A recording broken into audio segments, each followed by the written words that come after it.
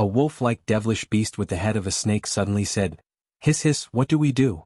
That spirit realm being is way too fast for us to keep up with. Even Master Wu Qi is only barely able to remain on his tail." "Do you even need to ask? Of course we keep giving chase. Master Wu Qi gave all of us a tracking plate that shows us everyone's locations, didn't he? We'll be able to track down Master Wu Qi even from millions of kilometers away," a boar-like devilish beast with a pair of extraordinarily long ears replied. "Humph, at your speed, you might not even be able to catch up to Master Wu Qi within the next century," the snake-headed wolf scoffed as it rolled its eyes with disdain. "What are you trying to say? You're making it sound like you're the only one who can catch up to Master Wu Qi, and all of us are just weighing you down." The boar-like devilish beast appeared to be quite simple and honest, but it was actually quite a cunning being, and it was turning everything on the wolf-like devilish beast with its words. However, this wolf-like devilish beast was one of the most powerful beings in the group to begin with, so it merely chuckled coldly and offered no reply to this. Its attitude naturally drew discontent and animosity from all of the other devilish beasts present. A glittering and translucent little beast with a glazed five-colored body suddenly interjected, "That's enough.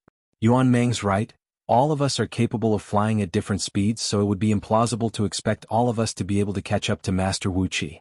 However, it wouldn't be right to leave those three to pursue that spirit race being on their own. How about this? We'll pick the fastest 5 beings among us to continue giving chase, and the rest of us will go back for now and await further orders." There was a hint of a commanding tone in its voice, and surprisingly enough, none of the rowdy and uncouth devilish beasts present offered any objections in response to its proposal. As such, after a further round of arguments, 5 of the fastest devilish beasts in the group were selected to continue giving chase, while everyone else returned the way they'd come. The snake-headed wolf beast and the glazed 5-colored beast were naturally among the 5 devilish beasts that continued to give chase, and after shedding the rest of the group, they really were able to travel far faster than they did before. Thus, a collective streak of black light that was over 100 feet in length hurtled through the air in a flash.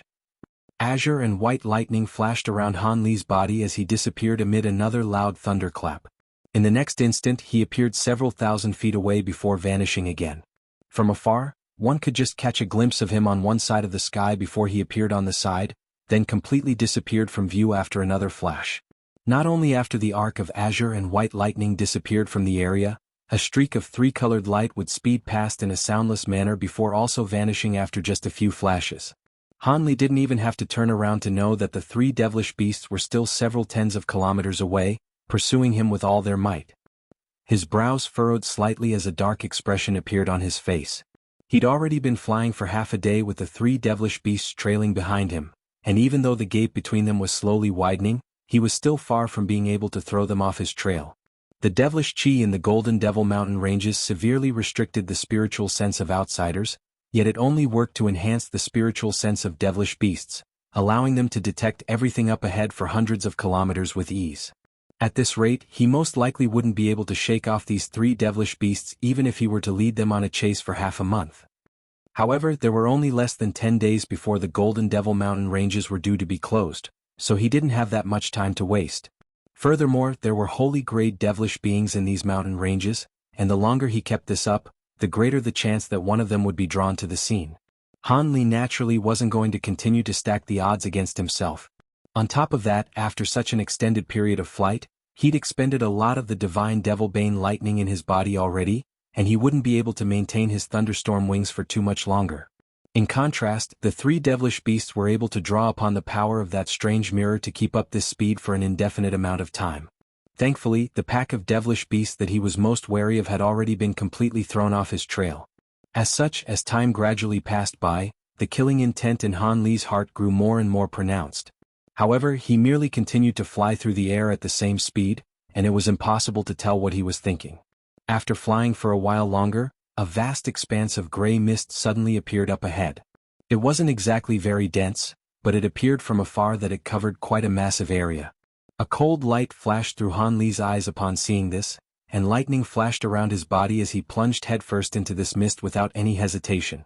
Following a loud thunderclap, Han Li appeared at a certain point within the mist, and he immediately surveyed his surroundings as blue light flashed through his eyes. After ascertaining that there weren't any devilish beasts lurking nearby, he flipped his hand over to produce a purple talisman. He plastered the talisman to his own body, and it transformed into a ball of a spiritual light that enshrouded his entire body. At the same time, silver runes were churning incessantly within the ball of light. The silver light then disappeared in a flash, and Han Li vanished along with it. He had just used the High Zenith Invisibility Talisman to conceal himself. After using the talisman, he could even fool early body integration stage beings, let alone the 3 spatial tempering stage devilish beasts behind him. If it weren't for the fact that using the talisman would severely hamper his speed, thereby making him unable to escape from the 3 devilish beasts' sensory range in a short time, he would have already used it to assist in his escape. Thus, he hid himself within a cloud of relatively denser mist, and remained completely stationary as he cast his gaze toward the direction that he'd just come from with an expression of rapt focus on his face. A distance of several tens of kilometers was nothing to the 3 devilish beasts, and they covered it virtually in the blink of an eye. As such, the 3-colored streak of light arrived at the border of the sea of gray mist almost as soon as Han Li hid himself within it. A ball of spiritual light flew through the air before revealing itself to be a triangular copper mirror. Right at this moment, the 3-colored light faded, leaving Wu Qi's trio standing in its wake. What happened? How did that man's aura suddenly disappear in this area? The massive devilish falcon asked with a hint of bewilderment flashed through its green eyes. Did he manage to escape? The Azure Wasp chimed in a confused manner. There's no way that he could have escaped. Even the holy grade masters wouldn't have been able to cover such a vast distance in such a short time, Wu Qi concluded as he cast his gaze toward the sea of mist up ahead with a dark expression on his face. Oh? So that must mean that he's using some kind of concealment ability, or he has some other treasure that can conceal his aura, the devilish falcon analyzed upon hearing this. That's most likely the case. It looks like he knows that he won't be able to escape from us, so he's just going to stop here and make a final stand. A sinister smile appeared on Wu Qi's face as he spoke. Hee, that man's cultivation base is even lower than mine. He's just going to bring certain death to himself. Both the Azure Wasp and the devilish falcon chuckled coldly upon hearing Wu Qi's words. Don't get complacent. He must have some tricks up his sleeve for him to dare to do this. I've refrained from telling you this, but the young master died a few days ago, and this man is most likely the killer. Otherwise, Master wouldn't have been infuriated to the point that he'd deploy us at such an important juncture. Wu Qi harumphed coldly as the sinister smile vanished from his face. What? This man killed the young master? Is that true? The Azure Wasp exclaimed. The young master possesses a similar cultivation base to this man, but Master had given him several special treasures, so there's no way that man could have killed him unless he's far more powerful than his cultivation base suggests. In that case, he really will be a rather troublesome opponent that we have to exercise caution against, the devilish falcon said in a rather grave voice. Even if there's some risk involved, it's a risk that we must take. If we can't kill or capture this man, I'm sure you two are well aware of the consequences that await us when we have to face Master's wrath, Wu Qi said in a grim manner as he suddenly grabbed onto his 2 massive horns and detached them from his own head. He then swung them through the air, and they transformed into a pair of shimmering black war hammers. In conjunction with his burly frame and his suit of black metal armor, the pair of war hammers gave him an extremely menacing appearance. After hearing Wu Qi's words of warning, a hint of fear flashed through both the Black Falcon and the Azure Wasp's eyes. The devilish falcon then immediately let loose a sharp cry and flapped its wings as it hovered on the spot. Yellow light radiated in all directions, and its body transformed into that of a tall and thin yellow-robed man in the blink of an eye. The man was holding a white bone spear in one hand and a shimmering golden buckler in the other. The bone spear had a layer of black flames surging all over it, and the sound of indistinct ghostly howls could be heard emanating from it. As for the buckler, there was a giant devilish image of a creature with 3 heads and 6 arms emblazoned on its surface, and its round edge seemed to be very sharp. Meanwhile, a low buzzing sound rang out from within the Azure Wasp's mouth, and at the same time, its transparent wings began to tremble and blur. An incredible scene then ensued in the next instant. Azure light swirled all over the giant wasp's body, following which countless balls of light surged forth in a frenzy from its wings, covering the entire area in a radius of over 100 feet. Wu Qi and the yellow-robed man's expression changed slightly in unison as they hurried back away, seemingly quite wary of these balls of light. The balls of light then flashed and transformed into egg-sized azure wasps that were the spitting image of their creator, expect shrunk down significantly of course. Qingjin, your 1000 wasp avatar technique seems to have become far more potent. Last time I saw you use this ability, you were still unable to manifest so many devilish wasps. the yellow-robed man said in a slow voice as he appraised these smaller azure wasps. Hee, that's because I reached a higher level of this cultivation art not long ago. Not only can I summon more avatars now, each of them is far more powerful than the individual wasp avatars I could summon in the past, the giant wasp replied in a smug manner. That's very good. In that case we'll have a better chance of hunting down our target.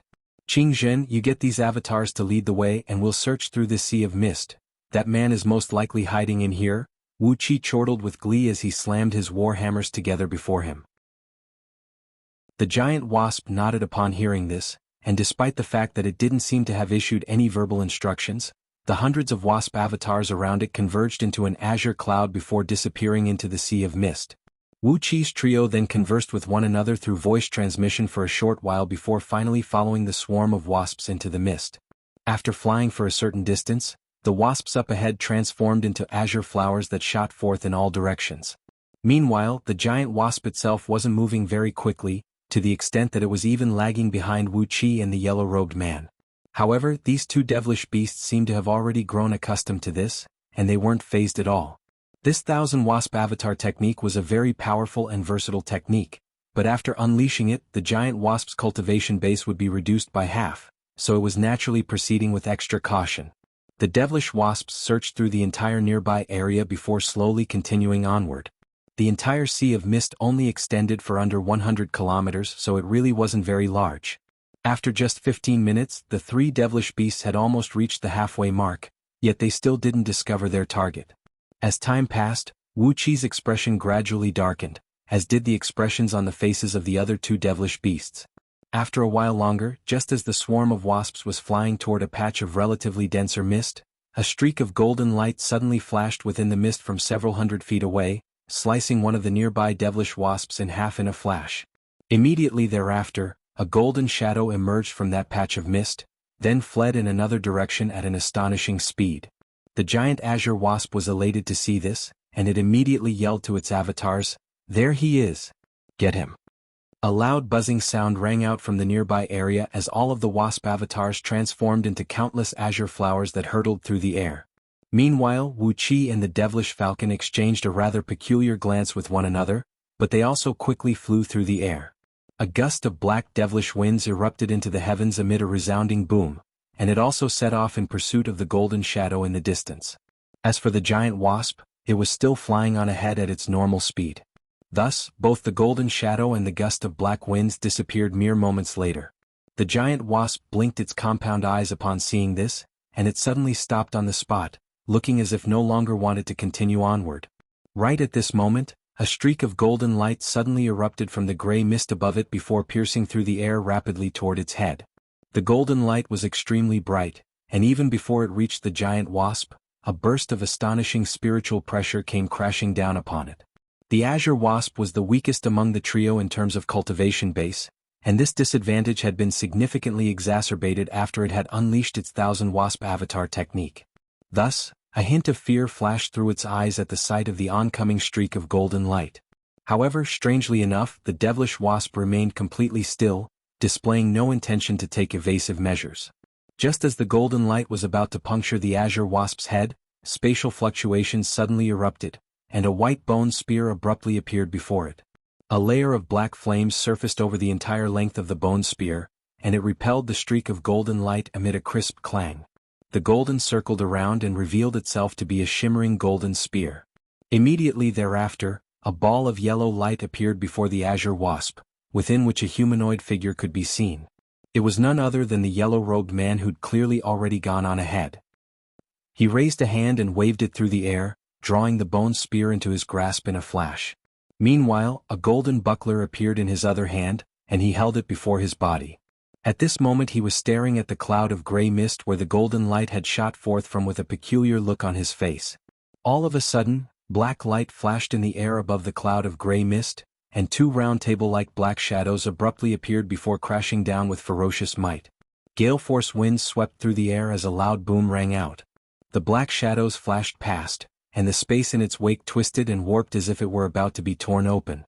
A burst of invisible had also instantly dispersed the mist down below, revealing a humanoid figure that was emanating faint golden light. The humanoid figure seemed to be panicked by the fact that its location had been exposed, and it hurried launched a pair of golden fist projections through the air toward the black shadow up above, then immediately fled the scene as a streak of golden light. "Where do you think you're going?" A deafening roar suddenly erupted, following which the two black shadows abruptly crashed down from above. They pulverized the oncoming golden fist projections, then swayed and revealed themselves to be a pair of massive black warhammers. The two warhammers rotated in the air, and two enormous bursts of suction force appeared out of thin air, encompassing an area in a radius of over 200 feet down below. Thus, the golden humanoid figure only managed to fly through the air for just over 100 feet before it became extremely slow and sluggish. At this moment, the yellow-robed man abruptly swept an arm through the air, and the bone spear in his hand shot forth as a streak of black light, hurtling through the air like lightning.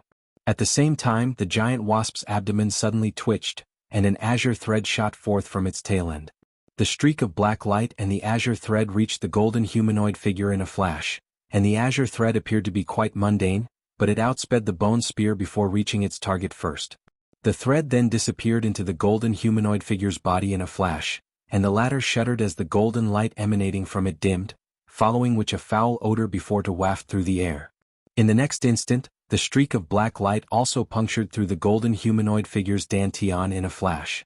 A layer of black flames instantly erupted over the golden humanoid figure's body, completely inundating it in the blink of an eye.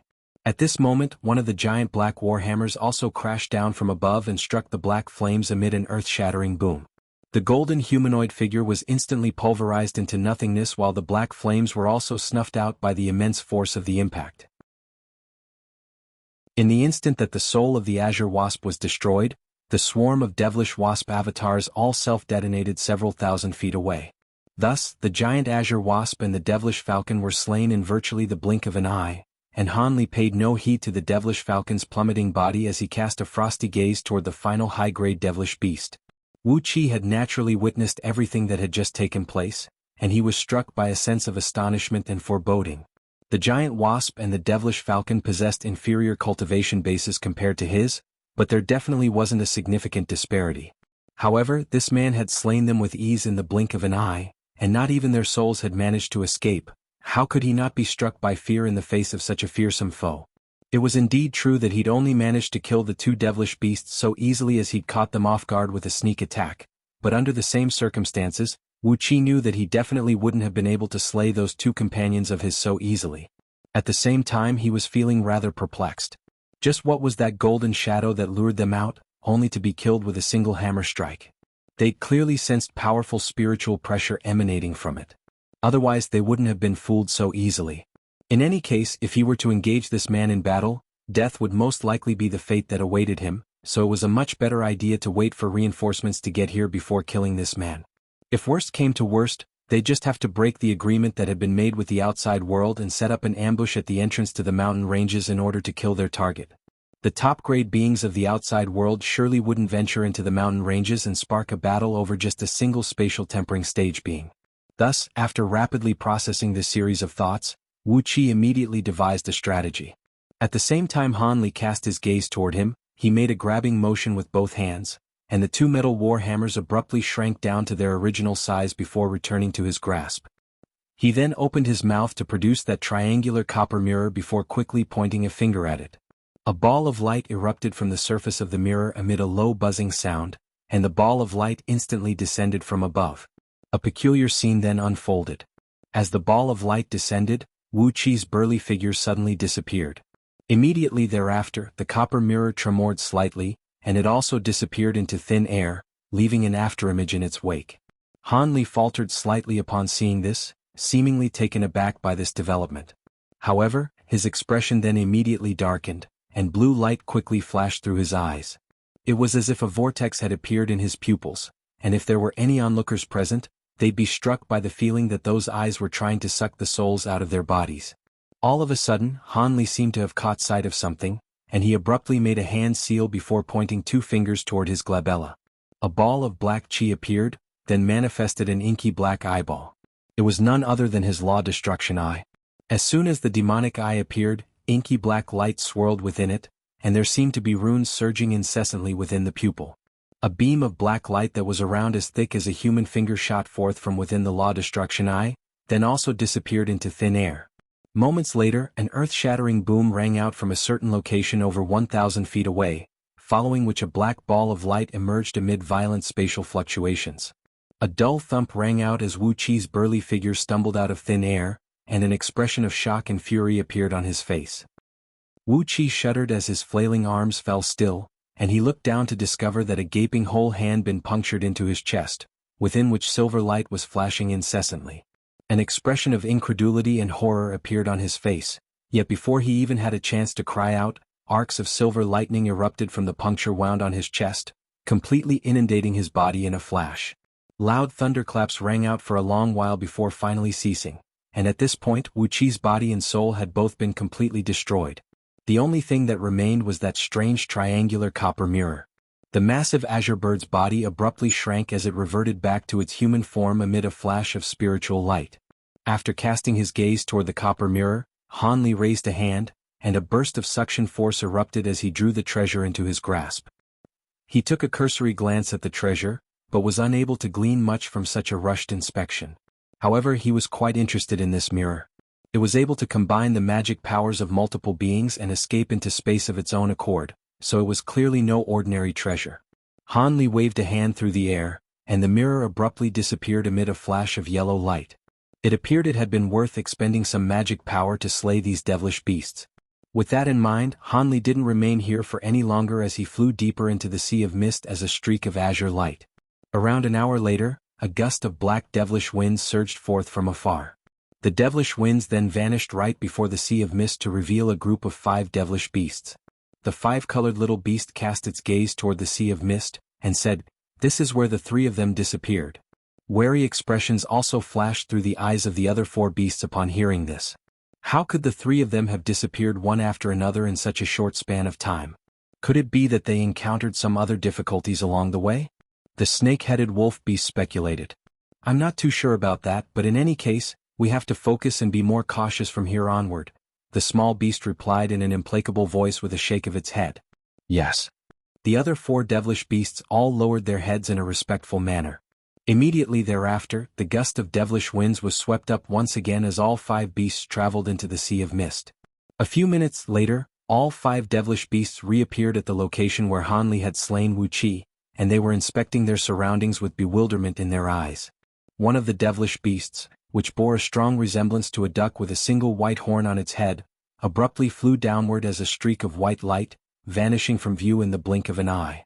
This naturally drew the attention of the other devilish beasts, and all of them exchanged glances with one another. Moments later, the devilish chi down below surged, and the duck-like creature reappeared. It had returned holding fist-sized fragments of bull horns in both of its webbed feet. These are fragments of the spirit horns on Master Wu Qi's head. How could they have been shattered? Could it be that they really have perished? A tiger-like devilish beast murmured with a stunned expression on its face. "It looks like the 3 of them really have been killed. Are we really chasing after such a powerful target?" The small 5-colored beast mused as its eyes narrowed. "What do we do next? That outsider's completely disappeared, and there's no way we'll be able to track him down," the snake-headed wolf said with a dark expression. There's no way we'd continue this chase even if we could track him down. If he could kill Master Wu Qi and the others, then we'll be no match for him either. Let's go back the way we came," the 5-colored beast immediately decided. "But that's not going to end well for us either. Master will definitely be very displeased," another devilish beast countered in a wary voice. "Not to worry, it's not like we've actually just given up. We're going to gather everyone else, then set up an ambush at the exit. If that man wants to leave the Golden Devil Mountain ranges, then we'll definitely encounter him again sooner or later," the 5-colored beast replied after a brief hesitation. The 4 other devilish beasts offered no objections, and all of them seemed to be quite obedient toward the small 5-colored beast. Thus devilish winds were swept up again, and the 5 devilish beasts returned the same way they'd come. At this point, Han Li was already countless kilometers away, flying through the air while appraising his surroundings in a cautious manner. Even though he'd successfully escaped from his pursuers, his brows were still slightly furrowed with concern. After fleeing for over half a day, he'd completely diverged away from his original route, so he'd have to take another path if he wanted to return to the exit of the Golden Devil Mountain ranges. However, doing so would take him over unfamiliar territory, and it'd also incur the risk of encountering new devilish beasts. However, compared with facing hundreds of mid-grade and high-grade devilish beasts at once, this risk was a much more preferable one for him to take. Of course, the possibility that devilish beasts could blockade the exit did flash through his mind, but he quickly disregarded that train of thought. As long as no holy-grade devilish beasts appeared in his path, he'd be able to escape from them regardless of whether he was to use his high zenith invisibility talisman or simply rely on his superior speed. The most important thing now was whether Xian Xian had also managed to shake off her pursuers. If she were to perish in these mountain ranges, then the heavenly devilish armor would have to remain in disrepair for the foreseeable future. However, this wasn't something that he could control either. Furthermore, from the methods that Xian Xian had employed to escape from those devilish beasts earlier, it seemed that she still had many more trump cards up her sleeve, so she'd most likely be fine. As for that silver-armored man, Han Li would like nothing better than for him to die in these mountain ranges. With that in mind, Han Li refocused his attention on his own journey.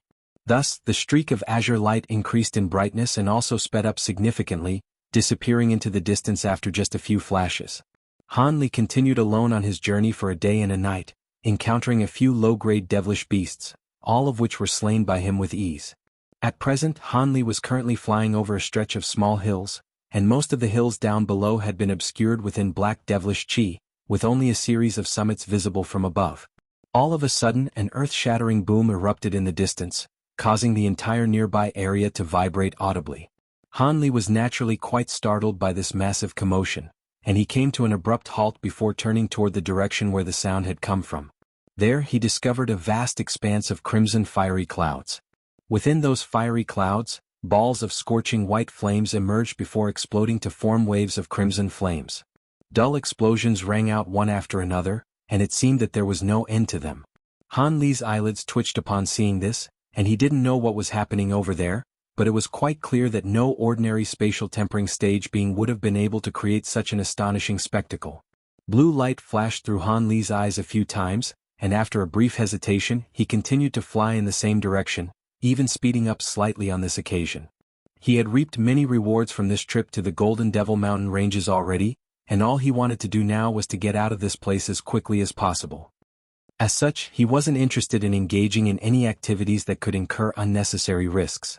However, much to Han Li's surprise, despite his efforts to avoid trouble, trouble simply insisted on knocking on his door. After flying through the air for several thousand feet, spiritual light suddenly flashed from within the fiery cloud, following which 4 streaks of light suddenly shot forth. The 4 streaks of light were led by a dazzling purple ball of light that was flying directly toward Han Li at an alarming speed, and the 3 streaks of light behind it were respectively green, silver, and crimson in color. Even though they were slightly slower than the purple streak of light, they were still traveling extremely quickly, and in the blink of an eye, they were only just over 1,000 feet away from Han Li. Han Li's expression faltered upon seeing this, and he wasn't sure whether he should evade or travel toward these streaks of light. However, he only hesitated for a split second before rustling a sleeve, and a layer of gray light immediately surfaced before him. Immediately thereafter, a clear ringing sound rang out as countless small azure swords appeared in the air around him, all of which then instantly transformed into azure lotus flowers. At the same time, blue light flashed through Han Li's eyes, thereby allowing him to identify what it was that was flying within the purple light, and the sight that he was greeted by immediately brought a peculiar expression to his face. Within the purple light was a strange creature with a green face, and 4 limbs that consisted of purple roots. The creature was over 20 feet tall with a set of mundane and completely expressionless facial features. On top of that, it was wearing a suit of yellow armor that was constructed from what appeared to be dead wood. There were purple runes flashing all over the suit of armor, and a faint medicinal aroma was emanating from its body. That's the immortal Zoisha. Han Li had seen the image of the Zoisha in the jade slip, and he almost instantly identified the creature as shock and elation welled up in his heart. He originally had no intention of capturing this creature, but it was an entirely different story if the immortal Zoisha were to turn up right on his doorstep. Furthermore, it appeared that the immortal Zoisha hadn't been able to successfully manifest its 4 limbs, which indicated that it hadn't yet recovered from its injuries. It had to have been discovered while it was trying to rest and recuperate, thereby forcing it to flee once again. These thoughts raced rapidly through Han Li's mind, and he instantly made sense of the situation. He didn't even bother to inspect the 3 streaks of light that were further in the distance before making a grabbing motion with one hand. A massive gray hand of light immediately appeared right before the purple streak of light, and the immortal Zoisha remained completely expressionless, but a look of despair had appeared in its eyes. She then made a hand seal with her other hand before pointing up at the fan in a solemn manner. Spiritual light flashed, and a crimson pillar of light shot forth from her fingertip before disappearing into the fan. The runes on the surface of the fan surged as they rapidly formed a series of strange images that were constantly transforming. All of the remnant flames from the fireballs that had been destroyed immediately flew in different directions, as if they were about to form fireballs once again. However, right at this moment, the silver feathers that had punctured the fireballs suddenly ignited into fist-sized balls of silver flames. These silver fireballs shuddered before whistling through the air and pouncing toward the crimson flames nearby. All of the crimson flames that came into contact with these silver fireballs disappeared in a flash, having been devoured by the silver fireballs without being able to offer up any resistance. All of a sudden, most of the crimson flames in the air above had been eradicated. The woman's face immediately turned deathly pale upon seeing this. In her desperation, she let loose a delicate cry as she opened her mouth to blast forth a swath of crimson light. However, before the crimson light could even reach the fan, the latter suddenly shattered into countless shards of jade before disappearing on the spot. At this point, the silver flames had already devoured all of the crimson flames in the air. An expression of shock and fury immediately appeared on the woman's face. That crimson fan was no ordinary treasure, and the crimson flames it was capable of unleashing was an extremely devious type of Een flames. 4 ordinary beings coming into contact with just a single wisp of those flames would result in them immediately being afflicted by Een poison, even if they were wearing protective treasures. As such, there was no good defense against these flames, and they'd won her many battles in the past. However, on this occasion, these flames didn't even manage to get close to Han Li before they were completely devoured by the strange silver flames that Han Li had unleashed, and this was quite astonishing to the woman in the palatial dress. Furthermore, due to the fact that this was her bonded treasure, she also sustained damage from its destruction, and she threw up a mouthful of blood essence as her face paled even further. However, she didn't dare to take it easy and nurse her injuries as at this moment, the silver fire raven had withdrawn all of its silver feathers and was hurtling directly toward her. The woman wiped the blood from the corner of her lips before raising an eyebrow as she slapped a certain object hanging from her waist. A ball of crimson light immediately shot forth before transforming into a palm-sized red gourd. This was none other than the second of her 2 most powerful treasures. Immediately thereafter, she began to chant something, and brilliant crimson light erupted from within the opening of the gourd. All of a sudden, waves of crimson liquid gushed forth in a frenzy, sweeping toward the silver fire raven like a massive wave of blood. The crimson wave was emanating a foul odor of blood and gore, and there were wisps of black chi in there that were emitting a frosty sinister aura. The spirit engulfing fire raven was rather wary of this crimson wave, choosing to refrain from allowing its body to come into contact with this liquid. Instead, it opened its beak and a burst of white light swept forth. Thus, the white light and the crimson liquid clashed, and as they intertwined in midair a strange sizzling sound rang out. Part of the crimson wave was immediately evaporated into white steam that dispersed through the air. The white light was formed by none other than the golden crow true flames, and due to the fact that it contained extremely pure yang attribute power, it was very potent against this crimson liquid, which possessed Een attribute properties. White light surged forth relentlessly from within the silver fire raven's beak, just as there was seemingly no end to the crimson liquid gushing out from the gourd.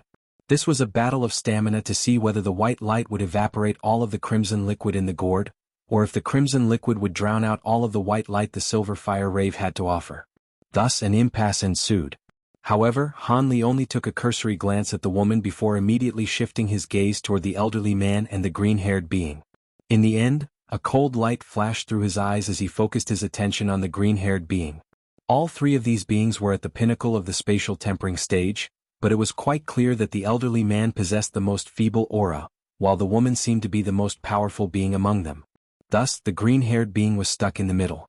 If he could kill this being first, then their 3-way alliance would be broken. With that in mind, Han Li immediately took a deep breath as a loud thunderclap erupted from behind him. However, this 5-colored hand was constructed from Han Li's 5-colored glacial flames, so it certainly hadn't been manifested from some ordinary ability. After the yellow halberd struck the massive hand, The former was only able to pierce slightly into the five-colored hand before it was unable to advance any further.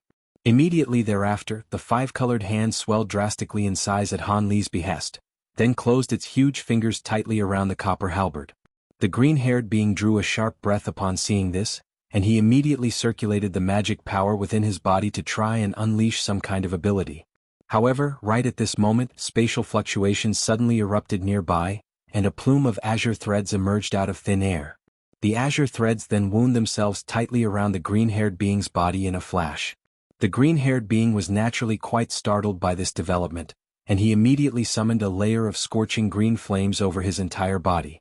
Much to his surprise, the azure threads were completely unaffected by those green flames as they continued to immobilize him, and they showed no signs of being incinerated at all. A derisive sneer appeared on Han Li's face as he looked on from above, and he flipped a hand over, upon which a small cauldron appeared over his palm amid a clear ringing sound. He had somehow summoned the heaven-void cauldron back to him from several hundred feet away. He raised his other hand and flicked a finger through the air, following which a faint sound rang out from the cauldron that was akin to the toll of a bell. The azure threads around the green-haired being's body immediately began to glow with bright spiritual light, and then tightened by several fold, thereby making it impossible for the green-haired being to even move a single finger. As Han Li's cultivation base had progressed, his heaven-void cauldron had also become far more powerful than in the past. At the same time, the massive five-colored hand came tumbling downward from above, and a burst of enormous power suddenly cracked down upon the green-haired being. All of the joints in his body immediately began to crackle and pop loudly, as if he were about to be pulverized by the pressure at any moment. He was only able to last this long as he had mastered a special cultivation art that gave him a very powerful body. If a normal being at the spatial tempering stage were in his place, they would have been crushed into mincemeat already. Even so, the green-haired being was completely unable to take evasive measures, and could only look on as the massive five-colored hand gripped tightly onto his head. Following a loud thump, his head was crushed like a watermelon, following which all of the azure threads around him disappeared in a flash, and his headless body plummeted straight toward the ground. After falling for several tens of feet, a muffled thump suddenly rang out from the headless body, following which a ball of green flames rushed out from within. The green fireball then immediately disappeared in a flash.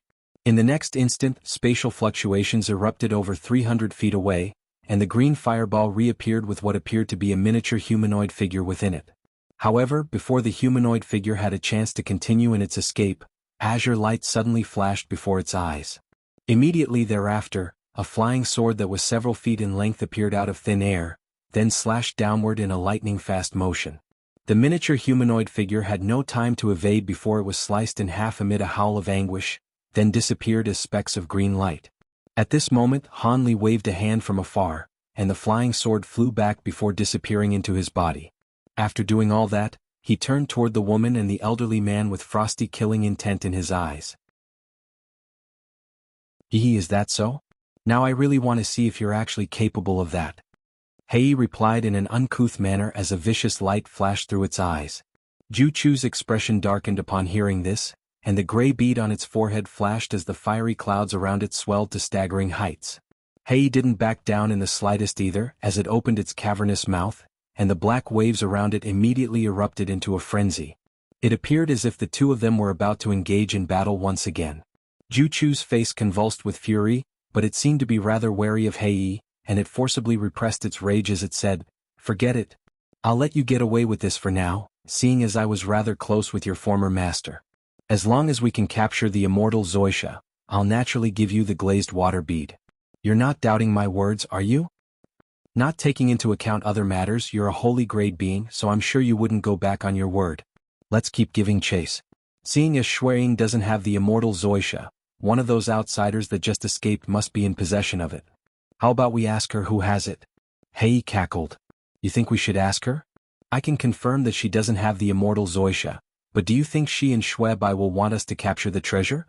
There are two of us anyway, so we'll just have to split up and pursue a target each. If we do that, there's no way that the immortal Zoisha will slip through our fingers," Ju Chu replied in an indifferent voice. "Alright, we'll do as you say. I'll go chase that one over there. If I secure the immortal Zoisha, I'll come back here to exchange it for the glazed water bead." Hei chortled with glee before withdrawing its head back into the black waves. Immediately thereafter, A loud rumbling boom erupted as the black waves surged toward the direction that the elderly man had fled in. Ju Chu also spurred its fiery clouds into action, traveling toward the direction that Han Li had escaped to. Thus, the woman in the palatial dress was the only one left on the scene yet again. After witnessing the fiery clouds and black waves disappear into the distance, a wry smile appeared on her face as she murmured to herself, "I didn't think that this devilish crocodile would progress to the holy grade so quickly. I have to report this to Father right away. As for that immortal Zoisha, I can only hope that that outsider manages to escape with it." After her voice trailed off, crimson light erupted from her body, and she flew away as a streak of crimson light. Several thousand kilometers away, Han Li was hurtling through the air as an arc of lightning amid a string of dull thunderclaps. Close to 100 kilometers behind him, a loud and relentless rumbling sound could be heard. The entire sky in that direction had been stained a fiery red color, and a vast expanse of fiery clouds was hurtling after him in hot pursuit. Han Li heaved a faint sigh upon seeing this.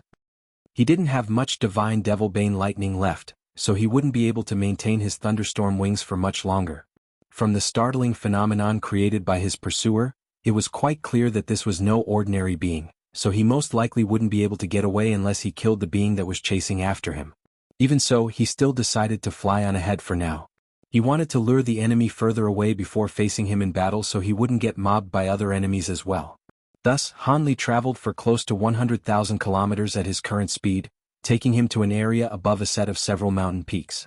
At this point, he felt that he'd opened up enough distance, and the lightning around his body faded as he abruptly drew to a halt.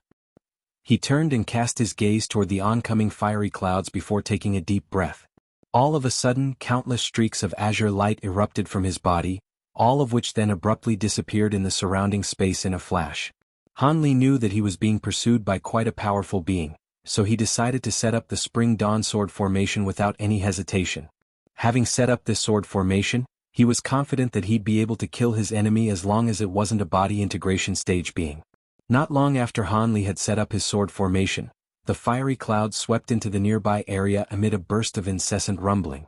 The fiery clouds obscured the entire sky, and it was as if the god of fire were about to descend upon this world. "Hand over the immortal Zoisha and I'll spare your life." A thunderous voice rang out from within the fiery clouds. Immediately thereafter, a gargantuan creature that was comparable in size to a small mountain emerged before Han Li. Han Li focused his gaze up ahead, and his expression faltered slightly as he discovered that he was facing a giant crimson toad, except it had a pair of massive inky black wings on its back. The wings had black chi surging all around them, and they seemed to be projections rather than actual substantial wings. There were also faint golden runes that were flashing within the black chi, giving the projected wings quite a mystical appearance. The giant toad's eyes were tightly shut, but there was a gray bead embedded on its forehead that was flashing with strange gray light, seemingly possessing a high level of spiritual nature. Han Li's eyes narrowed slightly as he appraised the giant toad, and he replied, "I do indeed have the immortal Zoisha, and you can take it if you want, but you'll have to hand over your devilish core in exchange." "Ah, you sure do dare to talk big, little brat. It's been countless years since anyone's dared to say anything like that to me. Seeing as you've made me laugh harder than I have for a long time, I'm going to swallow your soul and savor it carefully after I destroy your body." The giant toad suddenly burst into raucous laughter, as if it had just heard the funniest joke in the world. However, before its laughter had even ceased, red light suddenly flashed from within its mouth, and a crimson shadow shot forth from within. The shadow then appeared before Han Li as if by instantaneous teleportation, then stabbed directly toward his chest. If a normal cultivator were in Han Li's shoes, they'd most likely be completely unable to react to this surprise attack, and the crimson shadow would have instantly punctured their body as a result. However, Han Li was certainly no ordinary being, and he possessed a vast wealth of battle experience. He had activated his spirit eye ability well in advance, thereby allowing him to easily track the crimson shadow that would have been close to untraceable to the naked eye for ordinary beings. Using his spirit eye ability, he was able to identify the crimson shadow as a long tongue that was around as thick as a human wrist. A dull thump rang out as the crimson shadow was repelled by a small black mountain that had suddenly appeared before Han Li. The giant toad's tongue possessed immense strength, but it was nowhere near powerful enough to move the current divine essence-fused mountain. Ju Chu was rather surprised that its surprise attack had failed, but it immediately chuckled coldly before flapping its black wings. The fiery clouds in the sky seemed to have been drawn toward the massive devilish beast by some kind of mysterious power, and the Juchu's body seemed to have transformed into an insatiable black hole. Even with such a vast volume of fiery clouds entering its body, it still displayed no signs of discomfort. However, a grim expression suddenly appeared on Han Li's face for the first time as he appraised the scenes unfolding before his eyes. When all of the fiery clouds in the surrounding area finally disappeared, Juchu had transformed into what appeared to be a massive chunk of crimson searing iron. Its entire body was semi-transparent and emanating piercing fiery light while it hung in midair like a scorching crimson sun. The sweltering temperatures emanating from its body made the entire area in a radius of several kilometers feel like a scorching furnace, and at such close proximity, the temperatures around Han Li were even more staggering. Even the air was beginning to sizzle as his surroundings blurred and warped. Most low-grade and mid-grade cultivators would most likely have been incinerated into nothingness by these scorching temperatures already, and even their souls would have been burned to ashes. However, Han Li merely furrowed his brows in response to his current environment before laying a hand onto the top of his own head. A layer of silver flames instantly erupted from the top of his head, surging toward his feet and enveloping his entire body. The scorching temperatures in the surrounding area surged into the silver flames as if it were a magnet for heat, and the area in a radius of over 100 feet around Han Li became cool and refreshing again. Han Li stood on the spot with his arms crossed, appraising the giant crimson toad up ahead in an unblinking manner with an extremely calm look on his face. However, in reality he wasn't feeling as tranquil and confident as he looked. Fire attribute spiritual power possessed some properties that made it quite potent against devilish powers, so it was extremely rare to see a devilish beast with a pure fire attribute ability, let alone a high-grade devilish beast that had honed its mastery of fire attribute spiritual power to such an astonishing degree. Even so, such an ability alone wasn't anywhere near enough to threaten him. With that in mind, Han Li gave a cold chuckle internally, then suddenly rubbed his hands together before bringing them apart again. A loud rumbling boom rang out as a layer of arcs of golden lightning appeared around his body. These arcs of lightning gradually became thicker, and they proliferated around him in all directions in a frenzy. Thus, a massive spherical net of lighting was formed with Han Li at its very center. At the same time, Han Li flipped both of his hands so that his palms were facing upward, and a series of runes that were shimmering with golden light erupted from his palms, then disappeared into the net of lightning in the surrounding area. An astonishing scene then ensued. In the instant that the runes vanished into the arc of lighting, the latter suddenly shattered amid explosions of golden light, then fused together again in a flash. Thus, a golden halo with a diameter of several tens of feet was constructed in an instant, and Han Li's body was rather blurry and indistinct as he stood at the center of the halo. He then began to chant some kind of incantation, and the halo revolved around him as the runes in the surrounding area began to emit a ringing sound that quickly became quite piercing and unpleasant to the ears. A loud thunderclap rang out as Han Li's body was revealed, and he made a hand seal with one hand while a shimmering golden ball hovered around a foot above the palm of his other hand. The ball was completely dull and lusterless as if it were some kind of ordinary treasure. However, Juchu immediately identified what it was as it exclaimed, "That's the divine Devilbane Lightning's lightning wield technique." Han Li chuckled coldly as he moved the 5 fingers of the hand that was situated beneath the golden ball, and the ball immediately began to rotate as if Han Li were about to unleash at any moment. Juchu was planning to gather more energy in order to prepare an extremely powerful secret technique, but its expression changed drastically upon seeing. It could only abandon its original plans as it rushed through the air, sweeping downward as a pillar of scorching flames. Han Li's lips twitched upon seeing this, and the golden ball in his hand disappeared in a flash. He then suddenly rushed back in retreat, and brilliant azure light erupted as azure lotus flowers suddenly appeared out of thin air. Han Li stepped back onto one of the lotus flowers in a seemingly casual manner and abruptly vanished. The pillar of flames struck the azure lotus flower with a resounding boom, only for the latter to be completely destroyed without offering any resistance, yet the crimson flames continued onward, disappearing into the azure like a sandcastle in the rising tide. The pillar of flames exploded to form a sea of fire that was around an acre in area, and the massive toad reappeared amid a flash of red light. Its eyes were still tightly shut, but the gray bead on its glabella was appraising the specks of azure light up ahead, seemingly in an astonished manner. All of a sudden Han Li's voice rang out from the surrounding space. "Seeing as you're here, you won't be leaving anytime soon. Have a good taste of my spring dawn sword projection." As soon as his voice trailed off, spiritual light flashed in the surrounding air in a radius of over 1,000 feet, and an azure light barrier appeared, encompassing the entire sea of flames within. Ju Chu had already sensed that something was amiss, and it immediately let loose a thunderous roar upon seeing this, blasting a red pillar of light out of its mouth. The pillar of light struck the azure light barrier and easily punctured through the barrier, but it then disappeared without a trace. Gray light swirled within the bead on Ju Chu's glabella upon seeing this, and it raised one of its front limbs before swiping it through the air from afar. A resounding boom rang out as vast expanse of red light swept forth from its front limb. The light then formed a massive crimson-webbed foot that crashed into the light barrier with ferocious might.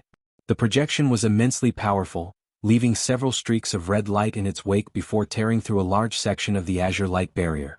However, a vast expanse of inky darkness lay beyond the light barrier, and it seemed to stretch for an unfathomable distance. Ju Chu immediately unleashed a few more projections toward the same spot without any hesitation, and brilliant azure light suddenly erupted as countless azure lotus flowers suddenly appeared up ahead. In just a few flashes, these lotus flowers had taken up the entire space, and the red projections instantly sank into them as if they'd vanished into quicksand. A shocked expression on Ju Chu's face upon seeing this, and its crimson front limb instantly swelled to several times its original size, then abruptly split open amid a burst of buzzing.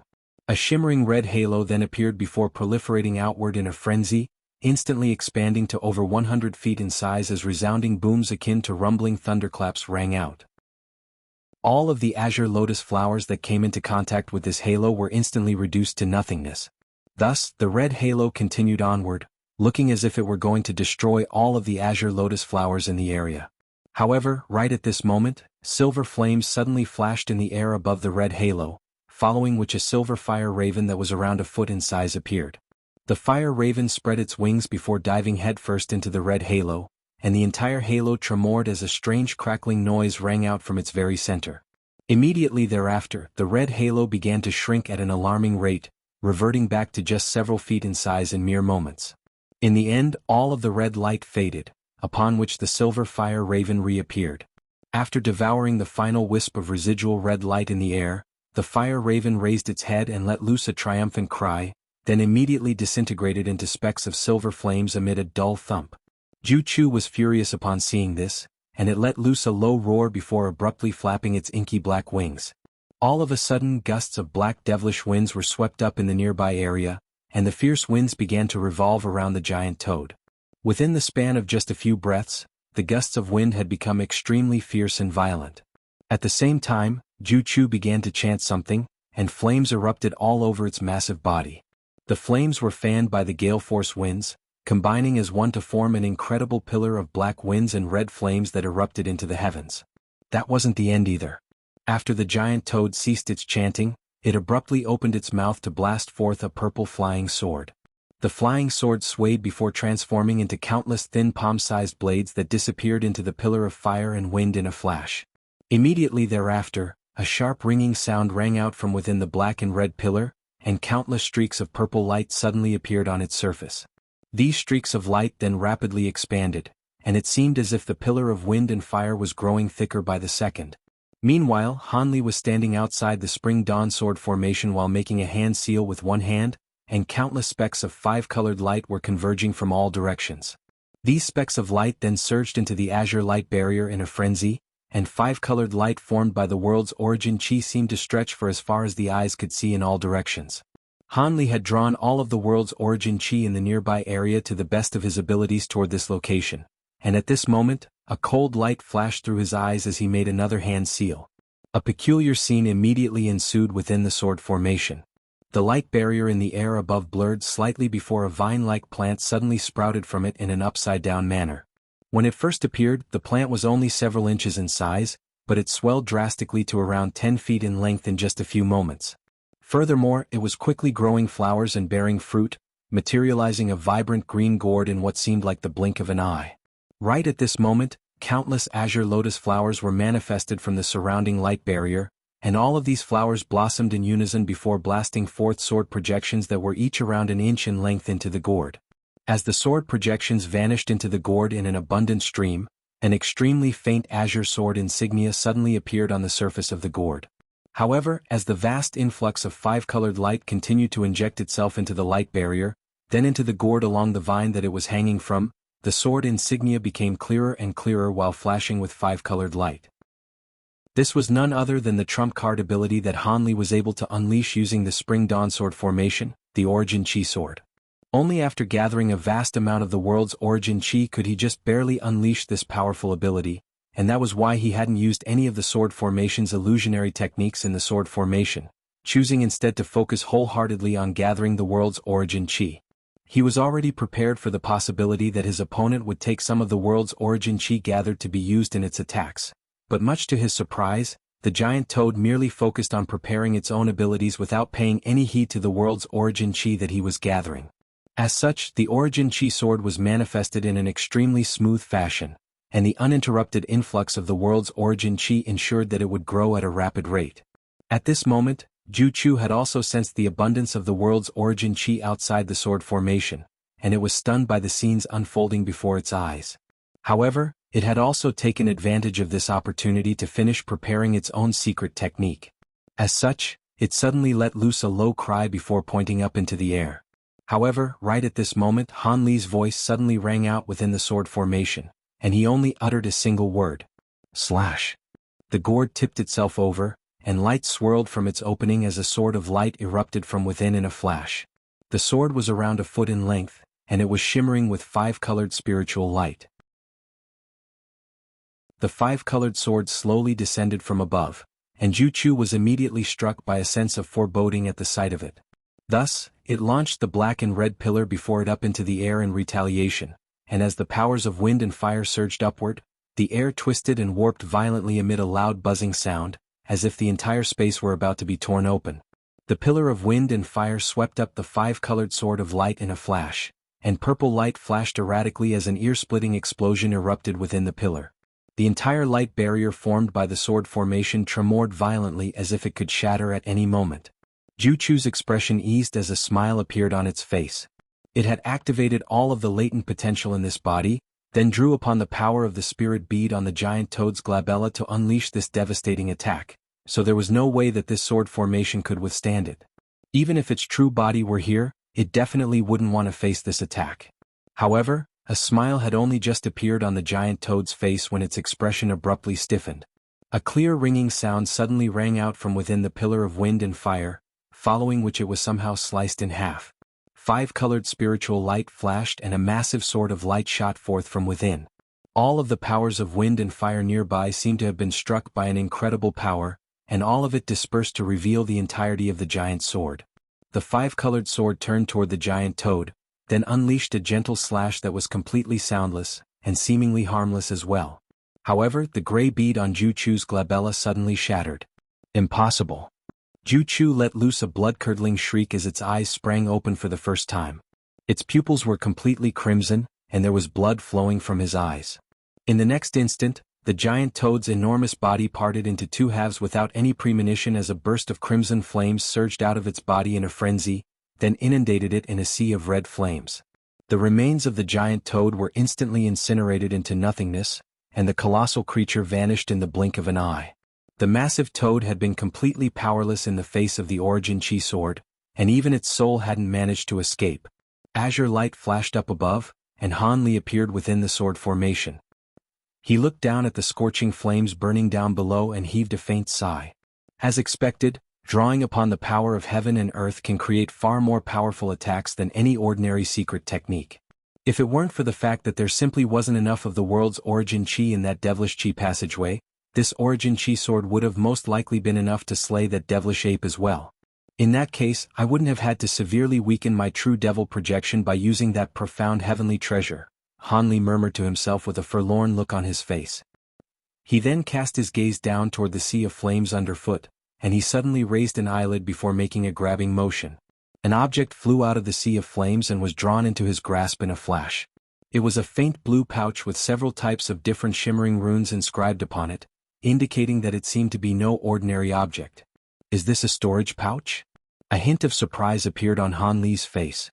After a brief moment of contemplation, the hand that was holding that pouch suddenly turned inky black in color, and bursts of gray light began to erupt from his palm. The pouch was enveloped tightly within the gray light, following which he raised his other hand to cast an azure incantation seal into the pouch. The blue pouch tremored erratically before spiritual light erupted from its opening, and it slowly opened itself up from the inside. The silver-robed man was naturally none other than the holy-grade Myriad-Eye Devil. After deploying Jiu-Yi to search for his son's killer, she was slain by the cave spirit that had been possessed by the heavenly devilish sovereign.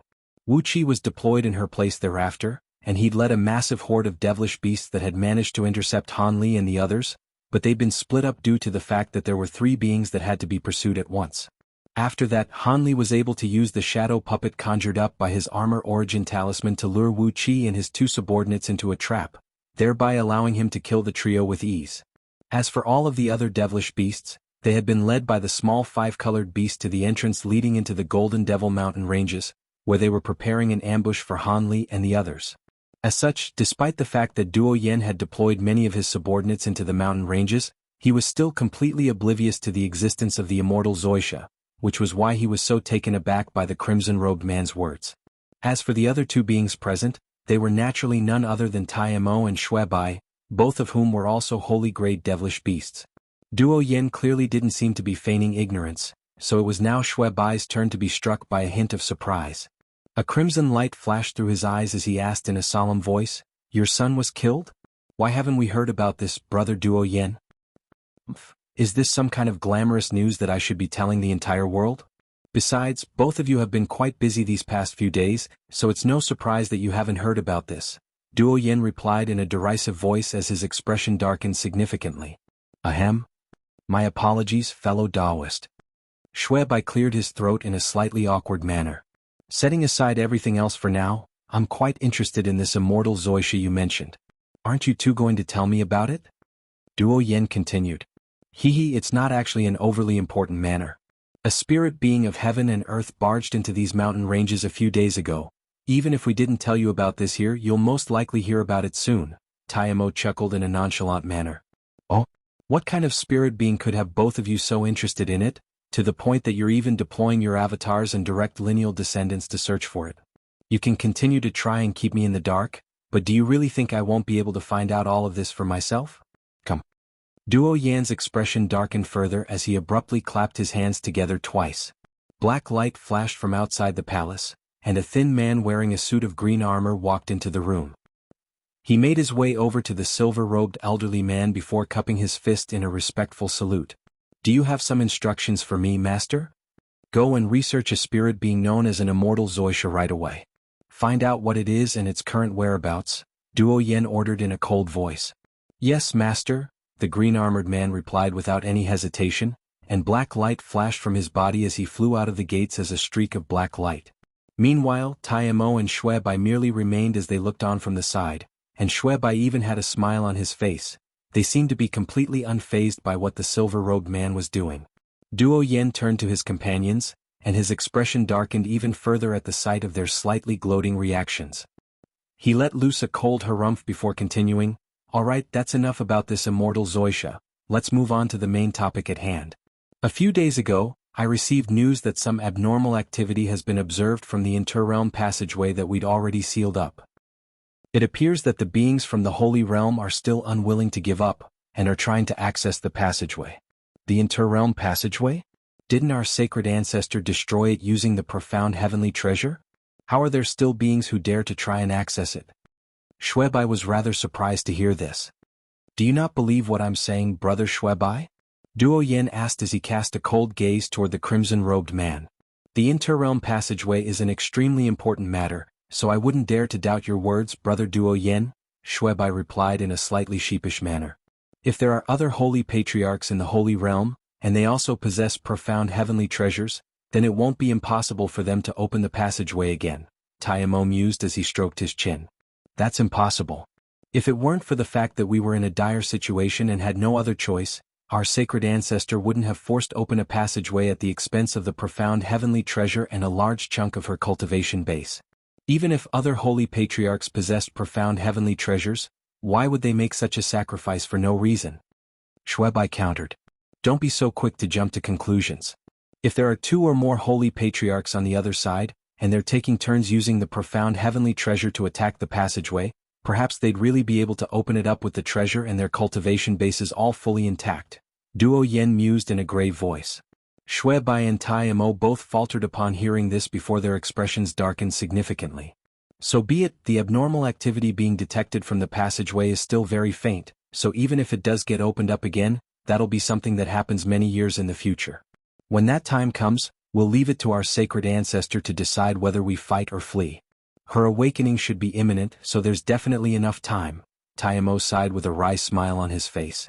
Indeed. With our powers, there's no way that we'll be able to change the state of the interrealm passageway at all.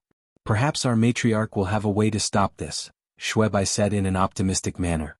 Duo Yen stroked his beard with a nod upon hearing this, and he opened his mouth to say something else. However, right at this moment, scintillating light suddenly erupted from the massive stone gate before them, following which countless bright pink runes that were flashing incessantly appeared over its surface. Our sacred ancestor has awakened, Shui Bai immediately exclaimed upon seeing this. Expressions of surprise and elation appeared on the faces of all three holy-grade devilish beasts, and they all stood up straighter as they faced the stone gate. The light swirling over the stone gate finally faded after around 10 minutes, and at the same time, the bright pink runes on its surface also instantly dimmed before disappearing completely. The three devils could tell that she'd already made up her mind, but they still begged her to reconsider. There's nothing to reconsider here.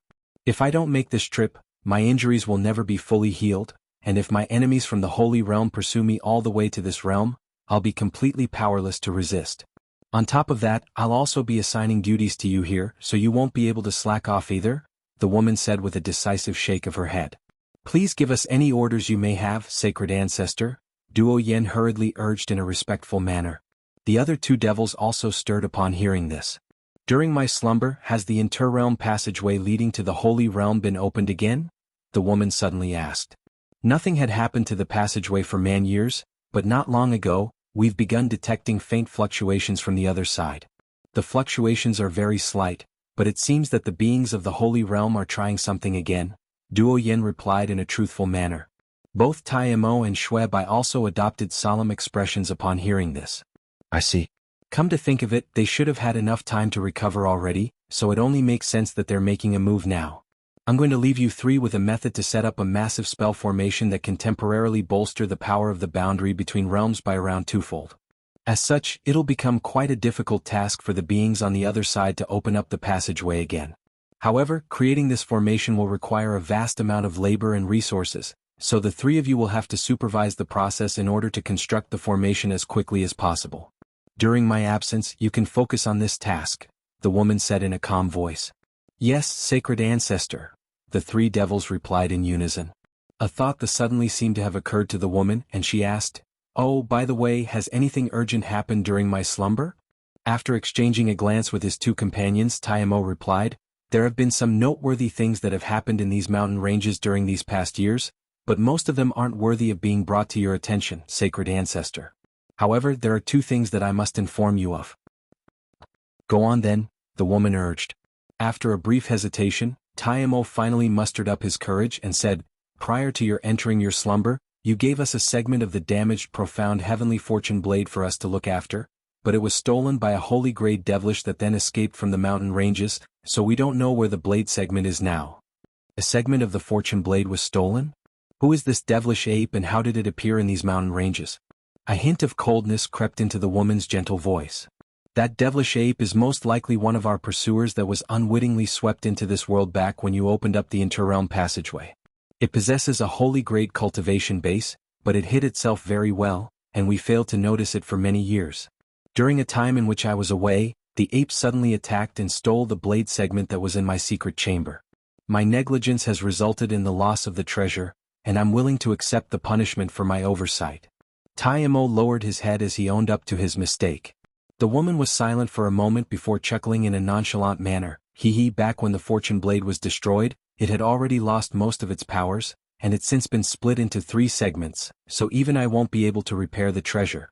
Seeing as there's no way to repair it anyway, it's no big deal that one of its segments was lost. What's the other thing you'd like to inform me of? Tai Mo heaved an internal sigh of relief, and it was quite clear that a massive weight had been lifted from his shoulders as he said, "Thank you for sparing me from punishment, sacred ancestor. The other thing is that sacred ancestor Ming Luo's steed, the Black Abyss crocodile, has recently successfully progressed to the holy grade.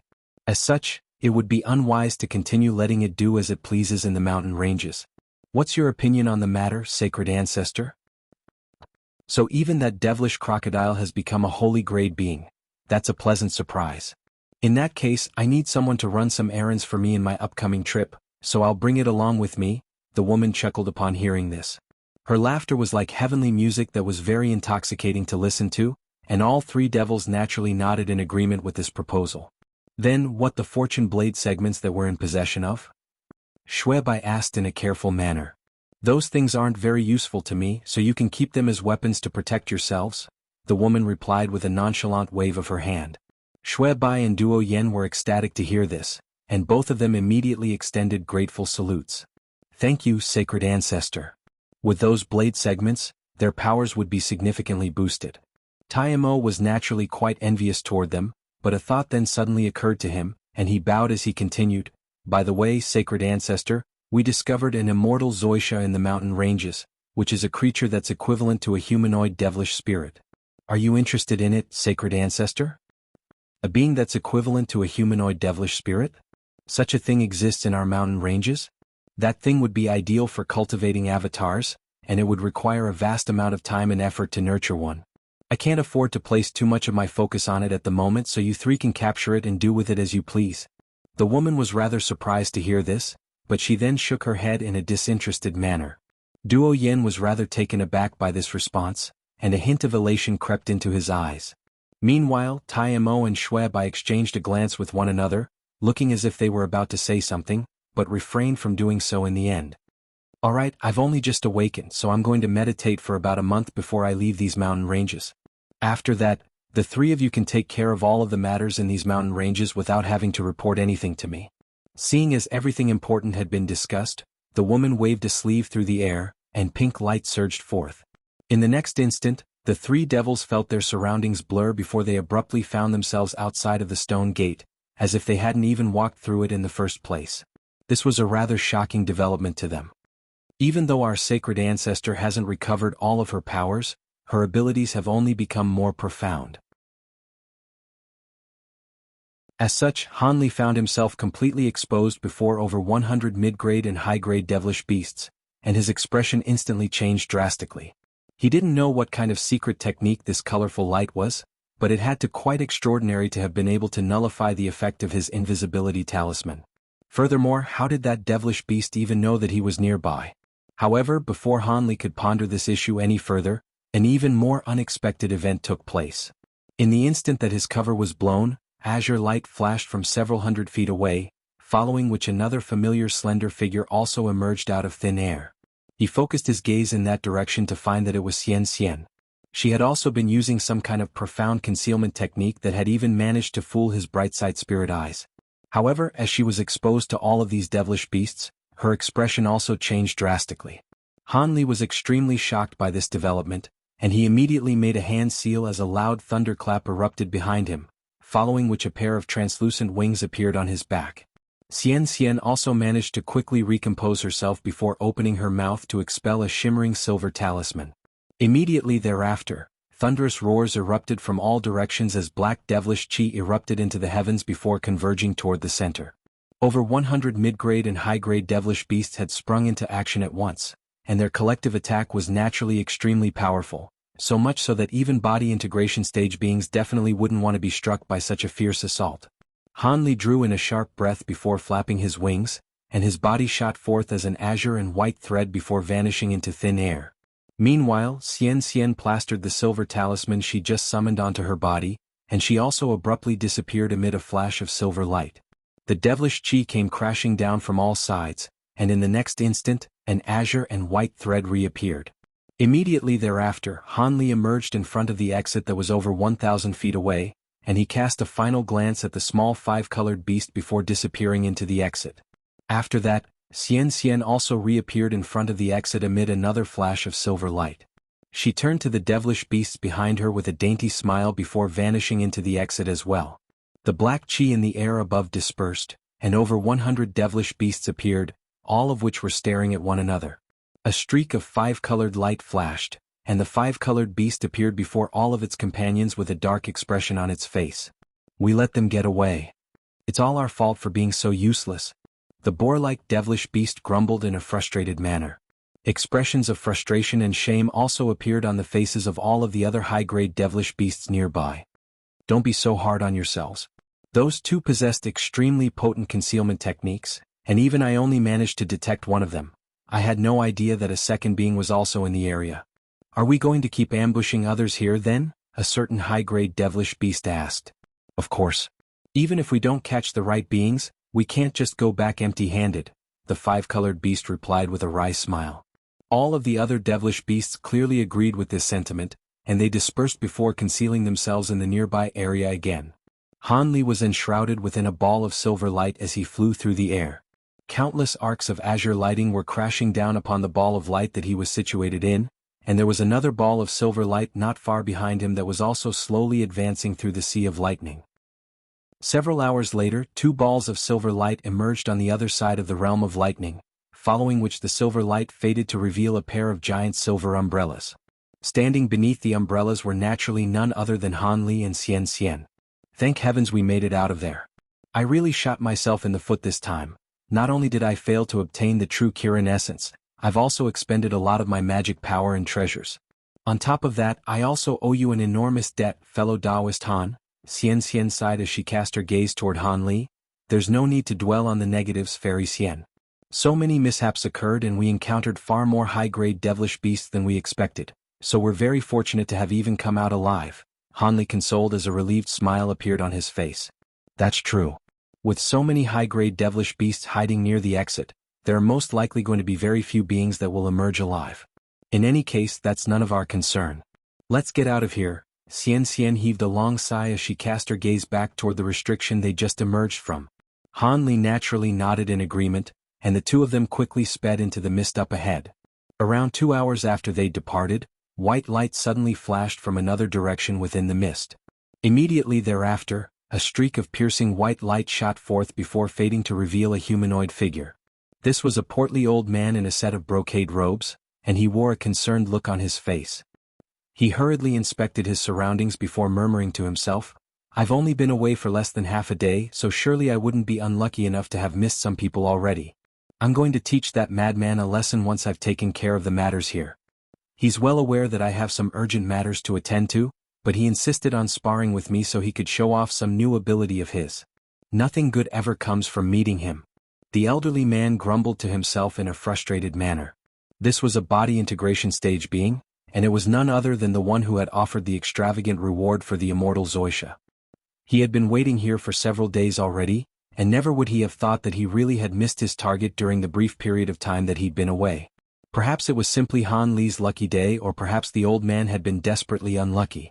After that, the old man made a hand seal, and his body gradually faded before vanishing into the mist.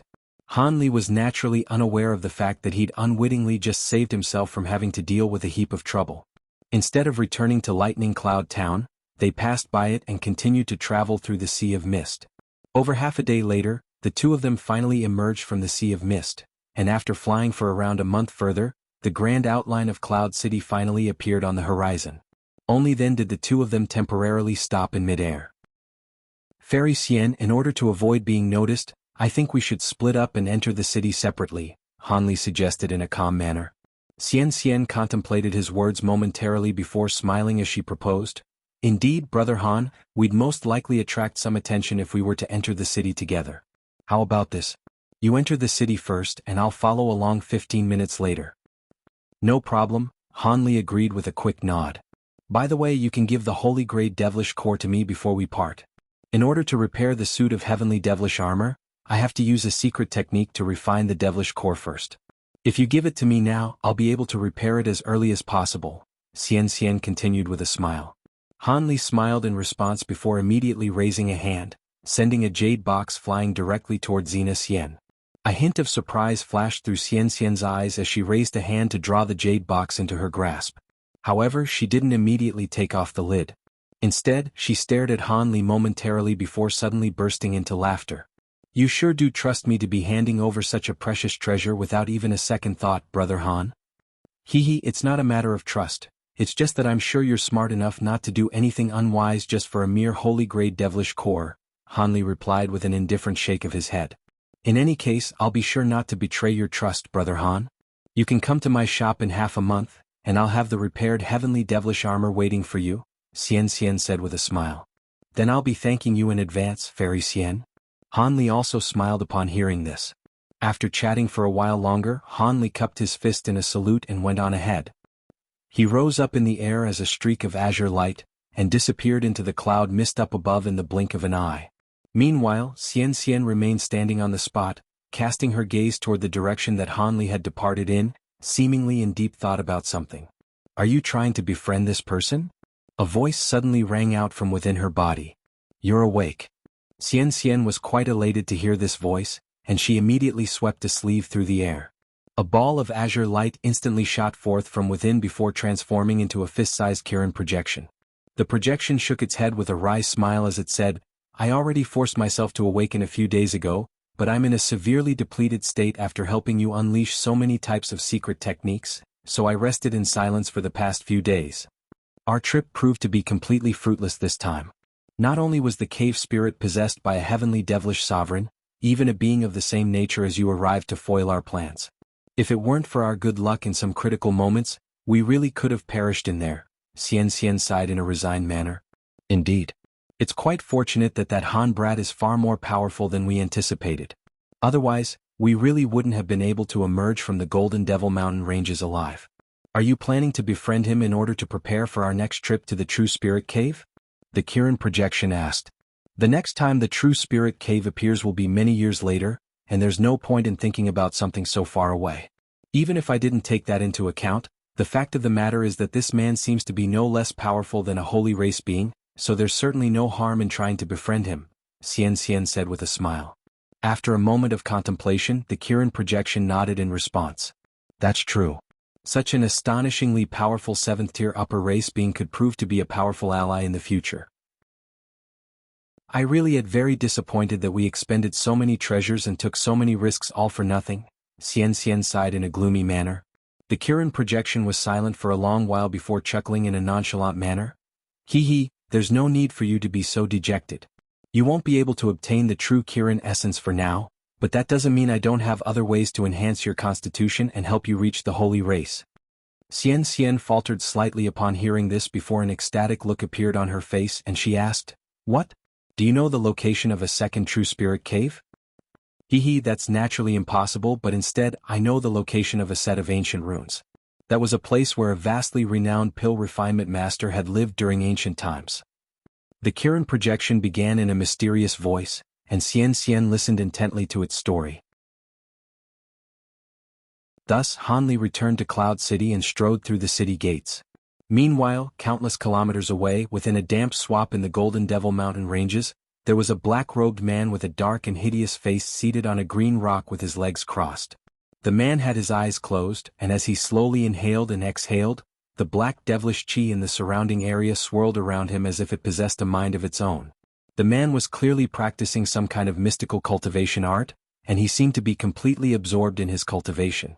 After a long while, he took a deep breath and opened his mouth to devour all of the devilish chi in the surrounding area, then opened his eyes with a content look on his face. However, his expression immediately stiffened as he cast his gaze around him. Around 10 feet away from him, there stood a woman in a long white dress. Her feet were bare and her black hair was swaying gently in the breeze as she appraised him with a smile on her face. The woman wasn't exactly an ideal beauty.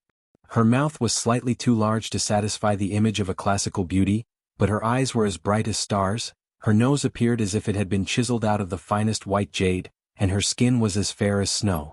These captivating features made her far more alluring than the vast majority of beauties under the heavens. After catching a clear glimpse of the woman, the man hurriedly rolled off his rocks and kowtowed as he greeted, Sacred Ancestor. He pays his respects to the Sacred Ancestor. This man was none other than the Black Abyss crocodile that had just progressed to the holy grade not long ago.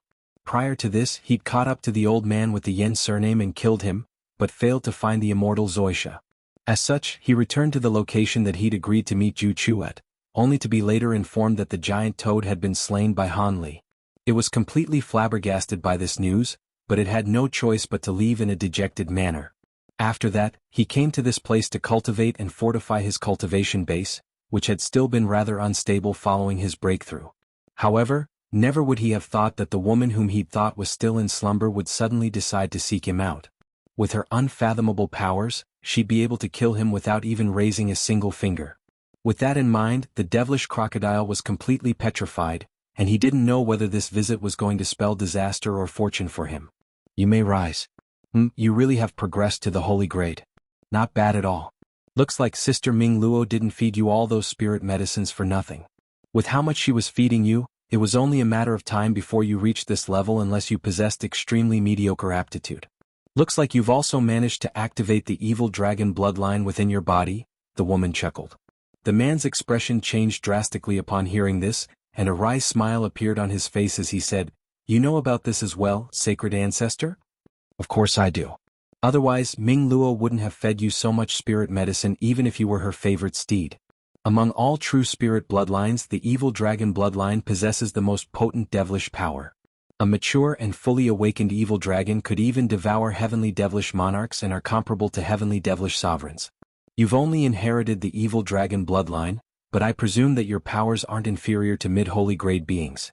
Even if my 3 subordinates were to battle you 1-1-1, they most likely wouldn't be able to defeat you," the woman said in a meaningful voice.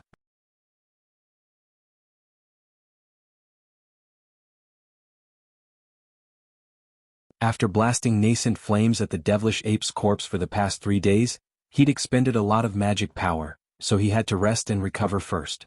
After consuming some pills, he pulled out a pair of spirit stones from his storage bracelet before entering a meditative state. A day later, he concluded his meditation, and his magic power had already fully recovered. After basking in the renewed abundance of magic power in his body, he smiled as he flipped his hand over to summon a shimmering golden blade segment that was around half a foot in length. This was naturally none other than the damaged profound heavenly treasure he'd obtained from the devilish ape. Back when he'd first obtained the treasure, he didn't get a chance to conduct an in-depth inspection, and he certainly wasn't going to bring out this treasure on the way back to Cloud City with Xian Xian by his side. Thus, Han Li began to stroke the slightly bumpy patterns and runes on the surface of the blade segment, and a contemplative look appeared on his face. He tried to inject his spiritual sense into it on several occasions, only to have his spiritual sense completely repelled by a mysterious force, just as what had happened when he tried the same thing on the profound heavenly fruit. At present, the treasure had no spiritual chi within it whatsoever, and it looked like a piece of scrap metal. However, it was none other than this nondescript blade segment that had unleashed devastating power. If it weren't for the fact that the profound heavenly fruit had been stimulated to become the profound heavenly sword again, he most likely would have perished to this blade segment. Thinking back to the astonishingly powerful attack it had unleashed, Han Li began to carefully inspect it using his bright-sight spirit eyes. As expected, he was able to see directly into the blade segment using his spirit eye ability, but he wasn't able to find anything aside from countless tiny golden runes. Han Li raised an eyebrow upon seeing this. He didn't know whether its interior had always been like this or if it had only become like this after he'd injected the power of his projection into it. However, he merely gave a nonchalant smile a moment later. It didn't really matter to him what the blade segment had looked like in the past as long as he could use it as one of his trump cards. Even though he'd used the power of his true devil projection to fuel the profound heavenly fruit during his battle against that devilish ape, thereby allowing him to unleash an attack without losing a vast amount of blood essence, the fact that close to half of his projection's power had been absorbed by the sword was still quite a dire consequence that would take a long time to recover from.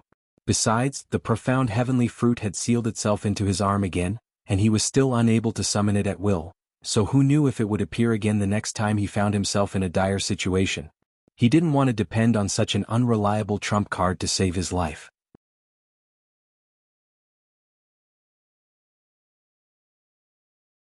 One of them was shimmering with golden light, while the other was radiating a faint white glow. These were none other than a blue bead and a white jade box. The 2 items hovered in midair in a stationary manner before him. Han Li raised a hand to draw the blue bead into his grasp to find that the object was translucent and extremely smooth, as if it were made from polished glass. The pure water attribute spiritual chi emanating from it seemed to indicate that it was a pure water attribute treasure. He held the bead in between two of his fingers and inspected it over and over again with his spiritual sense, as well as his spirit eyes. After a long while, a thought suddenly occurred to him, and a peculiar look appeared on his face. Could it be that legendary object? Han Li murmured to himself before azure light flashed from his two fingers, sending a burst of pure spiritual power into the bead. Spiritual light swirled around the bead's surface, and a burst of blue watery light erupted from it. Immediately thereafter, the blue light transformed into an extremely thin crystalline film of water that completely enshrouded Han Li's body within. Han Li's expression changed slightly upon seeing this, and he immediately opened his mouth to blast forth a streak of azure light, which struck the water barrier in a flash. Following a metallic clang, the azure light was repelled, and revealed to a small azure sword that was several inches in length. It was as if the sword had struck an impenetrable fortress and was unable to leave so much as a single scratch on the water barrier. Considering how sharp and destructive his azure bamboo cloud's warm swords were, Han Li was naturally extremely surprised by this development. An incredulous look appeared on his face as he exclaimed, "This is a glazed water bead." However, in the next instant, he recomposed himself before opening his mouth to swallow his azure sword again, then pointed a finger at the water barrier around him. Red light flashed, and an egg-sized ball of crimson flames emerged from his fingertip before striking the water barrier in a soundless manner. As soon as it came into contact with the barrier, the fireball was immediately extinguished without being able to unleash any of its power whatsoever. Han Li raised an eyebrow as he swept a sleeve toward the water barrier, and a clear cry rang out as a silver and white fire raven emerged from within his sleeve. The spirit-engulfing fire raven flew in a circle around Han Li before spreading its wings and hurtling directly toward the water barrier. Silver flames and blue light intertwined amid a dull thump, following which both sides tremored, and the fire raven was repelled. It appeared that even his spirit-engulfing heavenly flames wouldn't be able to do anything to this water barrier in a short time. There's no mistaking it, this really is a glazed water bead. Han Li murmured to himself before sweeping his sleeve through the air again to stow the silver fire raven away. He then looked down at the bead in his hand with a scorching gaze in his eyes. However, moments later, the fanaticism in his eyes gradually faded. It's a pity that I'm not using a water attribute cultivation art, so I'll only be able to use this as a normal treasure. Otherwise, if I could refine this bead and slowly absorb it, I'd be able to attain the legendary glazed water body. Han Li sighed with an extremely disappointed look on his face. If he were to attain the glazed water body, he'd be able to make significantly faster progress when using any water attribute cultivation art. Furthermore, it was said that attaining the constitution could even allow him to master a certain water domain, which was imbued with the power of the laws of heaven and earth. This was a treasure that would be extremely sought after even to body integration stage beings. Han Li waved his hand, and the blue light emanating from the bead immediately faded.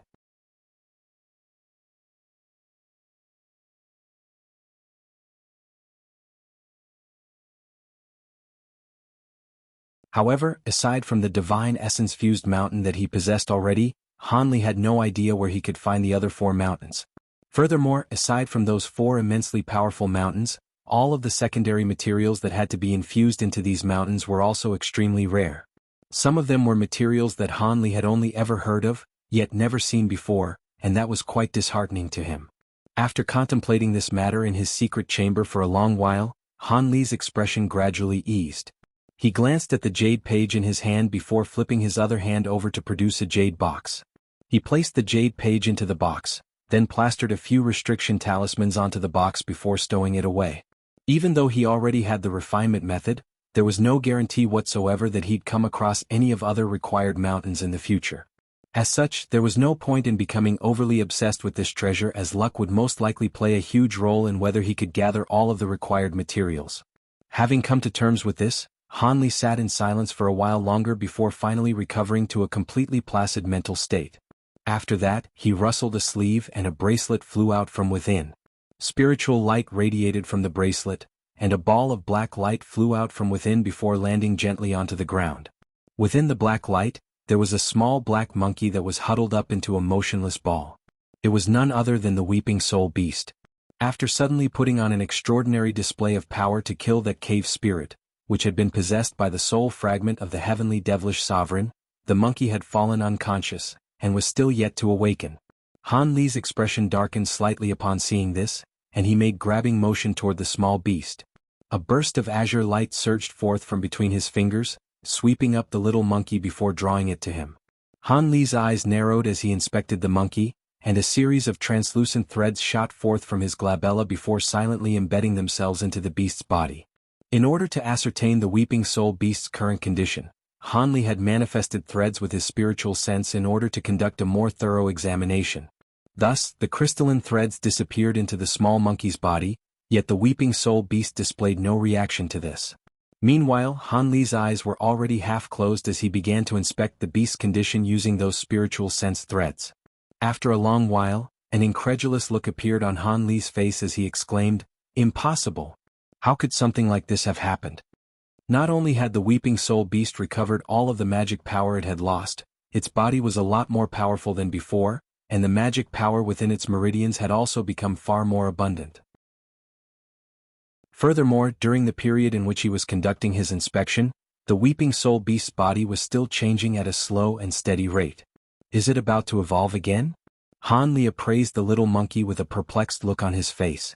The weeping soul beast hadn't devoured anything that would result in these changes, so where were these enhancements coming from? Could it be that all of this had something to do with the events that had unfolded in the Golden Devil Mountain ranges? Han Li was quite intrigued as he continued to inject more of his spiritual sense into the weeping soul beast's body, trying to make sense of its current condition. All of a sudden, Han Li's expression changed slightly as he exclaimed, "Wait, what's this? I'm sure it didn't have this thing in its body before." Deep within the weeping soul beast's dantian, he discovered countless transparent particles that were barely visible. These particles were extremely discreet, and each of them was only around a tenth of the size of a grain of rice. They gave off no aura whatsoever, but they'd been completely enveloped by the weeping soul beast's soul-devouring light, and it seemed that they were constantly being refined. Upon witnessing this peculiar phenomenon, Han Li almost immediately thought back to when the weeping soul beast had slain the cave spirit, then devoured its soul. Could it be that these particles were formed by the soul of the cave spirit or stemmed from the heavenly devilish sovereign's soul fragment? If that were the case, why hadn't the weeping soul beast ever had such a reaction to devouring other ghostly beings in the past? Could it be? All of a sudden, a thought occurred to Han Li, and his expression changed drastically. He hurriedly manipulated one of the spiritual sense threads within the weeping soul beast's body to wrap around one of the particles in its dantian, then immediately pulled the particle out of its body. The particle that had been drawn out of the weeping soul beast's body was barely visible, and the spiritual sense thread disappeared in a flash as Han Li pointed a finger at the particle in a solemn manner. An azure thread shot forth from his fingertip, binding tightly onto the particle before drawing it right under Han Li's eyes. Brilliant blue light erupted from within his pupils as he activated his bright sight spirit eyes to their maximal extent, then appraised the particle with an intense, unblinking gaze. After a long while, Han Li exhaled as he flipped his hand over to produce a thumb-sized jade vial.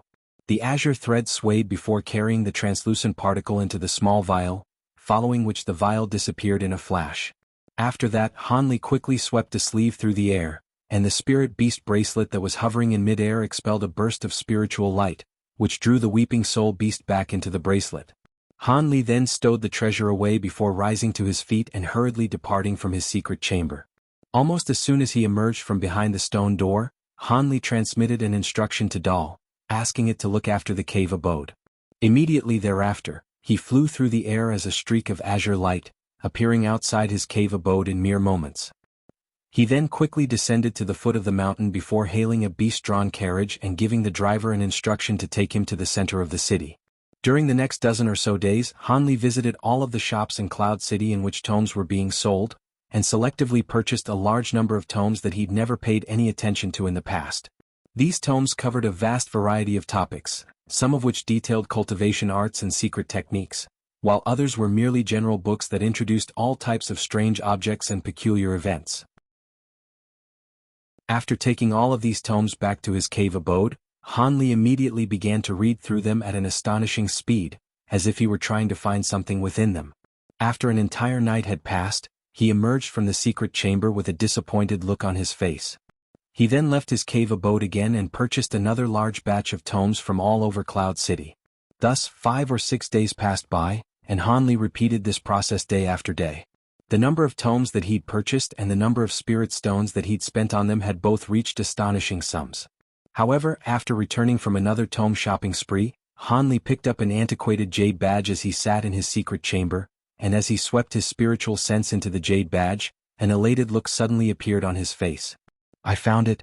True Kirin essence is indeed something that isn't very well known, but I knew there would be some records of it on some ancient tomes, Hanli murmured to himself before focusing his attention on the jade badge again. Thus, Hanli sat in a stationary manner, seemingly completely absorbed by the jade badge in his hand. After a long while, he heaved a long sigh before tossing the jade badge onto the ground with an extremely dejected look on his face. How could this be? I can't believe I missed out on such a brilliant opportunity just like that. Hanli sighed in a forlorn manner. He then flipped his hand over to produce the small vial that was carrying the translucent particle. After removing the lid of the vial, the translucent particle slowly flew out from within before hovering above the vial's opening. Hanli appraised the seemingly ordinary particle, and a wry smile appeared on his face.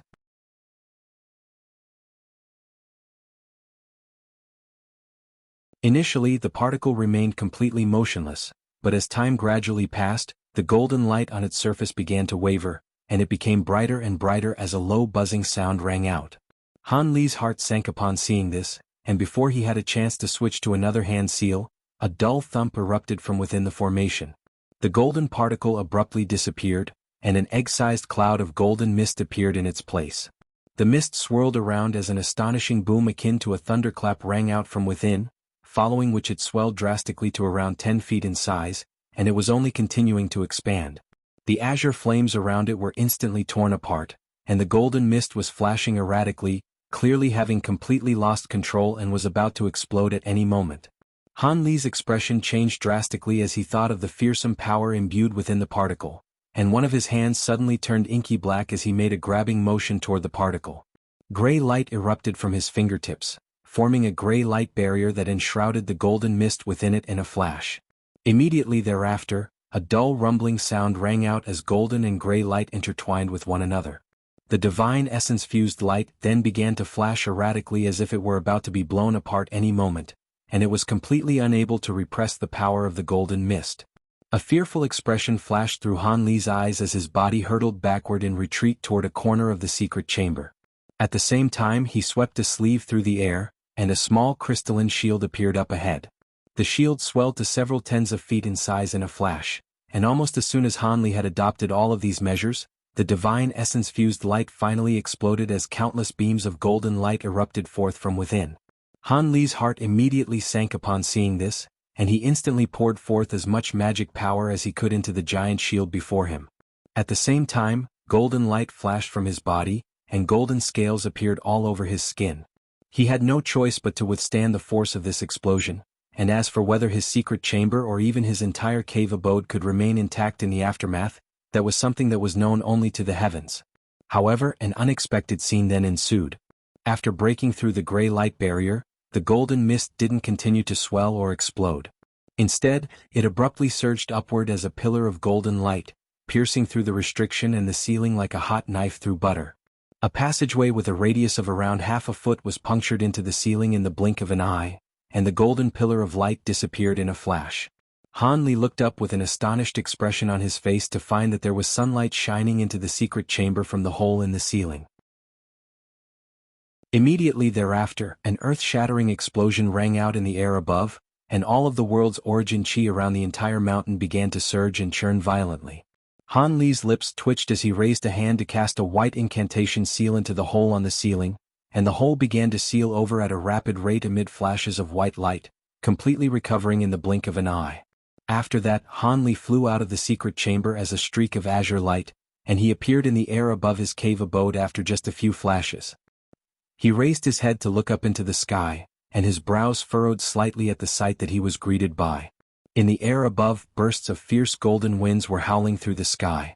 Below these gusts of golden winds, countless specks of five-colored light had appeared, and they were converging from all directions, creating quite an extraordinary spectacle to behold. Hanli's facial muscles convulsed spasmodically upon seeing this. Thank heavens he hadn't swallowed the particle to refine it in his stomach. Otherwise he would have most likely been blown up into smithereens already. Of course, such a massive commotion naturally alerted the other cultivators residing on the spirit mountain as well. Thus, spiritual light flashed all over the mountain, and many beings emerged one after another. Some banded together with their acquaintances, and all of them were pointing up at the phenomenon taking place up above while conversing spiritedly with one another. Han Li's brows furrowed as he also appraised the gusts of fierce golden winds from down below, scrambling to think of a good excuse to explain the situation if someone were to arrive and investigate the situation. Right at this moment, a burst of hearty laughter suddenly rang out from a certain part of the spirit mountain. Haha, who's experimenting with a new secret technique here? To think they'd gathered so much of the world's origin chi, and of such a high purity as well. I'm refining a treasure that requires a vast amount of the world's origin chi as a catalyst, so this will save me a lot of trouble. As soon as the voice trailed off, a streak of crimson light shot forth from down below before plunging headfirst into the golden winds up above.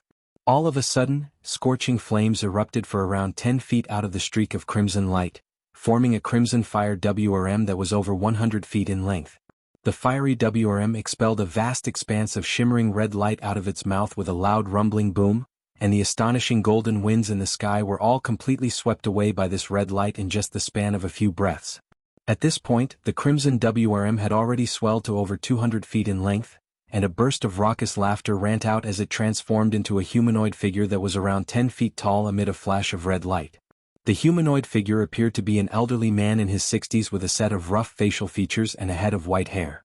The man wore a set of purple robes, and was appraising an item in his hand with a delighted look on his face. This was a crimson gourd that was around half a foot tall, and there were 2 shimmering red images engraved on its surface, one of which was a ball of flames, while other was a ferocious-looking WRM. The image of the WRM was completely identical to the fiery WRM that had just appeared. What? It's eccentric Sue. When did that old monster come back? He seems to be even more powerful than he was before.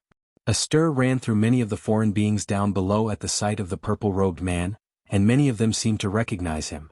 Han Li faltered slightly upon seeing this before sweeping his spiritual sense toward the elderly man to find that this was a late spatial tempering stage being.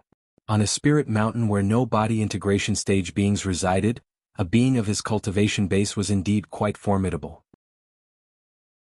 However, a cultivation base of this caliber wasn't enough to draw such wary reactions from all of the spatial tempering stage beings present, so Han Li was feeling a little perplexed. However, seeing as the phenomenon created by this essential particle had been cleared away without attracting too much attention, Han Li naturally heaved a sigh of relief. Thus, he returned to his cave abode as a streak of azure light. Upon his return, he repaired the damaged restriction in his secret chamber, then sat down in a cross-legged manner again. He raised a hand, and a swath of black light surged forth from within his sleeve as the weeping soul beast appeared before him again. Han Li stared blankly at the beast for a long while before finally heaving a faint sigh. Following that experiment he just conducted, he no longer had any doubts about the information in the Jade Badge, so he could only allow the Weeping Soul Beast to slowly absorb the true Kirin essence. The Weeping Soul Beast was his spirit beast, so if it could experience a drastic enhancement in power after absorbing the true Kirin essence, then that was naturally worthy of celebration as well. At the very least, it was much better than having the true Kirin essence appear several hundred years from now, then fall into someone else's hands. With that in mind, Han Li's mental state gradually reverted back to tranquility after the emotional roller coaster of elation followed by dejection that he'd just gone through. Thus, he stowed the Weeping Soul Beast away into his Spirit Beast bracelet, then flipped a hand over to produce an ordinary-looking azure jade vial. The vial seemed to be quite mundane and nondescript, but it was shimmering with faint azure light, and there were several restriction talismans plastered over its opening. Han Li tossed the vial into the air before rustling a sleeve, and a dozen or so formation flags flew up into the air from within. He then began to chant something before pointing a finger at the formation flags, and they all vanished into thin air as a dozen or so streaks of lights of different colors. A faint yellow light barrier appeared within the secret chamber, and there were runes of different sizes hovering all over its surface. Han Li had set up a small formation that had also encapsulated himself within it. After doing all that, he blew gently toward the azure jade vial, and a gentle breeze swept forth. The restriction talismans plastered over the opening of the vial were all removed by the gentle breeze, and a burst of faint spiritual light could be seen shimmering inside the vial. Han Li raised a hand and made a grabbing motion toward the jade vial, tipping it upside down to release a strange colorful object. This was a humanoid object that was around several inches in size, but it was completely motionless, as if it were a miniature colorful humanoid puppet. Even though the puppet-like object wasn't moving at all, Han Li still didn't dare to get complacent. He began to chant something before casting several incantation seals toward it in quick succession. Spiritual lights of different colors flashed from all over the humanoid puppet's body, following which it swelled drastically in size, reverting back to its original form in just a few flashes. This was a humanoid creature that was around 20 feet tall with a vibrant green face, but limbs that consisted of 4 purple roots. It was none other than the immortal Zoisha that Han Li had unintentionally run into in the Golden Devil Mountain ranges. At this moment, there were runes of different colors all over its body, and it had been completely restricted. Its eyes were tightly shut, and it seemed to have entered a deep slumber. Han Li's eyes narrowed slightly as he appraised this immortal Zoisha with an intrigued look on his face. It was no wonder that he was displaying such a reaction. Han Li had witnessed spirit medicines that had taken on sentient forms in the past, and his own 9-curl spirit ginseng had even manifested an extremely lifelike white rabbit. However, this immortal Zoisha had manifested its entire body into an alternative form, and it was a humanoid form. This was not something that a spirit medicine of the 9-curl spirit ginseng's caliber could compare with. Even so, he didn't immediately awaken this immortal Zoisha.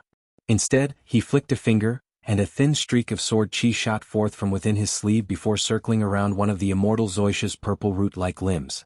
Azure light flashed, and a small gash was immediately inflicted onto the limb. A few drops of white liquid dripped out of the small gash, and a rich medicinal aroma wafted throughout the entire chamber. He stroked his chin for a moment before suddenly flicking his 10 fingers in quick succession, and several tens of silver threads shot forth before disappearing into the immortal Zoisha's body in a flash. After that, Han Li withdrew his hands into his sleeves again and silently appraised the immortal Zoisha. Moments later, a faint layer of purple light suddenly surfaced over the immortal Zoisha's body, and its eyelids fluttered before it slowly opened its eyes, upon which it immediately met Han Li's gaze. Its eyes were of a faint green color. There was a piercing silver light shimmering with its pupils that created quite a peculiar sight to behold. Looks like I was still captured after all. Can you tell me where this is? Much to Han Li's surprise, the immortal Zoisha wasn't shocked or enraged in the slightest. Instead, it was speaking in a calm and collected manner, as if it were conversing with a normal stranger, rather than its captor.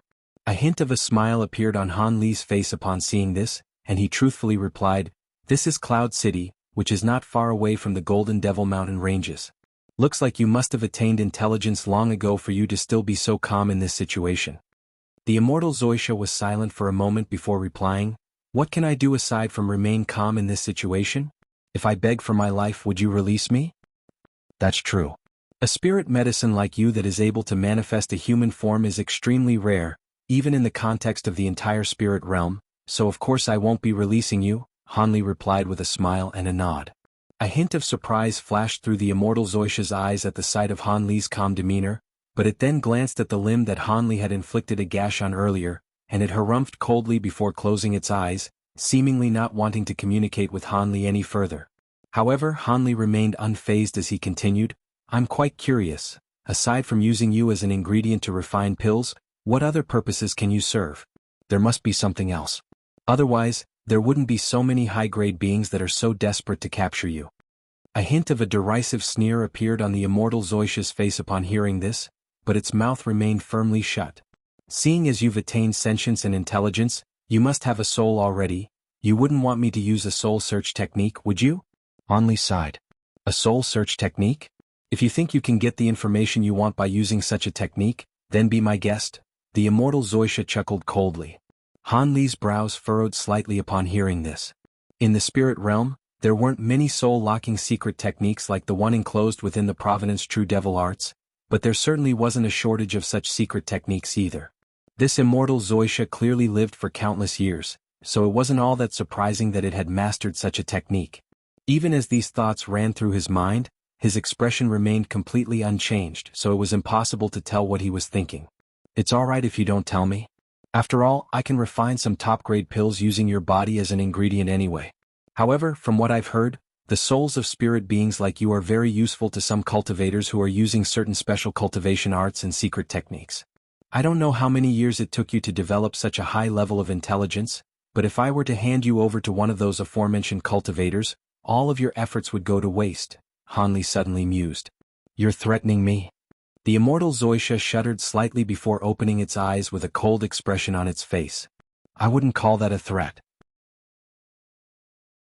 It's just that I took a great risk venturing into the Golden Devil Mountain ranges, and I certainly don't want the risk I've taken to be all for nothing, Hanli chuckled in a completely emotionless manner. A cold silver light flashed through the immortal Zoisha's eyes and it asked, If I tell you, will you release my soul? How are you going to make me believe you? Releasing your soul is naturally out of the question. It would be troublesome for me if you were to possess someone and seek revenge on me or be captured by someone else and reveal to them information about me.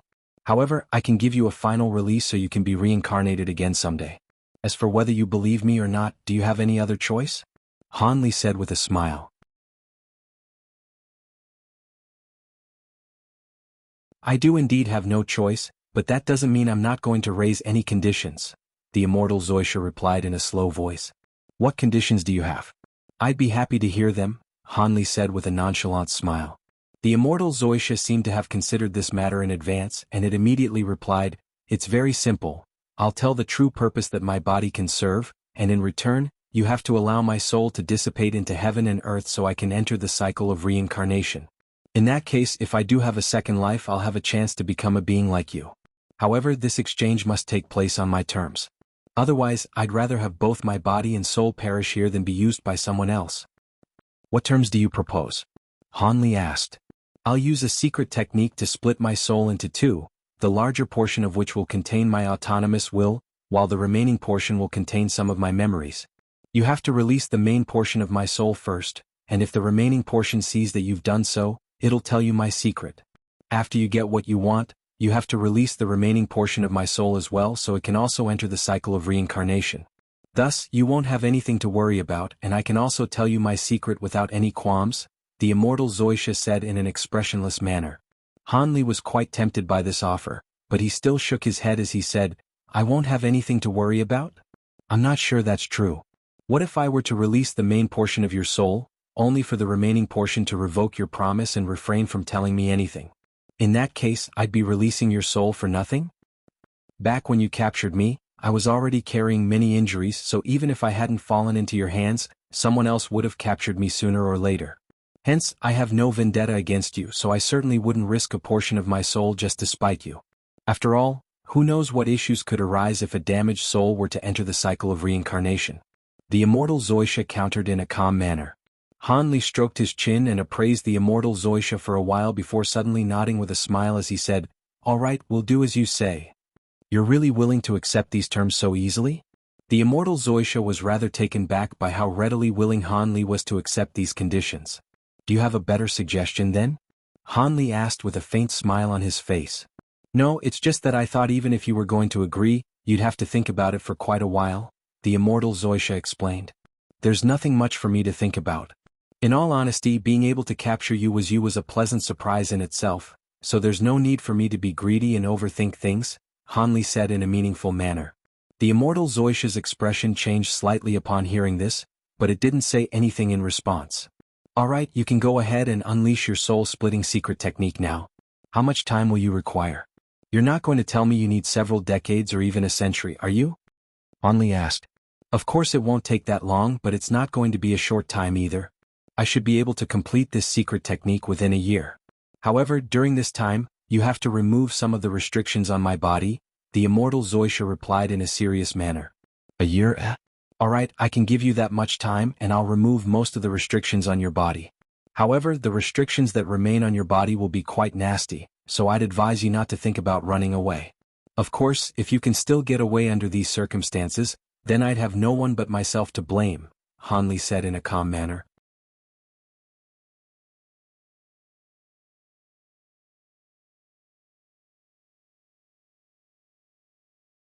Meanwhile, the immortal Zoisha was appraising the white rabbit with a gentle look in its eyes.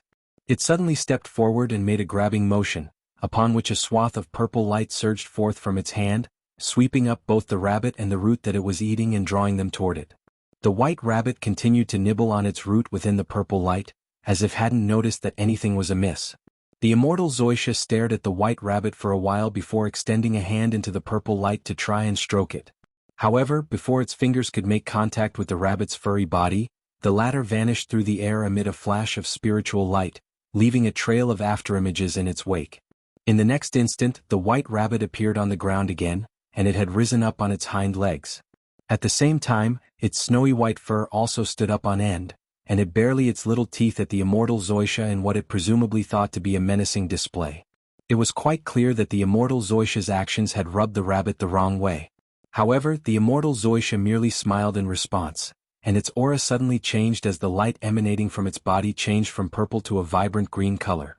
A burst of rich wood attribute spiritual chi radiated from its body, and after coming into contact with this spiritual chi, the white rabbit suddenly faltered in its menacing display. After taking a whiff of the air around it with its little pink nose, its expression eased significantly, and there even seemed to be a hint of affection in its eyes as it cast its gaze toward the immortal Zoisha again. "Come here, little guy." The immortal Zoisha clapped its hands together before opening its arms in an inviting manner. The white rabbit seemed to be able to comprehend what the immortal Zoisha was saying, and after a brief hesitation, it really did jump into the immortal Zoisha's arms. The immortal Zoisha was elated, and began carefully stroking the white rabbit's head. The white rabbit's eyes narrowed with enjoyment in response, and it stuck out its little red tongue to lick the immortal Zoisha's fingers. As the immortal Zoisha stroked the rabbit's head, it turned to Han Li with a serious look on its face and said, "This is splendid. Looks like it's not far away from attaining intelligence. Fellow Taoist Han, seeing as this brethren of mine is able to move around so freely in your medicine garden, it's quite apparent to me that you're taking great care of it. In that case, you wouldn't mind if I assisted it in attaining intelligence and taught it some things, would you?" "You can help it attain intelligence?" Han Li was rather surprised to hear this. "Indeed. I am a spirit medicine that has attained intelligence, and there are some abilities and cultivation arts that I've mastered that can only be inherited by my brethren. If it could learn everything that I want to teach it, it'll be able to avoid making a lot of the mistakes I made in the past. If it can also manifest a human form like me, I'm sure it'll be of great assistance to you in the future," the immortal Zoisha replied in a slow voice. After looking at the immortal Zoisha for a long while, Han Li finally nodded, but he also stated some conditions of his own. "I can allow you to do that, but my puppet has to be present to supervise whatever you do to it. On top of that, this puppet will be accompanying you closely at all times." "No problem at all. There's nothing secretive or malicious about what I want to do," the immortal Zoisha immediately agreed. "All right, then I have no further issues either. You can rest here for the next year or so, and if you have any requests just notify my puppet," Han Li said as he waved a hand through the air, and Dal immediately stepped forward to join him. "From this day forth, stay with this fellow Taoist at all times, and don't leave him unattended for even a single moment," Han Li ordered in a serious manner. The sentient puppet didn't possess a very high level of spiritual nature, but it was naturally able to understand such simple instructions. As such, Dal nodded in an expressionless manner to acknowledge Han Li's commands. The immortal Zoisha chuckled upon seeing this, and it flicked a wrist to send forth a streak of purple light that carried the white rabbit gently back onto the ground. After that, it made its way over to a spot that was several tens of feet away from the nine-curl spirit ginseng, then spread its feet apart. Green light flashed all over its body again, and its four limbs reverted back into their purple root form before burrowing straight into the ground. At this moment, the immortal Zoisha's entire body took a translucent green hue. Han Li stood on the spot and appraised the immortal Zoisha for a while before departing from the medicine garden with a faint smile on his face. Even though he was very curious about the mysterious uses of the immortal Zoisha, there was something else that he had to attend to for now. The date that Xian Xian had agreed to repair his suit of heavenly devilish armor was about to arrive. Han Li was also very much looking forward to this. As a safety precaution, Han Li released his leopard Kirin beast and second nascent soul, then activated all of the restrictions in his cave abode before departing. Several hours later, the beast-drawn carriage that he had hailed arrived before Xian Xian's shop. The doors of the shop were tightly shut, and it seemed to not be accepting any customers. Han Li raised a hand upon seeing this, and a burst of fiery light suddenly flew out of his sleeve before disappearing through the doors in a flash. After that, he continued to wait patiently outside. Moments later, the doors opened amid a gentle creak, and Xian's soft voice sounded from inside. You sure are punctual, Brother Han. Half a month has only just passed and you've already come to visit me. Hee, I'm quite eager to get his armor repaired. My apologies if I come across as a little impatient, Han Li chuckled as he strode into the shop. The doors closed behind him on their own, and Xian stood at the center of the shop as she turned to Han Li with a smile on her face. As soon as Han Li made his way over to her, Xian made a hand seal to activate her formation plate. Spiritual light flashed, and both of them abruptly disappeared from the shop, having been teleported directly into Xian's spatial rift. Han Li made his way out of the teleportation formation before looking around, and his gaze immediately settled on a certain corner of the space. There, a large formation with a radius of over 100 feet had been set up. The entire formation was inky black, and there were a dozen or so black crystals embedded into the ground all around it. At the very center of the formation was an azure copper cauldron that was around 5 feet tall, and there were complex runes carved all over its surface, as well as faint white mist emanating from it. Several feet in the air above the cauldron was a fist-sized object that was enshrouded in white mist. The object was hovering in a completely stationary manner and radiating dazzling black light. Han Li's eyes narrowed upon seeing this. The object above the cauldron had changed slightly in appearance, but there was no mistaking the frosty devilish chi emanating from it. It was none other than the holy-grade devilish core of that devilish ape. At this point, the devilish core had completely crystallized, giving it the appearance of a shimmering black crystal. Xian also made her way out of the teleportation formation, and smiled as she said, "What do you think, fellow Taoist? I certainly haven't been slacking off these past few days. I had to expend a lot of effort and precious materials to completely wipe away all traces of the holy-grade devilish ape's soul from this devilish core, and also make the devilish chi it contained less volatile and difficult to control. From the sounds of it, you're preparing to completely refine this devilish core rather than embed it into the suit of armor," Han Li mused as he stroked his chin. "I didn't think you'd be so knowledgeable in tool refinement as well, Brother Han. Indeed, that is my intention. Embedding the entire devilish core into the suit of armor will repair the largest few cracks on it, but I won't be able to address the smaller and finer cracks then. I'm sure you wouldn't want to wear a suit of armor with glaring chinks in it, right, Brother Han?" Xian explained with a rather surprised look on her face. "I only know a little about tool refinement, so I'll leave everything to you, fellow Taoist. I'm very confident in the tool refinement techniques of the crystal race," Han Li said with a smile. Xian merely smiled upon hearing Han Li's modest response, and she continued, "While I'm repairing this suit of armor, I'll have to activate the restriction in this space, and I may also need you to lend me a hand. If everything goes smoothly, we should be able to complete the repairing process in about 3 days. 3 days is certainly not a long time, and this treasure is being repaired for me, so it's only right that I lend you my assistance." Han Li had no objections whatsoever. "In that case, let's begin right away." Xian didn't seem to want to keep wasting time with words either, as she raised a hand into the air. The formation plate that she was carrying rose up into the air, then rotated on the spot above her head. Spiritual light flashed as incantation seals of different colors swept forth from the formation plate, then disappeared into various locations in the spatial rift. In the next instant, fierce winds suddenly swept through the air up above, and oppressive dark clouds surged forth in a frenzy. At the same time, a dull ringing sound rang out from the walls of the space before layers of gray chi began to surface. Thus, the entire space was immersed in complete darkness so potent that one couldn't see their fingers even if they were to hold them up to their face. It was as if this space had been plunged into a devilish realm. Han Li swept a sleeve through the air upon seeing this, and an egg-sized ball of white light flew out his sleeve before revolving around him, thereby making the surrounding area a lot brighter. At this moment, Xian was already making her way toward the large formation. Han Li didn't say anything upon seeing this, but his body swayed as he took what appeared to be 2 slow and measured steps. However, he then suddenly appeared behind Xian in the next instant, as if by instantaneous teleportation.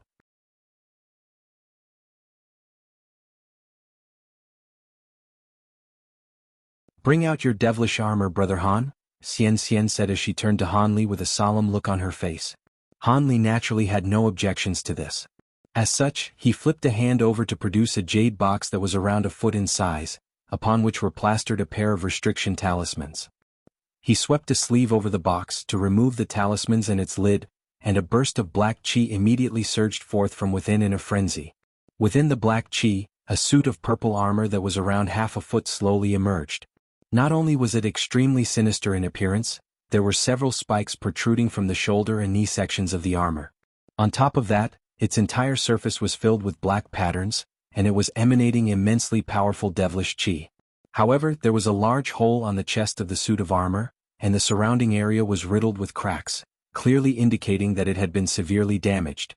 Xian Xian's expression changed slightly at the sight of the black chi surging forth from the suit of armor, and she waved a hand through the air to conjure up a translucent light barrier before pointing a finger at the box from afar. The purple suit of armor drifted slowly toward the formation at her behest, seemingly having been summoned by some kind of invisible power. Before the suit of armor reached the center of the formation, Xian Xian raised a hand to cast a silver incantation seal, which disappeared into the copper cauldron in a flash. A dull clang akin to the toll of a large bell instantly rang out from within the cauldron, and the black and azure flames burning around it instantly swelled to sweep up the suit of armor and draw it into the cauldron. Immediately thereafter, a string of rumbling booms akin to thunderclaps rang out from within the cauldron, following which the intricate black patterns on its surface began to flash and glow. At the same time, black chi began to surge throughout the entire formation down below, and faint silver runes emerged from various locations all over the formation. As soon as these runes appeared, they surged toward the cauldron in a frenzy before vanishing into it. After that, Xian Xian began to chant something in a low voice again while making a hand seal. The ground near the formation began to tremor violently, and piercing yellow light suddenly flashed from its four-corner, following which a yellow stone platform emerged from each corner. These platforms were around 10 feet tall each, but all of them were extremely smooth, and there was a small black flag standing on each of them. Around the flags were containers of all shapes and sizes, and Han Li's expression changed slightly upon seeing this before quickly reverting back to normal. As Xian Xian continued to chant her incantations, the four flags swelled to 50 to 60 feet in size, and only then did Xian Xian withdraw her hand seal as she turned to Han Li and said, "Let's begin, fellow Taoist Han. During this repair process, all you have to do is listen to my instructions and inject your magic power into those four devilish flags in a timely manner." "No problem," Han Li immediately replied with a quick nod. A pleased smile appeared on Xian Xian's face upon hearing this, and she pointed a finger up at the formation plate hovering in midair again. A long cry immediately rang out within the formation plate, following which countless incantation seals surged forth, all of which disappeared into the dark clouds up above. The gray chi emanating from the walls also began to permeate through the air, and within mere moments Han Li and Xian Xian were both inundated by this gray chi. Time passed by slowly, and 3 days flew by in the blink of an eye. The doors of Xian Xian's shop were abruptly flung open, and a humanoid figure strode out from within before hailing a beast-drawn carriage and departing in an unhurried manner. At this moment, within the spatial rift in the shop, Xian Xian was standing at the edge of the formation, staring blankly at the copper cauldron up ahead. The surface of the cauldron was riddled with countless thin cracks, and the formation down below was also in a very sorry state with a small section of it having been completely destroyed. The black crystals embedded into the ground around the formation had all been reduced to powder, and in the air above Xian Xian, the Kirin projection had shrunk down to only around a foot in size. Both Xian Xian and the Kirin wore contemplative looks on their faces, seemingly in deep thought about something. After a long while, the Kirin projection finally sighed, "That suit of devilish armor most likely has some history behind it. There's no way that something like that would have happened when repairing a suit of armor belonging to a normal heavenly devilish monarch." Indeed, after the suit of armor was repaired, it drew the spiritual sense from a devilish being of another realm, and that being almost manifested a devilish body using the devilish chi gathered here. Xian Xian replied as a hint of lingering fear flashed through her eyes. "It's a good thing that Han Brat possesses divine devilbane lightning and was able to disperse the devilish chi that was gathering. Otherwise, we'd be in a lot of trouble," the Kirin projection mused in a grim manner. "Seeing as that devilish being was able to force its spiritual sense through to this realm from an alternate realm, it most likely possesses powers comparable to a true spirit being. Could it be that there's more than meets the eyes with this suit of armor? But after repairing the suit of armor, I didn't discover anything amiss with it," Xian Xian said with furrowed brows. "There wasn't enough time for me to identify anything either. If we'd known this earlier, you should have never given this suit of armor away. After repairing it, you could have fabricated an excuse to keep it, then use some other treasures to reimburse him instead," the Azure Kirin projection suddenly said. "I did indeed want to do that. However, even though he seemed quite calm when dispersing that devilish chi, I could sense that if I were to refuse to hand the suit of armor over to him, he would have most likely killed me on the spot without any hesitation. His powers are virtually comparable to that of holy race beings, and I've used up almost all of my life-saving treasures in the Golden Devil Mountain ranges, so there's a very good chance that I would have died had he turned on me, Xian replied with a wry smile. It's a pity that I exhausted so much of my energy in the Golden Devil Mountain ranges as well. Otherwise, if we were to draw on the power of the spatial restriction here, it's not impossible that the two of us would have been able to force him to leave the armor here, the Kirin projection also said in a rather gloomy manner. Xian's expression changed a few times before she finally took a deep breath and said, "So be it. No matter how powerful that suit of armor is, the fact of the matter is that it's a devilish treasure, so there's no way I would have been able to use it anyway. As such, it wouldn't be worth offending such a powerful being to try and keep it." The Kirin projection was silent for a moment before heaving a resigned sigh. It's good that you can think that way. I guess we'll just have to concede here. As for whether the secrets behind that suit of armor will eventually be unveiled, that'll be up to his luck. It's just a pity that you'd missed out on the opportunity to make use of that suit of armor in the future. With you by my side, will I have a shortage of opportunities? Xian chuckled, seemingly having already come to terms with the current situation. That's true. What you're missing now aren't opportunities. Instead, you have to advance your cultivation base as quickly as possible. Otherwise, you won't be able to grasp any opportunities that you encounter anyway. By the way, did you find the thing that I asked you to search for? The Kirin projection suddenly changed the subject. Not yet. It said that only a few holy race old monsters know of its whereabouts, so it'll be quite hard to track down, Xian replied with a troubled look on her face. You'll have to find a way. Without that thing, you won't even be able to enter those ancient ruins, the Kirin projection urged. Xian was silent for a moment before replying, I'm well aware of that. I'll see if I can buy or borrow it from one of the juniors of those old monsters. Just as Xian and the Kirin projection were discussing their future plans, Hanli was on his way back to his cave abode. He was seated with a calm expression on his face in the beast-drawn carriage, but he was actually nowhere near as calm as he looked. Never would he have thought that repairing the suit of devilish armor would have led to such a perilous situation. All of a sudden, he reached a hand up into his other sleeve and grabbed onto a lukewarm object.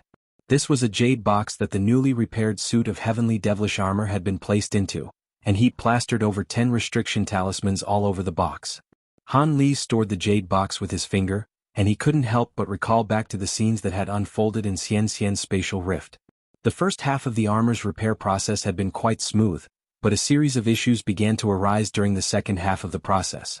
These were issues such as the formation suddenly ceasing to function for no reason, and cracks appearing all over the cauldron, also due to no discernible reason.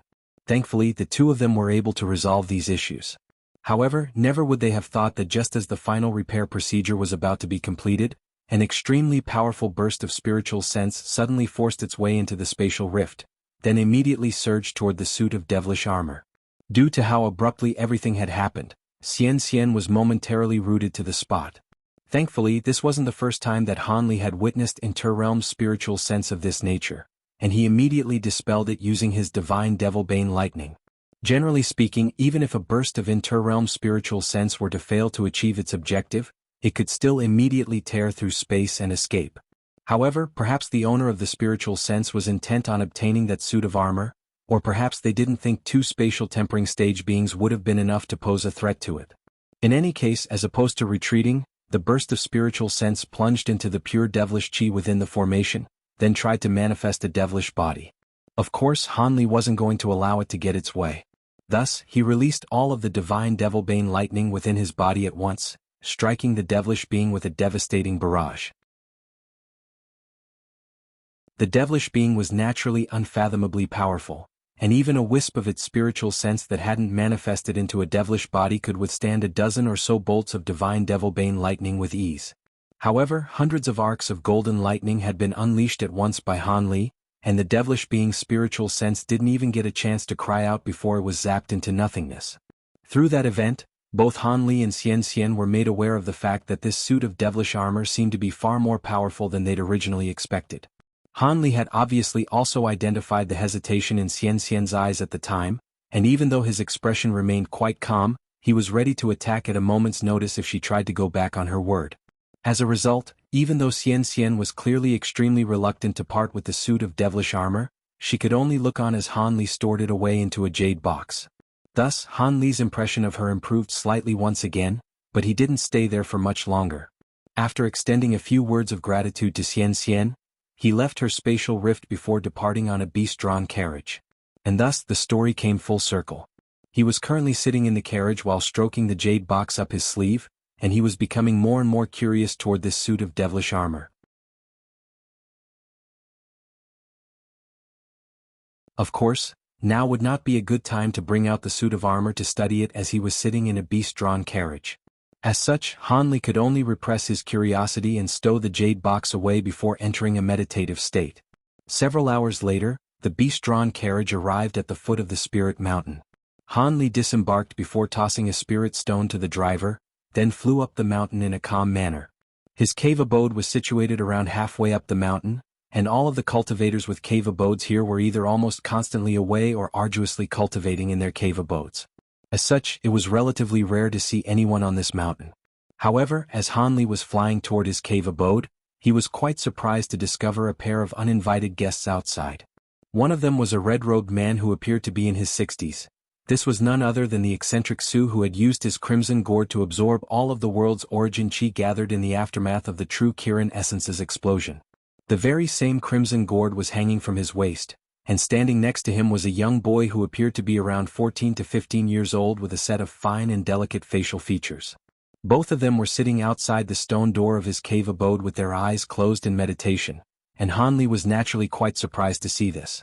All of a sudden, eccentric Su opened his eyes as if he'd sensed Han Li's return, and he smiled as he asked, "You're the fellow Taoist Han who just moved in recently, right?"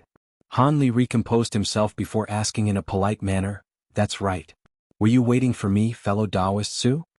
All of the spatial tempering stage beings on the entire spirit mountain were clearly quite wary of this eccentric Su, so he had to be quite a powerful being. As such, Han Li naturally didn't want to get on his bad side. I am indeed here to pay you a visit, fellow Taoist Han. This here is one of my direct lineal descendants. Pay your respects to fellow Taoist Han." To Han Li's surprise, eccentric Su seemed to be quite eager to introduce this junior of his to him for some reason. Junior Su Luanxiang pays his respects to Senior Han. The young boy immediately greeted in a respectful manner. There's no need for formalities. Han Li had already ascertained with his spiritual sense that this young boy's cultivation base was at the pinnacle of the foundation establishment stage, so he was only one step away from the core formation stage. For a cultivator of his age, that was a reflection of outstanding aptitude. "You don't find my visit too abrupt, do you, fellow Taoist Han?" Eccentric Su chuckled. "Not at all. It's my honor to host you at my humble cave abode, fellow Taoist Su. If it weren't for the fact that I had some matters to attend to during these past few days, I would have welcomed you into my cave abode right away. Please come in, brother Su." Han Li was still rather perplexed by this situation, but his expression remained unchanged as he swept a sleeve toward the stone door of his cave abode. A burst of azure light swept forth, and the stone door opened on its own in a soundless manner to reveal a shimmering white passageway that was paved with beautiful white jade. Eccentric Su expressed his gratitude toward Han Li's hospitality before making his way into the passageway with the young boy right behind him. After entering his cave abode, Han Li immediately released his spiritual sense to contact the second nascent soul that he'd left here. Thus, he learned that nothing had happened during these past 3 days aside from eccentric Su's visit, and he was quite relieved to hear this as he led eccentric Su and his junior into the hall. After exchanging some pleasantries, eccentric Su and Han Li each took a seat, but the young boy continued to stand behind eccentric Su with his hands hanging by his sides. After sitting down in his chair, eccentric Su said, "Truth be told, fellow Taoist Han, I've been in seclusion for a long time, and I've only recently re-emerged. Not long after that, I heard that a new fellow Taoist had moved into this spirit mountain, and I heard that Elder Chen Jizi of the myriad ancient race had organized your cave abode in person. May I ask if you're related in some way to Elder Chen Jizi?" I'm just an outsider. How could I be related to Senior Chen Jizi in any way? It's just that I saved the life of a fellow Taoist from the myriad ancient race a few years ago, and that fellow Taoist just so happened to be quite close with Senior Chen Jizi, Han Li replied in a calm manner. "I see. That makes sense. After all, the myriad ancient race is ranked quite high among the 13 heavenly cloud races, and Senior Chenjizi is an elder of the myriad ancient race, so he can certainly organize for you to settle in Cloud City without any issues, eccentric Su chuckled. Han Li merely smiled and offered no response. He knew that this eccentric Su had to be visiting him for a reason, and he was most likely going to elaborate on the purpose of his visit next. As expected, eccentric Su suddenly adopted a rather serious expression as he said, "Truth be told, I decided to visit you on this occasion because I have some questions I'd like to ask you. Please forgive me for my unannounced intrusion." Han Li immediately became slightly more guarded upon hearing this, but he still smiled and replied, "There's no need to be so polite, Brother Su. Cultivators like us are all straightforward beings, so feel free to tell me if you need something from me. If I know the answer to your question, I'll be sure to reveal them." "In that case, I won't waste any more time," eccentric Su said with a smile. After a brief pause, a serious look appeared in his eyes again as he asked, "Were you responsible for the astonishing phenomenon that took place a few days ago on our mountain?" Eccentric Su fixed an intense unblinking gaze on Han Li as he spoke. Han Li's heart stirred slightly upon hearing this, but his expression remained unchanged as he asked with a smile, "Why do you think that phenomenon had something to do with me?" "It's quite simple. The phenomenon spanned quite a massive area, but it wasn't all that difficult for me to identify the epicenter of the explosion. On top of that, I just so happened to be taking a stroll outside my cave abode as I was getting rather frustrated with some aspects of my cultivation, and coincidentally, I saw a beam of golden light flying out from somewhere near your cave abode right before the explosion took place," eccentric Su revealed in a truthful manner. Han Li's brows furrowed reflexively upon hearing this, but he then quickly put on a smile as he said, "Seeing as you've already witnessed everything, then there's nothing for me to hide. I did indeed unintentionally create that phenomenon a few days ago. Come to think of it, I have to thank you for cleaning up all of the world's origin chi that gathered over the mountain as a result. Otherwise, I would have had to clear away everything myself." Eccentric Su was quite elated to hear this and he hurriedly asked, "So you really were responsible for creating that phenomenon? That's fantastic. Would you be able to replicate the same phenomenon again, Brother Han?" "Replicate that phenomenon? Why would you want me to do that? Would you be able to enlighten me, fellow Taoist Su?" Han Li asked with a perplexed look on his face. Eccentric Su initially faltered slightly upon hearing this before suddenly bursting into laughter as he said, "Of course. Fellow Taoist Han, have you managed to identify which of the 13 heavenly cloud races I hail from?" Han Li narrowed his eyes and appraised the old man for a while before a wry smile appeared on his face. I'm afraid that's beyond a being with a cultivation base as lowly as mine." No matter how he looked at this eccentric Su, he was completely identical to a normal human being, and there were no characteristics that revealed which race he was from. "It's no surprise that you weren't able to identify me, Brother Han. After all, us cloud beings have always been extremely proficient in concealment and disguise techniques, and even beings with higher cultivation bases than us wouldn't be able to glean our true forms if we insist on hiding them. It's just that I'm a bit of an anomaly in my race in that I cultivate an extremely yang-oriented fire attribute cultivation art, so my proficiency in disguise techniques is rather lacking compared to my brethren of the same cultivation base. As such, some of the fellow Taoists who have lived on this mountain for a long time are aware of what kind of being I am," eccentric Su chuckled. "The cloud race? Isn't that the race with the smallest population among the heavenly cloud races, yet still ranks among the top 3 of the 13 races?" Han Li was quite surprised to hear this.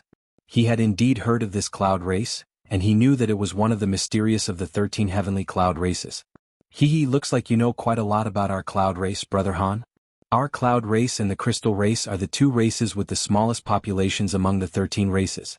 However, in contrast with the crystal race, us cloud beings are all quite powerful, which is why we were able to stake a claim among the top 3 races," eccentric Su said in a rather proud manner. "My apologies for my ignorance. This is my first time meeting a being from your cloud race," Han Li sighed. "There's no need to apologize. Our cloud race doesn't have a big population, but there are many of us here in Cloud City. It's just that very few of us appear as our true identities.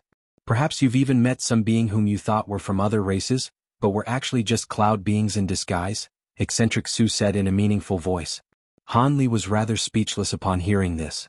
Eccentric Su then put away his smug expression as he adopted a slightly solemn look, and continued, "However, even though our cloud race is known for our proficiency in disguise and concealment techniques, The real reason why we were able to claim a spot among the top 3 of the 13 heavenly cloud races is due to another natural ability of ours. I'm sure you've heard of it, right? Are you referring to bonded cloud beasts? Han Li asked as he raised an eyebrow. Indeed. Bonded cloud beasts are creatures that lay somewhere in between the realms of spirit beasts and avatars. Only after cultivating our own cloud beast can beings like us truly become cloud beings, Eccentric Sue said in a slow voice. I've heard some rumors about the bonded cloud beasts of the cloud race. It said that after cultivating a cloud beast, it would be the equivalent of an avatar with the exact same abilities as the cloud being that had cultivated it. During times of peril, cloud beings can even combine as one with their cloud beasts to form legendary cloud beast giant spirits. In doing so, not only would a cloud being's powers be significantly enhanced, they'd even be able to unleash some powerful abilities that would have been beyond their capabilities otherwise. Could it be that you wanted to speak to me about something related to your bonded cloud beast? Han Li asked as he stroked his chin. You are truly a wise man, fellow Taoist Han. I do indeed wish to speak with you about a cloud beast but not my own. Instead, it's about my junior's bonded cloud beast, Eccentric Shui explained as he pointed to the young boy behind him.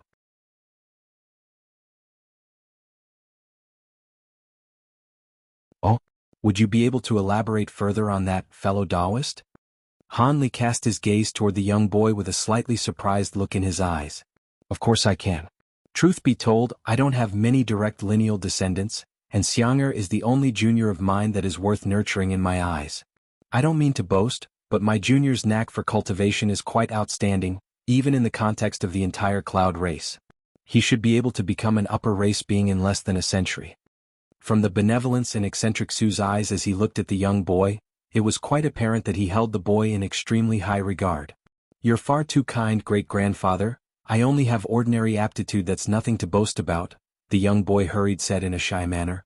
Haha, you've already reached this cultivation base below 20 years of age. Your aptitude is even far superior to mine, so what's there to be modest about?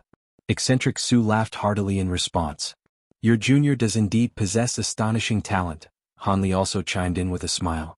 The young boy could only remain silent with an embarrassed blush on his face. Eccentric Sue's delighted expression then faded as he said in a heavy voice, generally speaking, this junior of mine could well rise to even greater heights than me in the future, but unfortunately, there's an inherent flaw in his body that makes his future cultivation full of doubts and uncertainty. Han Li's eyes flashed upon hearing this, but he didn't say anything in reply as he knew that an explanation was definitely coming. As expected, after a brief pause, Eccentric Sue continued, he possesses outstanding aptitude, but some issues have arisen in his cultivation of his bonded cloud beast. It should have been cultivated long ago, but he's stuck at the final steps and unable to truly manifest it. According to past experience, it's naturally best for one to cultivate their bonded cloud beast as early as possible. Otherwise, his powers and future cultivation-based progression could be hampered. This is why I've decided to come to you, fellow Taoist Han. I'm not sure I understand what the connection is, Han Li said in a perplexed manner. This is indeed rather complex. To put it simply, I unintentionally discovered that the world's origin chi that I'd gathered from the phenomenon a few days ago can assist my junior in manifesting his bonded cloud beast. However, I'd already used up most of the world's origin chi I'd gathered last time, and the remaining amount isn't enough for him to use. As such, I can only come to you in the hopes that you could perhaps replicate that phenomenon. Eccentric Sue finally disclosed the purpose of his visit. If the world's origin chi is useful to your junior, then I'm sure you can gather some yourself with ease. Why do you need to come and find me? Han Li asked in a calm manner. I've already conducted several experiments and found that normal world's origin chi is completely ineffective in aiding my junior to manifest his bonded cloud beast. As such, the world's origin chi gathered by the phenomenon that you conjured up must be special somehow, and contains something that is beyond my scope of comprehension. Perhaps only that special thing will be able to help Xiang'er, Eccentric Sue replied in a rather gloomy manner. I see. A thoughtful expression appeared on Han Li's face. He was naturally well aware that the so-called phenomenon that had taken place a few days ago was created by the dissipation of the true Kirin essence particle, so it was no surprise that this world's origin chi gathered was different from normal. However, it really was quite a surprise to him that this special type of the world's origin chi was beneficial to cloud beings in manifesting their bonded cloud beasts. I came here in the hopes that you can put the same world's origin chi as last time. If you can do that, I'll be sure to reward you handsomely for your efforts, Eccentric Sue said with a hopeful expression on his face. It's not that I don't want to help you, it's just that this is not something that I can accomplish easily, Hanli replied in a hesitant manner. True Kirin essence was an extremely precious substance, and even though he couldn't refine it, it would still be immensely beneficial to the Weeping Soul Beast, so he was naturally unwilling to extract more particles for no good reason. After all, even though there were many such particles in the Weeping Soul Beast's body, who was to say that a single particle wouldn't be the difference between the Weeping Soul Beast going through an evolution or not?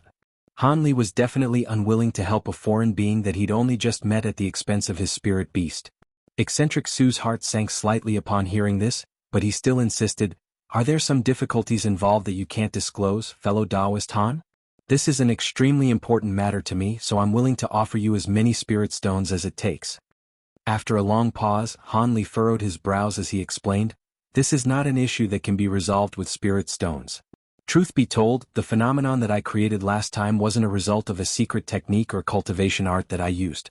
Instead, I had to use a disposable treasure to conjure up that phenomenon. As for exactly what treasure that is, forgive me for not being able to disclose that. However, I'm sure you can imagine just how precious this treasure is to be able to conjure up such a phenomenon. I don't have many of those treasures left on my hands at the moment, and I'm very reluctant to part with them." A disposable treasure? Eccentric Sue's expression changed upon hearing this. "Indeed. On top of that, this treasure is extremely useful to me as well, and I'm not willing to exchange it for any quantity of spirit stones," Hanli continued in a rather apologetic manner.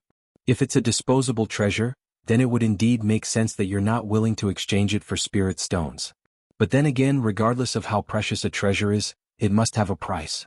I have a collection of precious treasures as well, and I can exchange a treasure of equal value for this disposable treasure you're referring to." Eccentric Sue had no intention of giving up. An exchange? Han Li's expression changed slightly upon hearing this, and he really did seem to be tempted by this proposal.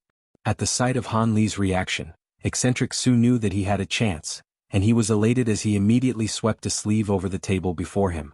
A burst of red light swept forth, and 7 or 8 jade boxes of different sizes abruptly appeared on the table.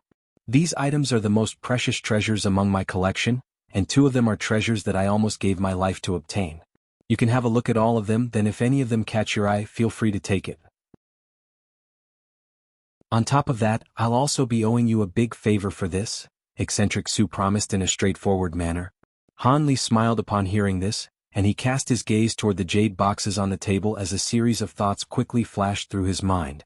This Eccentric Sue was at the pinnacle of the spatial tempering stage, and he was also a cloud being who appeared to be quite powerful. As such, the most precious treasures among his collection were most likely quite precious indeed. However, he also possessed many astounding treasures, including 2 profound heavenly treasures, which even body integration stage beings wouldn't dare dream of obtaining. Hence, he wasn't actually very hopeful that there would be something here that could tempt him. In any case, unless he saw something that he really needed, he wasn't going to agree to an exchange. Even so, Han Li still smiled as he said, "In that case, I'd be honored to see these items among your collection." He raised a hand and made a grabbing motion as he spoke, upon which a fiery red jade box left the table and was drawn into his grasp. Han Li raised an eyebrow as he sensed the scorching aura emanating from the jade box, and he didn't dare to take it lightly as he conjured up a layer of spiritual light to protect his hand. At the same time, he flicked a finger from his other hand toward the jade box, and the lid flew off of its own accord. A scorching aura immediately erupted from within in a frenzy, and the temperature within the entire hall was raised dramatically. Blue light flashed through Han Li's eyes, and he immediately identified the item in the box to be a white egg that was around the size of a normal egg. However, there were red patterns all over its surface, and there was scintillating red light emanating from it that was swelling and receding incessantly. "What's this?" Han Li asked as a hint of surprise flashed through his eyes. He could sense that this egg possessed quite a powerful aura, but he naturally couldn't tell which type of beast this egg belonged to. "You really do have a good eye, fellow Taoist Han. You've picked out the only spirit egg among these treasures. This is the egg of an extremely rare primordial flame butterfly that I killed in a realm of lava deep underground. The butterfly's fire attribute powers were not inferior to mine, and I spent an entire year to set up a trap for it before I was finally able to kill it. I'm sure that if you were to carefully nurture this egg, it would hatch into a fantastic spirit beast. If it weren't for the fact that I already have a bonded cloud beast, which makes it impossible for me to divert my attention to other spirit beasts. Perhaps I would have hatched this egg long ago, eccentric Shui said with a smile. For this butterfly to possess fire attribute powers comparable to yours truly makes it quite an extraordinary creature. Unfortunately, I already have other spirit beasts as well. Otherwise, this would indeed be a highly sought-after treasure to me. Han Li withdrew his gaze from the egg as he clicked his tongue with wonder. Eccentric Su faltered slightly upon hearing this before smiling as he said, "It's my fault for failing to consider that. At your current cultivation base, it's only natural that you've nurtured spirit beasts of your own already. It's alright, you can continue browsing through the other boxes." Han Li nodded before placing the lid back onto the jade box, then gently tossing it forward. A burst of azure light immediately surged out his sleeve, carrying the jade box onto the table in a stable manner before sweeping another jade box toward him. Han Li raised a hand and the second jade box fell into his grasp. Time passed by slowly, and after about 15 minutes Han Li had seen most of the treasures that eccentric Su had brought out. Most of them contained rare materials, and there were also one or two powerful-looking treasures, as well as even a vial of pills that could assist in enhancing a spatial tempering stage being's cultivation base. These items were all extremely precious, and they were even superior to many of the auction items that had been sold during the Four Races auction. However, none of them managed to catch Han Li's eye, and he merely inspected them one by one with a faint smile on his face before putting them away. After he'd appraised the item in the final jade box and set it down again, eccentric Su's expression was starting to become a little strained. He couldn't help but ask, "Were none of these items of interest to you, fellow Taoist?" In all honesty, these are all indeed extremely precious items. In particular, the egg of that primordial flame butterfly would be a priceless treasure to fellow Taoists using fire attribute cultivation methods. If you were to sell them in an auction, they'd definitely be able to fetch in excess of 10 million spirit stones each. However, to me they're... Han Li shook his head in a resigned manner, and his voice trailed off mid-sentence.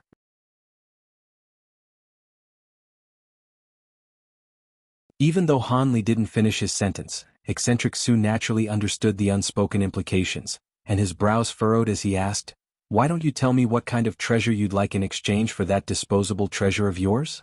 Even if I don't have it, I have many acquaintances and I could try and source it for you." Han Li fell silent upon hearing this. There naturally were items that he wanted. Not taking into account other matters, just the rare materials that Qing Yuanzi was asking for comprised of quite an extensive list. However, it was exactly because of this that he found it difficult to state any terms. If he were to use the true Kirin essence to exchange for only a few of the materials on the list, it naturally wouldn't be worth it for him. However, if he were to ask for too many materials in return, eccentric Su would most likely be of the opinion that Han Li was simply trying to take advantage of him, and he'd essentially be making an enemy for no good reason. After all, only he was aware of the value of the true Kirin essence, but that was not something that he could disclose to eccentric Su, thereby resulting in this predicament. "Fellow Taoist Su, the items I require are all extremely rare, and even you wouldn't be able to source them, so there's no point in disclosing them. As for whether I can replicate that phenomenon for you?" Han Li heaved a faint sigh with a hesitant look on his face. Eccentric Su's expression darkened further at the sight of the hesitant expression on Han Li's face. He glanced at the young boy behind him, then gritted his teeth and pulled out a blue jade box as he said, "Would you like to have a look at this item as well? It's even more valuable than all of the other items I've shown you. One of the elders of our cloud race also requires this item, and I wanted to offer it to him in exchange for some benefits, but the future of my junior clearly takes priority over that. I'm sure that even if this item isn't something that you're looking for, it's at least of equal value to the disposable treasure you possess." Han Li wasn't surprised at all to see that eccentric Su had held something back in reserve. If he were in eccentric Su's shoes, he wouldn't bring out the most valuable item he had to offer from the get-go either. As for the story about how he was planning to give this item to one of the elders of his race, that most likely wasn't true, and Han Li naturally wasn't going to take it seriously. Thus, he nodded in response before making a grabbing motion to draw the blue jade box into his grasp. As soon as his fingers came into contact with the box, a strange chilling sensation suddenly ran through his entire body, and his heart jolted with shock in response. He didn't know what kind of spirit jade this box had been refined from, but it was even colder than profound jade. As such, Han Li was rather intrigued as he slowly removed the lid of the box, and golden light flashed as the content of the box was revealed. This was a fist-sized chunk of crimson metal that was radiating shimmering golden light. A hint of bewilderment flashed through Han Li's eyes as soon as he caught sight of the item, as if he'd managed to identify it, but he still seemed to be in disbelief. All of a sudden, Han Li flipped a hand over, and a short white sword appeared in his grasp amid a flash of spiritual light. The sword was only around half a foot in length, it was shimmering with a cold light, but it was quite clearly only a very ordinary treasure. Han Li flicked his wrist, and the sword immediately shot forth into the jade box, striking the chunk of crimson metal in a flash. An astonishing scene then ensued. In the instant that the tip of the sword came into contact with the piece of crimson metal, it melted in a soundless manner like a burning candle, then disappeared into nothingness in the blink of an eye. Flame metal essence. Han Li exclaimed through a slightly dry throat. You sure are quite knowledgeable, fellow Taoist Han. This flame metal essence is a top-grade material for refining fire attribute treasures, and if you were to add even a tiny portion of it to a normal treasure, that treasure would be given fire attribute powers. Regardless of how precious your disposable treasure is, I'm sure this item will be enough to exchange for it, Eccentric Su said in a slow voice as he appraised the blue jade box in Han Li's hand. The bewilderment gradually faded from Han Li's eyes, and he suddenly smiled as he said, I really do have a use for this flame metal essence, but I'm naturally also aware of just how precious it is. How about this? In addition to replicating that phenomenon for you, I'll also throw in 5 million spirit stones for you. Eccentric Su had originally been quite dejected that he had to part with this precious treasure, but after hearing Han Li's proposal, his expression eased slightly, and he nodded as he replied, All right, we'll do as you say. To him, the flame metal essence was indeed extremely precious, but it still couldn't compare with the future of this junior on whom he'd placed such high hopes. Thus, Han Li flipped a hand over to stow the blue jade box away, and Eccentric Shui began, Now then about the phenomenon. Rest assured, Brother Su, take this bag of spirit stones first, then go to the summit of this spirit mountain.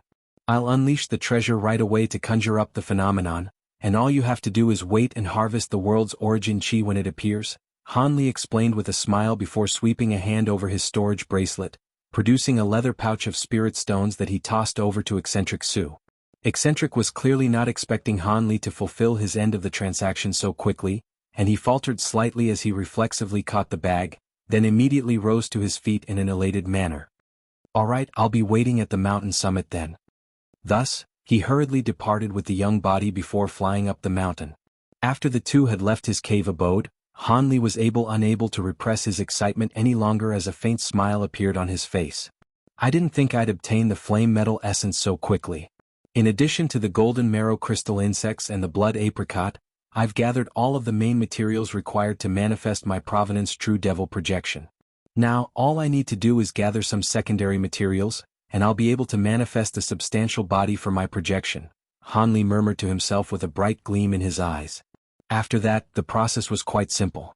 Han Li released the Weeping Soul Beast again, then extracted another true Kirin essence particle from its body before intentionally refining it with his nascent flames.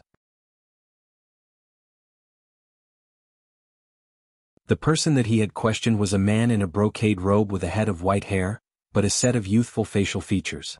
His expression soured slightly upon hearing this question, but he still hurriedly rose to his feet as he cupped his fist in a salute, and replied, Senior One, we've already deployed all of the beings in our race who are proficient in interrogative techniques, and investigated all of the suspicious beings who have come to our Cloud City in the past 6 months. During the process, we've even weeded out hundreds of spies that had been planted in our Cloud City from various other races, but we've still been unable to find that Jiaoqi race being who infiltrated our enshrinement hall. I think the infiltrator has most likely already left Cloud City. Otherwise, there's no way that he would have been able to escape such an exhaustive investigation.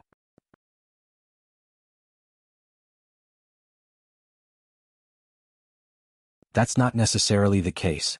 Perhaps that infiltrator is very proficient in disguise techniques, and you may have unwittingly set them free already, a figure enshrouded in gray light remarked in an indifferent manner.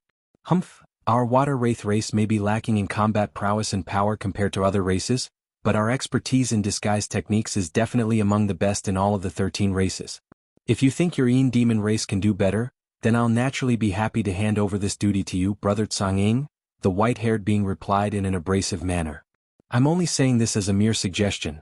There's no way that our Yin Demon race would be more suited to this task than your water wraith race, the gray figure chuckled in a nonchalant manner. A cold light flashed through the white-haired man's eyes, and he was just about to say something else when the white-robed young man interjected, "All right, that's enough bickering from you two. There's no way that Jiaoqi race infiltrator could have managed to escape. After I discovered that that thing had been stolen, I immediately issued a command to seal off all of the exits of the city. During the past few days, no one has been allowed to leave, so not even a single mosquito could have flown out of Cloud City. On top of that, according to one of the guards who had been injured by the infiltrator, that being was only at the spatial tempering stage, so it's very unlikely that they could have fooled fellow Taoist Bai and his subordinates. In that case, this indicates that the infiltrator has most likely been in our Cloud City for a long time. As such, we have to investigate suspicious targets that have entered the city even longer than 6 months ago." Both the white-haired man and the gray figure immediately fell silent in an obedient manner upon hearing this. If that really is the case, then things are going to get quite troublesome. If we begin investigating all suspicious beings who were allowed into the city from even further back than half a year ago, there are simply way too many beings to investigate.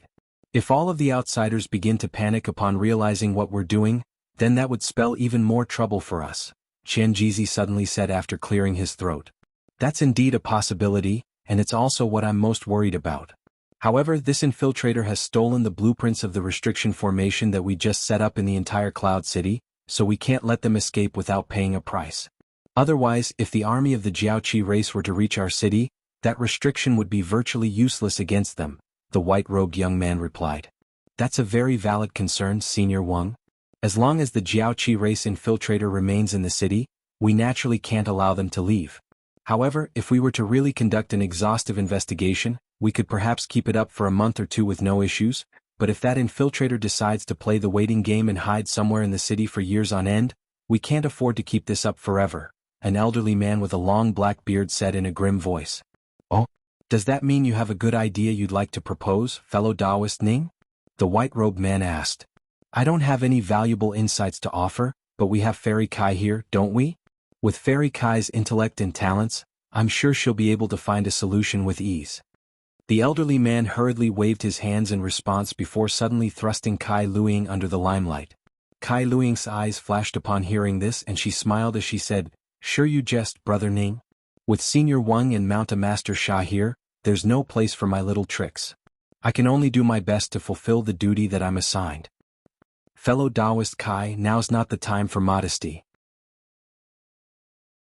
I want to hear what insights you have to offer as an elder of the crystal race, the white-robed man insisted in a serious manner. Kai Luiying's brows furrowed slightly, but she then quickly reverted back to her normal expression as she rose to her feet, then extended a bow toward each of the two beings seated at the center of the hall. In that case, I'll do my best to propose a solution. Alright, please go ahead, Fairy Kai. I'm sure you won't disappoint us, fellow Taoist Kai. Everyone present smiled and offered words of encouragement. It appeared that even though Kai Luiying possessed one of the lowest cultivation bases among all of the beings present, she seemed to be quite a popular and influential figure. Even the elderly woman that had her eyes virtually half closed opened her eyes slightly wider as she appraised Kai Luiying. The white-robed man beside her was also looking at Kai Luiying with an expectant gaze. After looking at everyone gathered in the hall, Kai Luiying said, In my opinion, it's not a good idea to pour all of our resources into conducting an exhaustive and lengthy investigation. Instead, we should lay a trap to lure out the infiltrator. What kind of trap do you propose? The white-robed man asked. Kai Luiying replied, Regardless of what kind of method the infiltrator will adopt to try and escape, it looks like it'll be quite difficult to capture them in a short time. As such, I suggest conducting an exhaustive investigation for a month, doing everything we can within reason to search for the infiltrator. If we catch them during this time, then that would be ideal. However, if we fail to do so, we can slowly withdraw resources from the search, thereby making it appear as if we're giving up and conceded that we won't be catching the infiltrator, but in reality, we'll be deploying more people to the 4 city gates, where they'll be conducting investigations from the shadows. On top of that, I suggest organizing a group of elite individuals who continue to investigate suspicious beings leaving Cloud City during the upcoming period in secret. In that case, if the infiltrator is in a hurry to deliver the blueprints back to the Jiaoqi race, they'll be sure to fall into our trap. On the contrary, if they plan to continue hiding in the city, I'm sure that once it becomes seemingly apparent that we're calling off the search, they'll gradually grow complacent, and that'll be their downfall. That is indeed a good idea, But what if that infiltrator is extremely proficient in disguise techniques, and they manage to bypass our investigation after we open the 4 city gates? Won't we be shooting ourselves in the foot and allowing them to escape instead? The white-robed man initially nodded in response, but then shook his head quickly thereafter. Everyone else thought that Kai Luiying's plan was quite good, but now that the white-robed man was stating a different opinion, everyone was rather hesitant again. I've actually only disclosed half the plan, Senior Wang. I think you'll be interested to hear the second half of my plan, Kai Luiying said with a smile. Her lips then began to move slightly, but she uttered no sounds, and it was quite apparent that she was transmitting her voice directly to the white-robed man. The man was initially rather taken aback by this, but after listening for a while, a hint of surprise appeared on his face, which then quickly turned into elation. Only after close to 10 minutes did Kai Luiying finally cease her voice transmission. Is that true? The white-robed man took a deep breath before suddenly casting his gaze toward Chen Jizi. I wouldn't dare joke about such an important matter, Kai Luiying replied with a serious look on her face. All of the other holy race beings present wore different expressions as they glanced at one another in the aftermath of that mysterious exchange between Kai Luiying and the white-robed man. However, all of them were naturally smart enough not to inquire about the contents of the voice transmission. In that case, I'm certainly convinced. Mistress Xia, I'm sure you just heard fellow Taoist Kai's voice transmission as well. What do you think? The white-robed man suddenly turned to the elderly woman beside him in a polite manner. I have no objections. I'm just an old woman who doesn't want to think anymore. All I'm responsible for is helping out when we encounter enemies that are too powerful for these little guys to deal with. I'm not going to pay any heed to anything else, and nor do I have the energy to do so. Seeing as you've formulated a plan, I'm going back to rest now. Fellow Taoist Wang, you can make all of the decisions that arise from here onward, the old woman said in a feeble voice as she rose to her feet in a wobbly manner. A wry smile appeared on the white-robed man's face upon hearing this. However, before he had a chance to say anything else, the woman had already departed, and she really did leave just as she said she would. All of the other beings present were naturally slightly bemused to see this. This elderly woman had always been extremely mysterious. All of them knew that she was a Grand Ascension stage being, but no one knew which of the 13 races she hailed from, nor what kind of ability she'd cultivated to progress to the Grand Ascension stage. According to some rumors, she was the oldest of all of the current Grand Ascension stage beings in the 13 races, and it was said that she'd lived for an unimaginably long time. At the very least, all of the cultivators had known of her existence for many years. As such, even though she appeared to be a frail old woman who could be blown over by a stiff breeze, even the white-robed man regarded her as a senior, so all of the other beings present naturally treated her with the utmost respect. After the old woman finally hobbled out of the hall, the white-robed man could only heave a resigned sigh before withdrawing his gaze. After a brief pause, the white-robed man announced in a decisive manner. Seeing as Mistress Xia has already left and there's not really anything left to discuss this matter, we'll all do as fellow Taoist Kai says. Very Kai, fellow Taoist Bai, I'll leave this to the two of you. Everyone else, you must cooperate with the two of them to the best of your abilities. Everyone in the hall naturally agreed to this arrangement. Alright, let's discuss the matters surrounding the vast glacial realm next. Chen Jizi, you can tell everyone about this. The white-robed man suddenly changed the subject. Everyone's expressions changed slightly upon hearing the words, vast glacial realm. Some of the more impatient beings present couldn't help but ask, what's going on, fellow Taoist Qian? Is the vast glacial realm about to open soon? Meanwhile, Kai Luiying and Duan Tianren exchanged a glance in a reflexive manner before immediately averting their eyes. The vast glacial apparatus in the sentient hall of our myriad ancient race has displayed a reaction 2 days ago, and according to past experience, this means that the vast glacial realm will open in a few months to 3 or 4 years, Qian Jizi explained in an unhurried manner.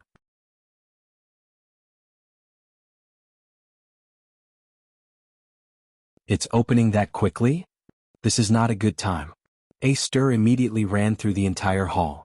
The vast glacial badges had only appeared not long ago, so it's indeed rather out of the ordinary that the vast glacial apparatus is displaying a reaction so soon. This also coincides with the invasion of the Jiaoqi race, so we won't be able to focus wholeheartedly on preparing for this event. However, the opening of the vast glacial realm is a great opportunity for the races all over the Thunder Continent to receive a boost in power, so we naturally can't just not prepare for it either. As such, I need everyone to formulate a course of action, Qian Jizi said with a serious look on his face. Indeed, fellow Daoist Qian. The invasion of the Jiaoqi race has drawn most of our attention, but thankfully, this isn't the first time we've had to prepare for the opening of the vast glacial realm, so there's no need to panic even if it's happening a little earlier than normal, the white-robed man said with a nod. To be honest, whether we can reap much rewards from the vast glacial realm depends almost entirely on the luck and potential of our juniors. All we can do is ascertain the roster that is to enter the vast glacial realm as soon as possible, then set up the formation required for them to enter the realm. On this occasion, our 13 races didn't manage to secure too many vast glacial badges, and our Cloud City only has 2. As such, we only need to prepare 2 formations on our end. The other vast glacial badges will naturally be taken care of by others, so we don't need to worry about them. A burly man with a body that was as black as charcoal chimed in agreement. Indeed. However, we have many juniors in Cloud City who are at the pinnacle of the spatial tempering stage, so it won't be easy to ascertain this roster. In order to prevent that Jiaoqi race infiltrator from wreaking havoc during this time, we have to make sure that the 2 teleportation formations are extremely well guarded. Some of the beings present were quite elated, while others were rather concerned, and all of them offered their opinions.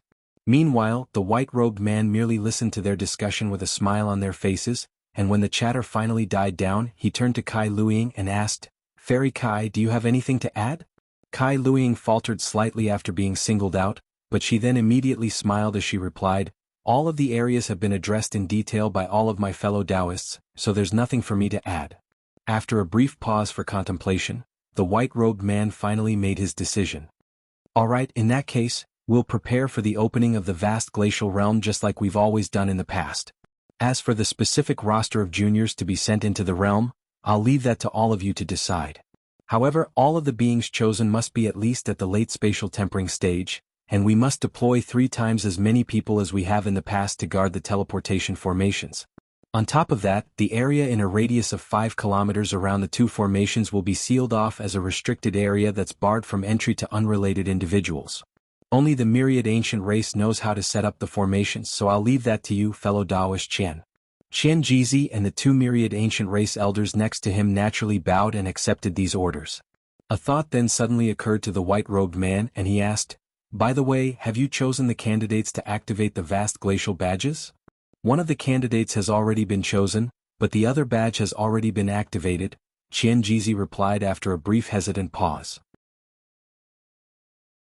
"If I recall correctly, all of the candidates chosen to activate the vast glacial badges are selected through a rigorous selection process, and the badges are only activated on the cusp of the opening of the vast glacial realm. Why was a badge activated so early this time?" The white-robed man's expression darkened upon hearing this. "Please forgive me, senior. The situation with this vast glacial badge is rather special, and it had already been activated by the time we obtained it. Here's what happened." Thus, Qian Jizi gave a careful recount of what had happened with Han Li. "I see. So that being isn't a heavenly cloud being. In fact, he isn't even from our continent," the white-robed man surmised with a surprised look on his face. "Indeed. I have also agreed to let him use the super teleportation formation after returning from the vast glacial realm, but he has to supply the spirit stones required for that himself," Qian Jizi replied in a truthful manner.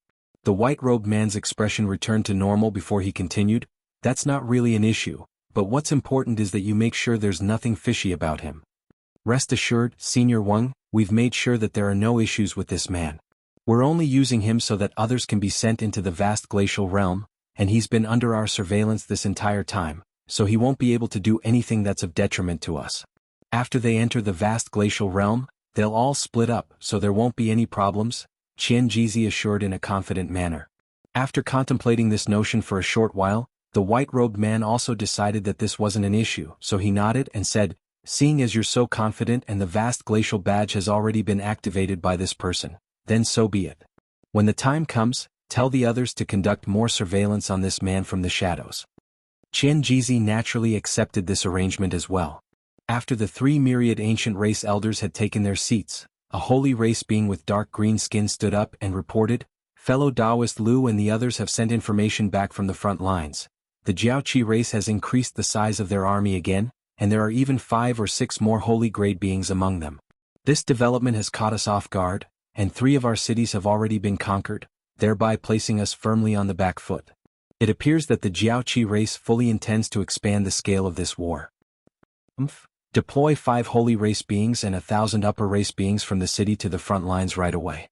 If they want to escalate this battle, then we'll be happy to respond in kind. The white-robed man harumphed coldly. Yes. After that, other holy race beings also began to report some important matters. In the end, this meeting between the most powerful beings of Cloud City lasted for close to an hour. Following its conclusion, all of the holy race beings immediately departed to make preparations. Meanwhile, Hanli was still in seclusion, cultivating arduously in his cave abode. On a certain day a year later, Hanli suddenly emerged from his cave abode and left Cloud City. However, he mysteriously returned to the city just half a day later, then entered his secret chamber again. Time slowly passed by and 3 years flew past in the blink of an eye.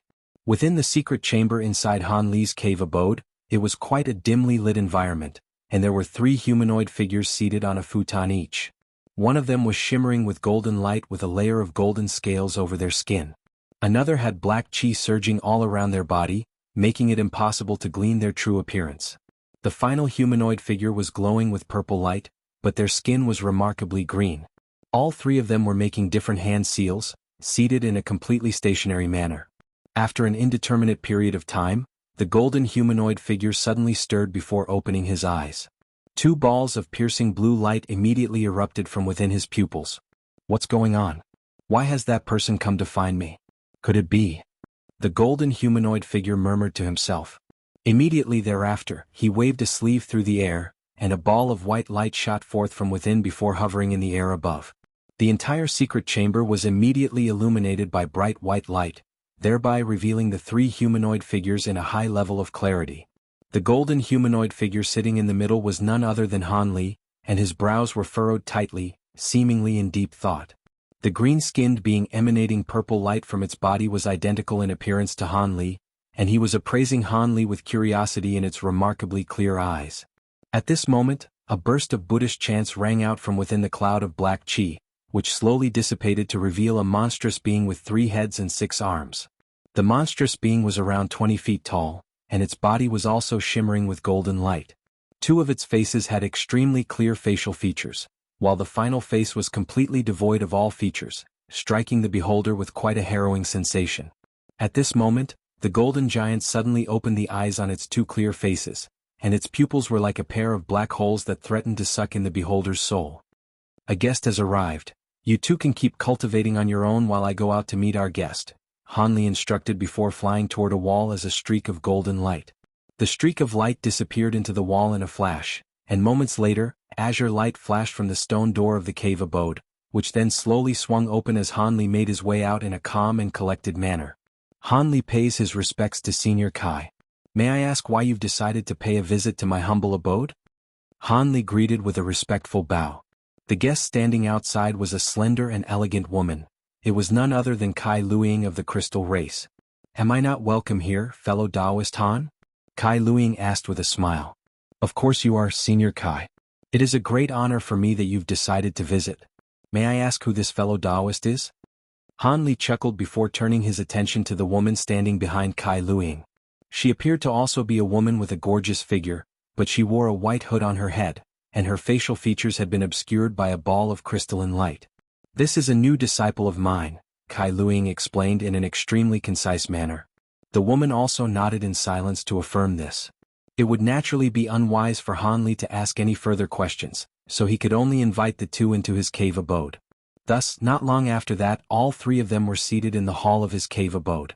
A humanoid puppet immediately arrived at Hanli's behest to offer some spirit fruits and a few cups of spirit tea. Kai Luiying was quite intrigued as she took a sip of her cup of spirit tea, upon which a hint of surprise flashed through her eyes. What potent spiritual qi! These tea leaves seem to have come from a tea tree that's over 1,000 years old.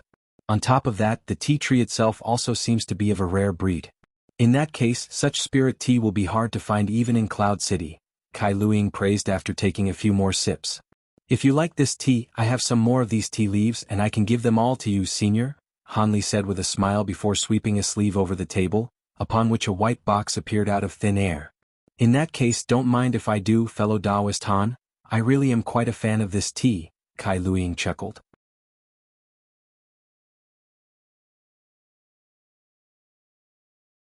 She raised a hand as she spoke, drawing the jade box into her grasp before it then vanished in a flash. Han Li smiled upon seeing this and began to discuss some matters revolving around cultivation with Kai Luiying, seemingly completely disinterested in finding out the purpose for her visit. Kai Luiying smiled upon seeing this and also discussed some inconsequential topics with Han Li.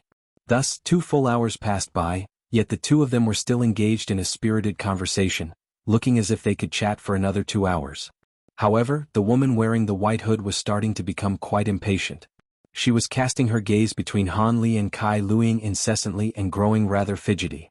Kai Luiying's brows furrowed slightly upon seeing this, but a smile then quickly reappeared on her face as she said, "Fellow Taoist Han, it's only been a few years since I last saw you, but you've become a lot more patient since then.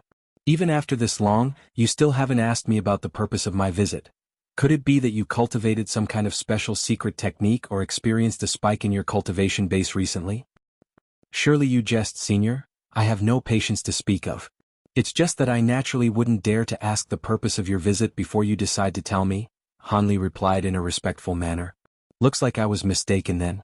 However, I trust you've already guessed the reason why I've come here today," Kai Luiying said with a nonchalant smile. "I do indeed have a hunch that your visit has something to do with the vast glacial realm, Senior," Han Li replied in a truthful manner.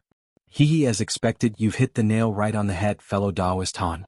This is indeed why I've paid you a visit with my disciple in accompaniment, and I'm sure that fellow Taoist Duan will also come to visit you with someone else soon," Kai Luiying chuckled in response.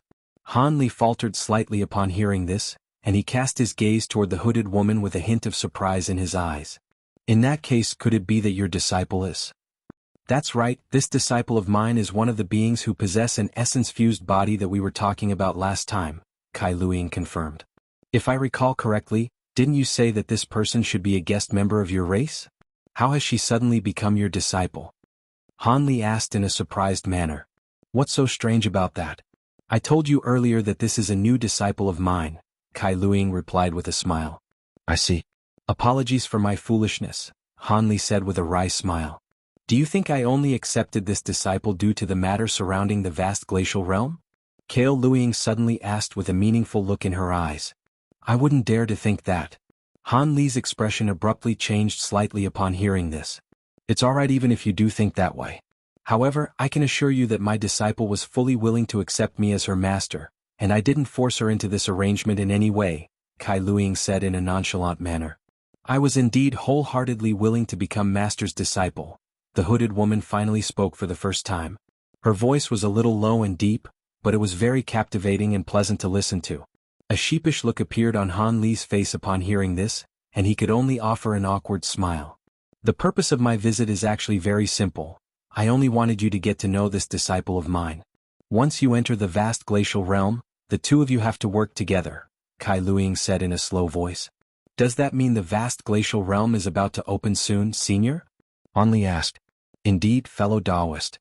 Barring any mishaps, the vast glacial realm should be opening a month from now," Kai Luiying replied as her smile faded. "A month? It's coming up that soon?" Han Li really was quite surprised to hear this. "Are there some matters that you haven't finished attending to, fellow Taoist Han?" Kai Luiying asked.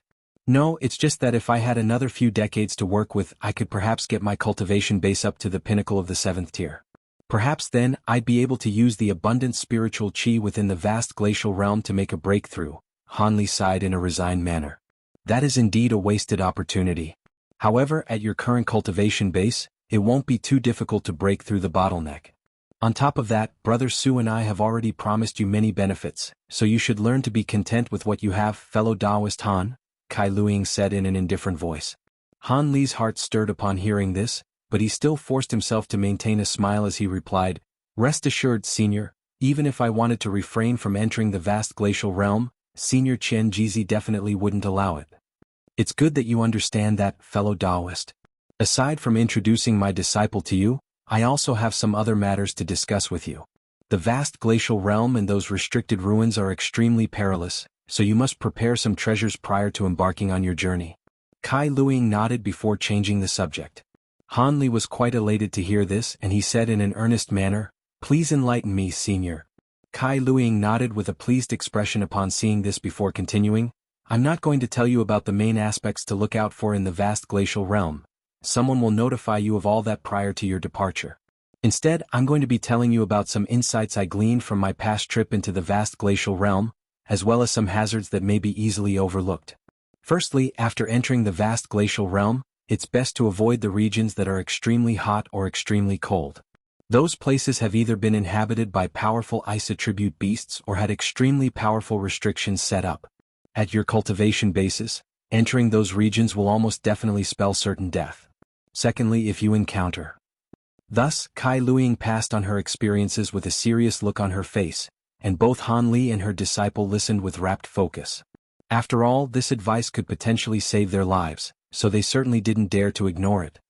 Lastly, remember, if you see a strange crimson cloud in the distance, run away as fast as you can, and get as far away as possible from it. If you hesitate even for a split second, you'll be dead for sure. As for the specific reason behind that, I'm not going to elaborate on it. You'll find out why if you encounter such a phenomenon. Alright, I've said everything that needs to be said. Have you committed all of that to memory, fellow Taoist Han? Kai Luiying asked as she turned to Han Li. I have. Thank you for disclosing this valuable information, Senior, Han Li replied in a respectful manner. Alright, that's all I came here to do, so I'll be going back with my disciple now. The next time we meet will most likely be on the day when the vast glacial realm opens, Kai Luiying said with a smile before rising to her feet. Her disciple also followed suit and stood up as well. I'll see you out, Senior. Han Li naturally also hurriedly rose to his feet to accompany the two of them out of his cave abode. There's no need for that. My disciple and I can leave on our own. Otherwise, suspicions may be raised if we were to be seen together, Kai Luiying replied. Alright, then forgive me for not being able to accompany you to the door, Han Li said with a slight bow. Kai Luiying nodded before departing with her disciple. However, a thought then suddenly seemed to have occurred to her, and she turned around as she said, How foolish of me, there's something that I almost forgot to tell you. Han Li faltered slightly upon hearing this before immediately asking, What is it, Senior? Take this and make sure to keep it safe. A combination secret technique is recorded in here, and it's best for you to memorize it before you set off into the vast glacial realm. After the three of you are teleported into the realm, don't be in a hurry to set off immediately. Instead, practice this secret technique that combines your divine essence-fused light into one first. This secret technique is not only necessary to break the restriction on that place, it's also a powerful weapon that can be used against enemies. I wanted to get the three of you to rehearse it prior to entering the vast glacial realm, but there was a possibility that the secret technique could have been stolen by someone else in Cloud City, so you'll have to rehearse it after entering the vast glacial realm. Kai Luiying raised a hand as she spoke, sending a streak of white light flying toward Han Li. Han Li made a grabbing motion in a rather surprised manner to draw the white light into his grasp, then looked down to discover that this was a white jade tablet. A combination secret technique? Han Li murmured to himself before seeping his spiritual sense into it in a curious manner. He had heard of this type of secret technique before. Generally speaking, they were designed to combine the powers of many beings to create power superior to that of the sum of the participants, and they were very rare secret techniques. After a while, Han Li withdrew his spiritual sense from the jade tablet, only to find that Kai Luiying and her disciple were already nowhere to be seen. Han Li wasn't surprised by this, and he swept a sleeve through the air in an expressionless manner. A burst of bright azure light immediately radiated from his body, and he abruptly vanished. Moments later, golden light suddenly flashed within the secret chamber, and Han Li reappeared out of thin air before casting his gaze toward the monstrous being and the green Han Li, both of whom were still in seated meditation. However, they seemed to have also sensed his arrival, and they both opened their eyes to meet his gaze. I wanted to cultivate the two of you further before entering the vast glacial realm, but it looks like there's no time for that now. I have to prepare some things and refine the extreme essence-fused mountain for the integrated 5 extremes mountain first, Han Li murmured to himself before sweeping a sleeve toward the monstrous being in the secret chamber. A swath of golden light swept forth, and an incredible scene ensued. As the golden light descended upon the monstrous being, a burst of Buddhist chants suddenly rang out from within its body. Immediately thereafter, it disintegrated into countless golden runes of different sizes, as well as a cloud of black chi. The golden runes flashed and absorbed all of the golden light into Han Li's body, while the black chi surged before forming a pitch-black nascent soul that was several inches tall. This was none other than Han Li's second nascent soul, the nascent devil. At this moment, the nascent devil wore a smile on its face, and had donned the suit of heavenly devilish armor in a miniature form.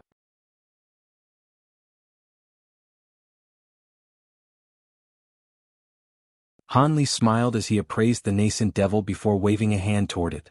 Spiritual light instantly flashed from the nascent devil, and it disappeared into Han Li's body as a streak of black light. It turned out that after using the precious materials gathered to manifest a substantial form for his golden projection, Han Li unintentionally discovered that his nascent devil could easily possess the golden body, and use the devilish chi within it to continue cultivating its profound devilish chi. At the same time, the second nascent soul could expel its nascent flames to refine this body, which was greatly beneficial to the manifestation of this golden body. In that case, Han Li was naturally more than happy to let it possess the projection. After all, his second nascent soul was virtually an independent being on its own, so he didn't have to expend any effort into guiding its cultivation or helping it control the golden body. It was just a pity that this nascent devil possessed quite a lowly cultivation base. If it could cultivate to somewhere around Han Li's current cultivation base, then possess the golden body, it would essentially be similar to an avatar for Han Li, which would naturally immensely enhance his combat prowess. For a normal being, it was of course extremely difficult to cultivate from the nascent soul stage all the way up to the spatial tempering stage. However, Han Li had already been through all that, so he could pass on all types of cultivation experiences to his second nascent soul. Furthermore, he had a virtually limitless supply of precious pills to feed the second nascent soul, so its cultivation was definitely progressing even faster than he was. Cultivation bottlenecks weren't exactly non-existent to nascent devils, but there was no doubt that it would be far easier for them to break through their bottlenecks than it was for normal cultivators. After all, the insights and enlightenment attained by a cultivator right before their breakthroughs were very useful resources. This was also why beings would begin to cultivate avatars or second souls after they'd reached a point in their cultivation where they felt that it was quite difficult to progress any further. However, both refining avatars and second souls required the expenditure of vast amounts of effort and resources, and it was quite often the case that one would only achieve this objective after most of their remaining lifespan had been used up. This was why most cultivators would only cultivate 1 or 2 avatars, despite knowing the immense benefits that avatars could bring to them, and also why most avatars possessed inferior cultivation bases compared to the cultivators themselves. After all, they didn't have the mysterious small vial that Han Li possessed, which allowed him to infinitely nurture all of the spirit medicines he required at a vastly accelerated rate. After embroiling itself in the devilish chi within the golden body and taking many precious pills, the second nascent soul had already reached the pinnacle of the mid-nascent soul stage, and a breakthrough to the late nascent soul stage appeared to be imminent. However, seeing as the vast glacial realm was about to open, he decided to put a hold on the cultivation of his nascent devil. He was going to get the second nascent soul to make its breakthrough in the vast glacial realm. The immense abundance of spiritual chi in that realm would be far more effective against a mere nascent soul stage bottleneck than any precious pills or medicines. With that in mind, Han Li cast his gaze toward the other Han Li, and a peculiar light suddenly flashed through his eyes. Who would have thought that the body of the immortal Zoisha is an ideal material for refining an avatar? On top of that, the liquid in the mysterious small vial can be directly absorbed by this immortal Zoisha as pure spiritual power, thereby enhancing its magic power at a rapid rate. In just a few years, its magic power has reached the mid-spatial tempering stage, and bottlenecks simply don't apply to it. That's absolutely incredible. But then again, that does kinda make sense. A spirit medicine that has attained intelligence in a humanoid form like this immortal Zoisha had to have been in existence for countless years. During this process, it could only enhance its magic power slowly through constant accumulation. If it had to contend with bottlenecks as well, that would simply be far too unfair for it. The strange thing is, the 9-curl spirit ginseng has also attained sentience, but using the liquid on it will only replenish magic power without being able to enhance it any further. Could it be that only spirit beings like immortal Zoishas can absorb this spirit liquid? Or could it be that a spirit medicine can only attain this ability after they've actually manifested an alternate form with its true body rather than just its soul? Han Li murmured to himself with furrowed brows before shaking his head. Who cares what the reason behind this is? The fact of the matter is that a brilliant opportunity has been placed right before me. I can refine this avatar into a replacement body, then use my nascent soul to possess it and use it in battle. After discovering that the spirit liquid in the mysterious small vial could enhance the immortal Zoisha's cultivation base, Han Li's thought process was very simple. He was going to keep using the spirit liquid to nurture this spirit body to see if it could attain body integration stage magic power in the end. Even though this would only result in a spirit body that simply possessed body integration stage magic power, but not actually an equivalent cultivation base, it would still be more powerful than his current body.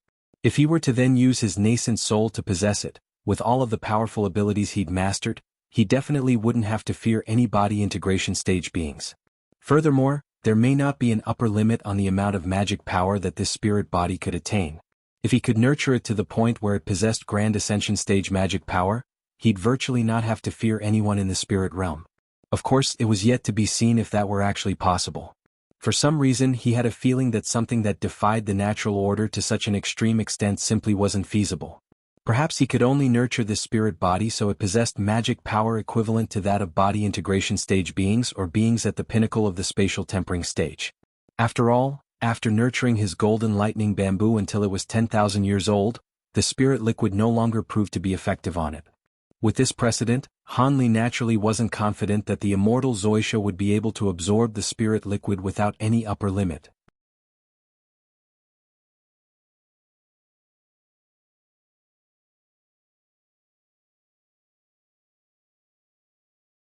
There were a dozen or so foreign beings waiting outside his cave abode, and at the forefront of the ground were 4 yellow-robed beings, all of whom were at the pinnacle of the spatial tempering stage.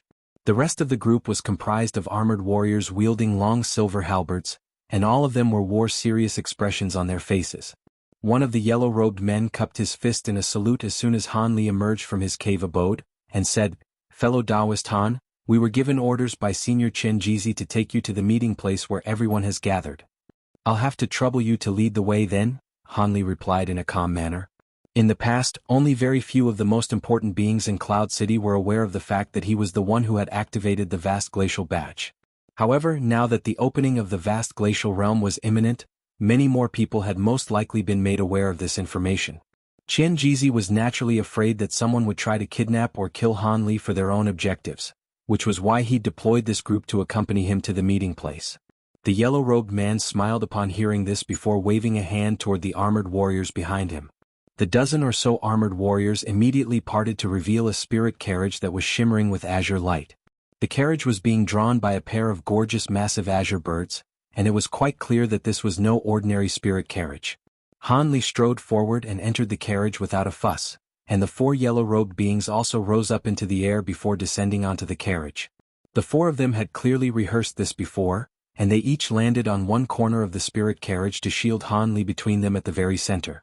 The 2 azure birds let loose a few clear cries before spreading their wings, and they rose up into the air with the spirit carriage behind them.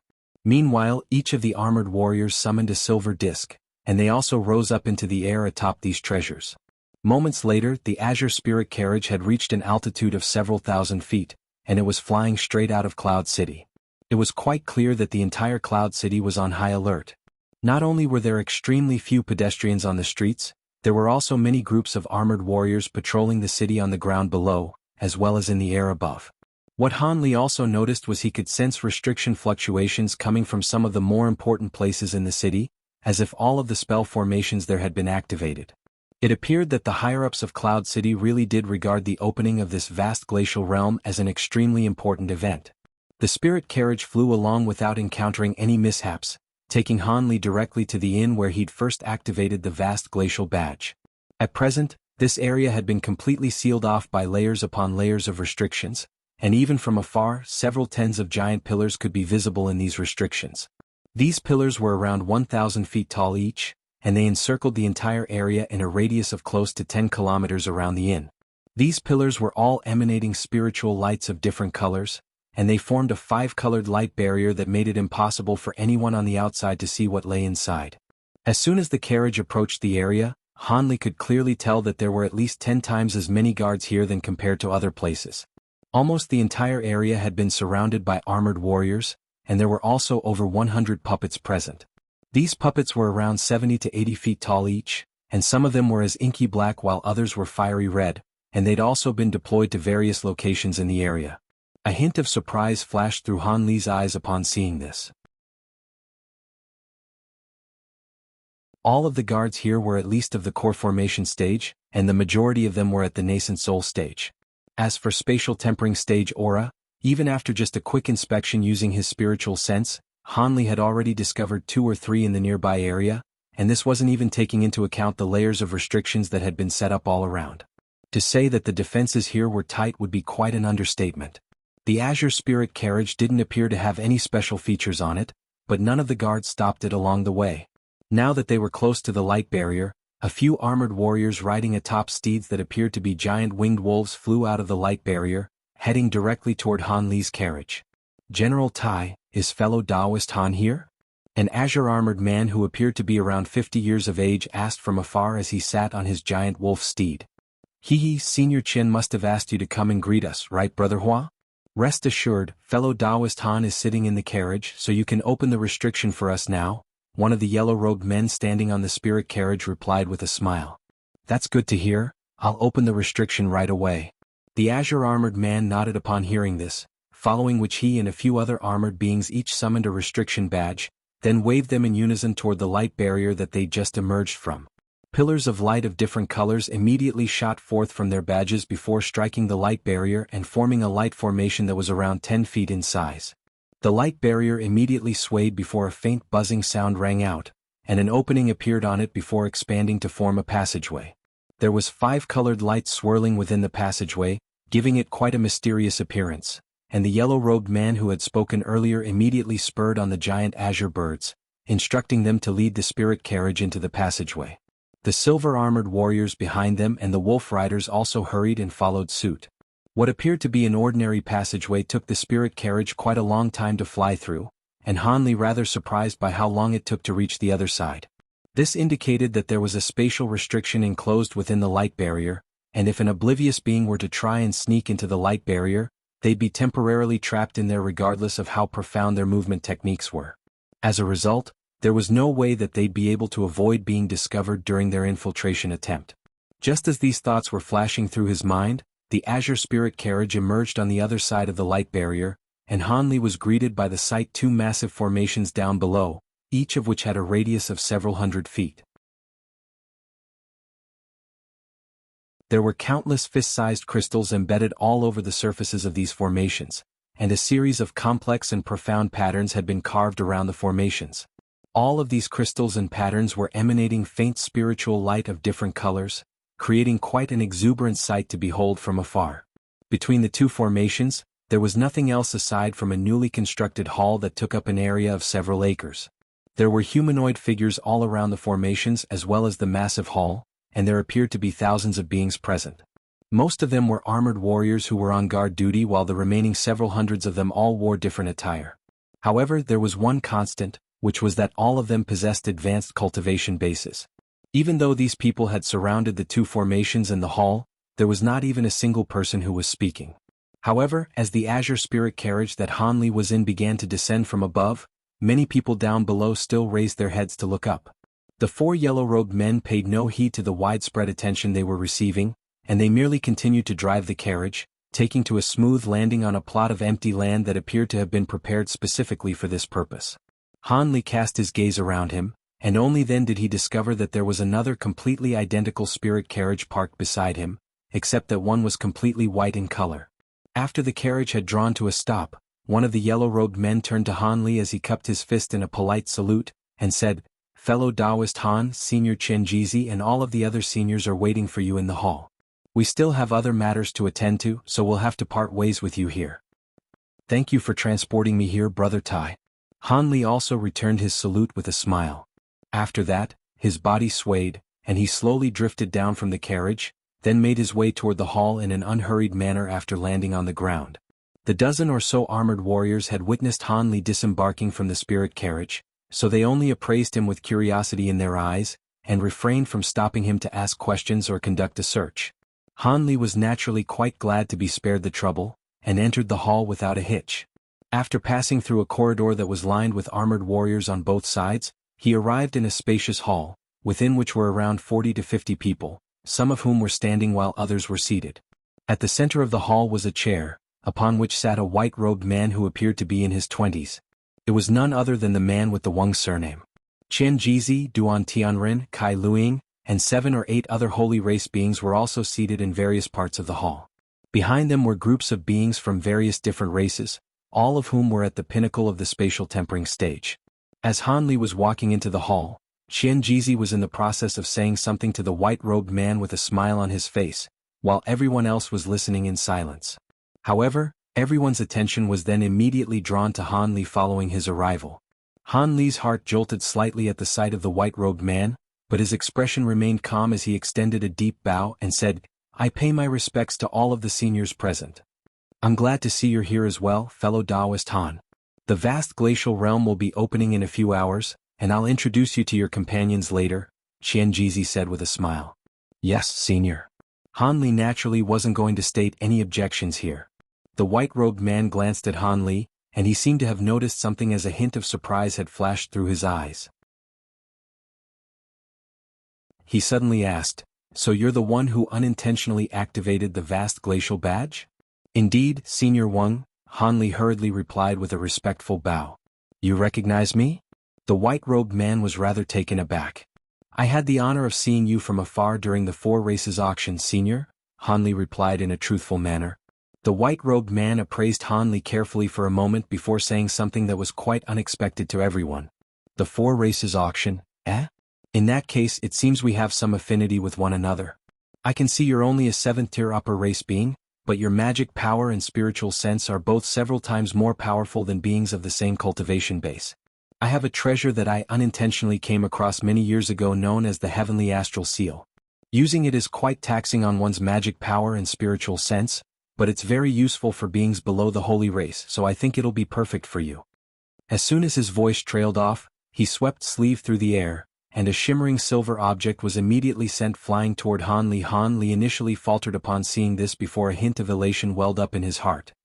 He hurriedly expressed his gratitude before making a grabbing motion toward the oncoming object. A burst of azure light swept forth from his fingertips, enveloping the item before drawing it into his grasp. He then focused his gaze to discover that this was a small antiquated silver seal that was around 5 to 6 inches in size. At the very bottom of the seal was inscribed a few precise purple characters that read "Heavenly Astral Seal," in a type of ancient text. This was an extremely rare text from ancient times, but thankfully, it was one that Han Li recognized from his extensive studies.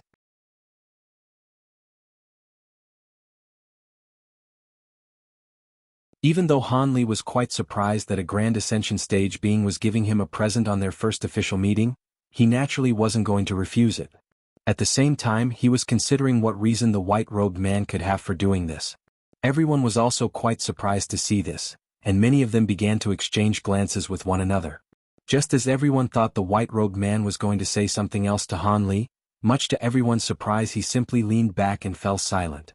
Qian Jizi faltered slightly upon seeing this before quickly returning to his senses as he turned to Han Li with a smile.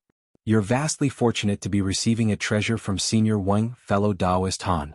With that treasure to protect you, you'll undoubtedly be a lot safer in the vast glacial realm. We don't have much time left, so let me introduce you to your companions first." "Thank you, Senior Qian," Han Li replied in a respectful manner. "First, let me introduce Fairy Yu to you. Just like you, she's also activated a vast glacial badge and she'll be taking another team into the vast glacial realm. There's a very slim chance that your 2 teams will be teleported into the same area in the vast glacial realm, but if you happen to bump into one another, make sure to look out for each other." Qian Jizi began as he gestured toward a woman with a remarkably pale face, wearing a blue palatial dress.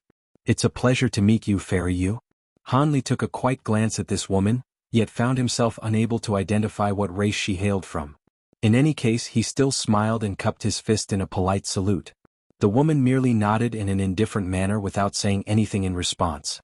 "This is Shi Kuan of the Stone Cocoon race. He possesses some of the most powerful defensive abilities among all of you. Those 2 are the twins from the Azure race, Feng Xiao and Yun Teng. They're very adept at fighting enemies together." Qian Jizi introduced all of the beings in the hall who were at the spatial tempering stage to Han Li one by one, only giving brief introductions without going into any great depth. As such, all of the introductions were completed quite quickly. In the face of a 7th-tier upper race being like Han Li, most of them either displayed no reaction or appraised him with cold expressions. Only a few people regarded him with smiles on their faces. This was no surprise to Han Li. After all, these were all ninth-tier upper race beings, and if they were to make one more breakthrough, they'd be able to reach the holy race. Otherwise, they wouldn't have been chosen to enter the vast glacial realm. As such, it only made sense that they wouldn't pay much heed to an outsider who was only a seventh-tier upper race being. He had been praised by the white-robed man in person earlier, but that only indicated that he was using some special cultivation arts. At the very least, that was what many of them were thinking. Chen Jizi's brows furrowed slightly upon seeing this. Everyone else is oblivious to this, but he knew that Han Li had once slain several beings of the same cultivation base as himself with ease. Perhaps he couldn't completely dominate all of these beings present, but he was definitely powerful enough to at least be among the top 3. However, Han Li didn't seem to mind the treatment that he was receiving, and he nodded to acknowledge these beings one by one as they were being introduced. Kai Luiying and Duan Tianren's disciples were both among these beings, and that Shi Kun from the Stone Cocoon race was none other than Duan Tianren's disciple. According to Qian Jizi, the hooded woman who was Kai Luiying's disciple was called Lu Shu'er. In the past, each vast glacial badge could only take 13 beings into the vast glacial realm, but after making some improvements to the teleportation formations with the assistance of some formation masters from the crystal race, each badge can now facilitate the teleportation of 15 people. Hence, all 30 of you will be entering the vast glacial realm. That's all the introductions I have to make. Let me split you into your teams now. The names I call out from here will go with Fairy Yu, while the rest will go with fellow Taoist Han. He Sha Feng Xiao. Thus, Qian Jizi began to rattle off a list of names. Not long after that, everyone had been split up into 2 groups, one of which stood behind Han Li, while the other stood behind the woman in the blue dress. Han Li's expression remained calm and unchanged, but internally he was wondering what kind of strings Kai Luiying and Duan Tianren had pulled behind the scenes to get Chen Jizi to assign Lu Shu'er and Shi Kun to his team. Both of them wore calm expressions as if they'd never seen Han Li before this.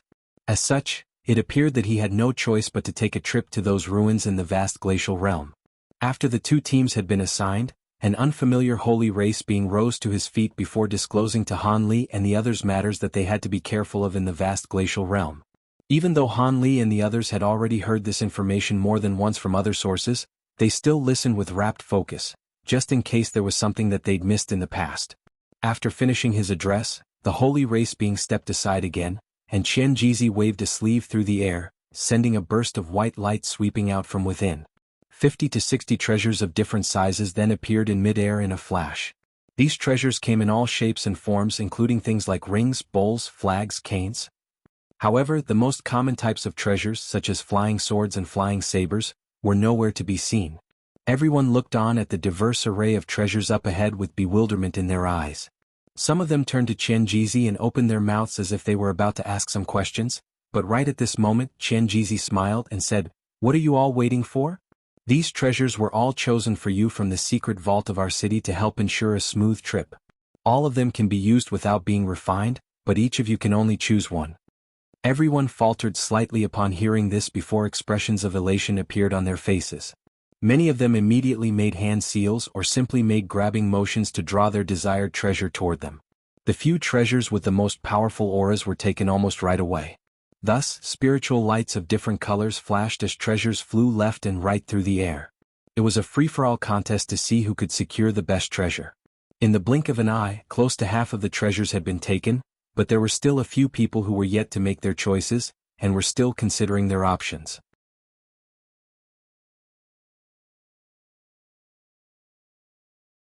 Qian Jizi immediately made a hand seal before raising his hand, and a white incantation seal flew forth before vanishing into the vast glacial apparatus in a flash. Scintillating light immediately began to radiate from the surface of the massive azure bell, and at the same time, countless azure runes appeared out of thin air. The dozen or so extremely lifelike dragon statues then began to move as if they'd sprung to life, but then quickly fell still again. Only the mysterious runes on the surface of the giant bell continued to flash incessantly. Everyone, including Han Li, had turned their attention to this object, but they were naturally unable to identify what it was being used for. At this moment, Qian Jizi and the other holy grade beings suddenly began to converse with one another, and they paid no further heed to the vast glacial apparatus. Not long after that, the white-robed man emerged from within the hall.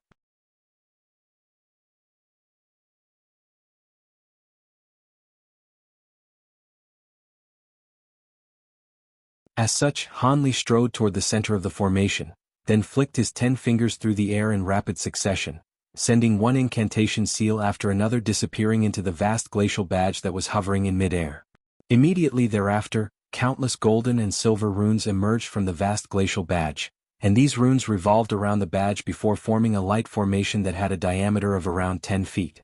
The vast glacial badge was situated at the very center of the formation, and Hanli took a deep breath before pointing a finger up at the badge in a solemn manner. An azure pillar of light immediately shot forth from his fingertip to strike the badge, causing it to emit a loud cry while the entire light formation began to tremor. Brilliant golden and silver light radiated in all directions, and the light formation slowly revolved before also blasting forth a pillar of golden and silver light that was around as thick as a water tank.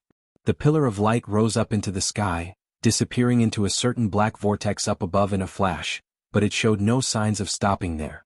A loud rumbling noise rang out in the air above, and the vortex that the pillar of light had vanished into suddenly began to tumble and churn violently, as if it were being stirred up by some kind of immense force. All of the other vortexes around it were instantly swept up and torn apart while the main vortex swelled drastically in size. After just the span of a few breaths, all of the vortexes in the sky had disappeared aside from two massive ones that were around 500 meters in diameter each, both of which were emanating dense black chi. At this moment, the badges at the centers of the light formations suddenly vanished amid a flash of golden and silver lightning, then abruptly reappeared at the centers of the vortexes directly above them. An earth-shattering boom rang out as golden and silver lightning exploded violently, and it was as if two golden and silver suns had emerged. The two scintillating suns then traveled deep into the vortexes, and in the next instant, devastating bursts of spatial fluctuations suddenly erupted from within the vortexes. Both of the vortexes then abruptly disappeared along with the black chi around them, and a pair of golden and silver spatial rifts appeared in their wake. The rifts were only around 70 to 80 feet each, and they hung in midair in a completely stationary manner, as if they were motionless snapshots in time. At this moment, Hanli suddenly sensed that the spiritual sense within his body was flowing into the rift above him at a rapid rate, and expression changed drastically as he yelled, "What are you all waiting for? I won't be able to keep this up for very long."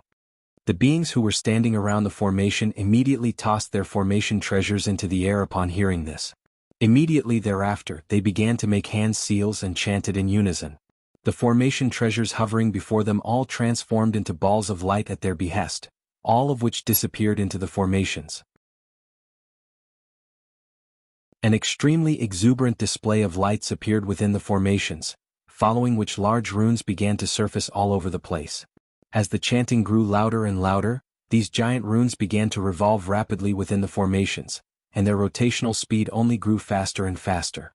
In the end, these runes transformed into bursts of five-colored light that swept up all of the beings inside the two formations. Immediately thereafter, the bursts of five-colored light flew straight into the golden and silver rifts up above. Almost as soon as the two balls of five-colored light vanished into the spatial rifts, the latter also disappeared in a flash, and the sky slowly returned to normal as all of the dark clouds also dissipated. Chen Jizi and the others had witnessed this entire process, and only now did they allow themselves to heave a collective sigh of relief. Right at this moment, the white-robed man's cold voice rang out from within the hall again. The vast glacial realm will open again in a year, and activating the formations again at that time will allow everyone to return here. During this time, make sure to keep the two formations extremely well guarded, and don't let irrelevant beings approach them. Kill anyone who dares to try and approach the formations for no good reason. Yes. Everyone on the entire plaza extended respectful bows toward the hall in unison. After that, all of the beings who had activated the formation treasures earlier dispersed from around the formations, and they were replaced by teams of silver-armored warriors, as well as a dozen or so giant puppets. These guards then surrounded the formations in a virtually airtight barrier. After entering the golden and silver spatial rift, Hanli was struck by a rush of dizziness, followed by a complete sensory deprivation. However, moments later, he was afflicted by a splitting headache, and his vision returned to him as he hurriedly inspected his surroundings. Upon doing so, he discovered that he was situated high up in the air. Below him was a vast ocean that stretched as far as the eyes could see in all directions, and Shirkuan, Lu Shuaer, as well as everyone else on his team, were situated within a radius of several hundred feet around him. Most of them were still rather disoriented, seemingly having yet to recover from the effects of teleporting into the vast glacial realm. After inspecting his surroundings, a gray-haired elderly man immediately burst into raucous laughter. Aha, I finally made it to the vast glacial realm. With the vast abundance of spiritual chi here, I'll have a much greater chance of progressing to the holy race. Fellow Taoists, I'm going to find a place to go into seclusion, so I'll be taking my leave now. He then swept a sleeve through the air, and spiritual light flashed from his body, following which he sped away as a streak of silver light, disappearing from view after just a few flashes. Everyone glanced at one another upon seeing this, and 3 more people also departed in different directions without uttering a single word, quickly vanishing into the distance as well. The remaining 11 people remained standing on the spot with different expressions on their faces, and they were yet to decide what they were going to do next. Fellow Taoists, the vast glacial realm presents a fantastic opportunity to break through your bottlenecks, but make sure that's not the only thing you do here. There are many treasures to be found in this place as well, and I suggest we all stick together so we can look out for one another while searching for these treasures. What do you all say? The one who had spoken was an extremely short being with a triangular head. A burly man with several thick golden rings around his arms chuckled coldly as he said, I do indeed plan on joining forces with others, but I'm not interested in hunting for treasures with you, fellow Taoist Jean. You forged a reputation for yourself among our heavenly cloud races for your shamelessness and deceitful nature. Even if we were to find treasures together, I'd be afraid that you'd stab me in the back. Brother Feng, Brother Yun, let's team up together. The twins from the Azure race seemed to have forged an agreement with the burly man already, and the 3 of them immediately sped away together. Thus there were only 8 beings left. Han Li wasn't surprised to see this at all, and he smiled as he waved a hand toward Shirkuan and Lu Shuer. Let's go as well, fellow Taoists. Haha, I thought you'd never ask, Shirkuan chuckled in response. Lu Shuer merely nodded in a silent reply. Thus, Han Li's trio also departed toward a certain direction as the remaining beings looked on with hints of bewilderment in their eyes. As for whether the rest of those beings teamed up or went off on their own, that was naturally none of Han Li's concern. The 3 of them all flew quite quickly, and it only took them a short while to cover several hundreds of kilometers. At this moment, Lu Shuer suddenly said, Fellow Taoist Han, my master suggested that we should find an obscure place to practice our divine essence-fused light combination secret technique first before we do anything else. After mastering the secret technique, we'd be much better equipped to protect ourselves in this perilous realm.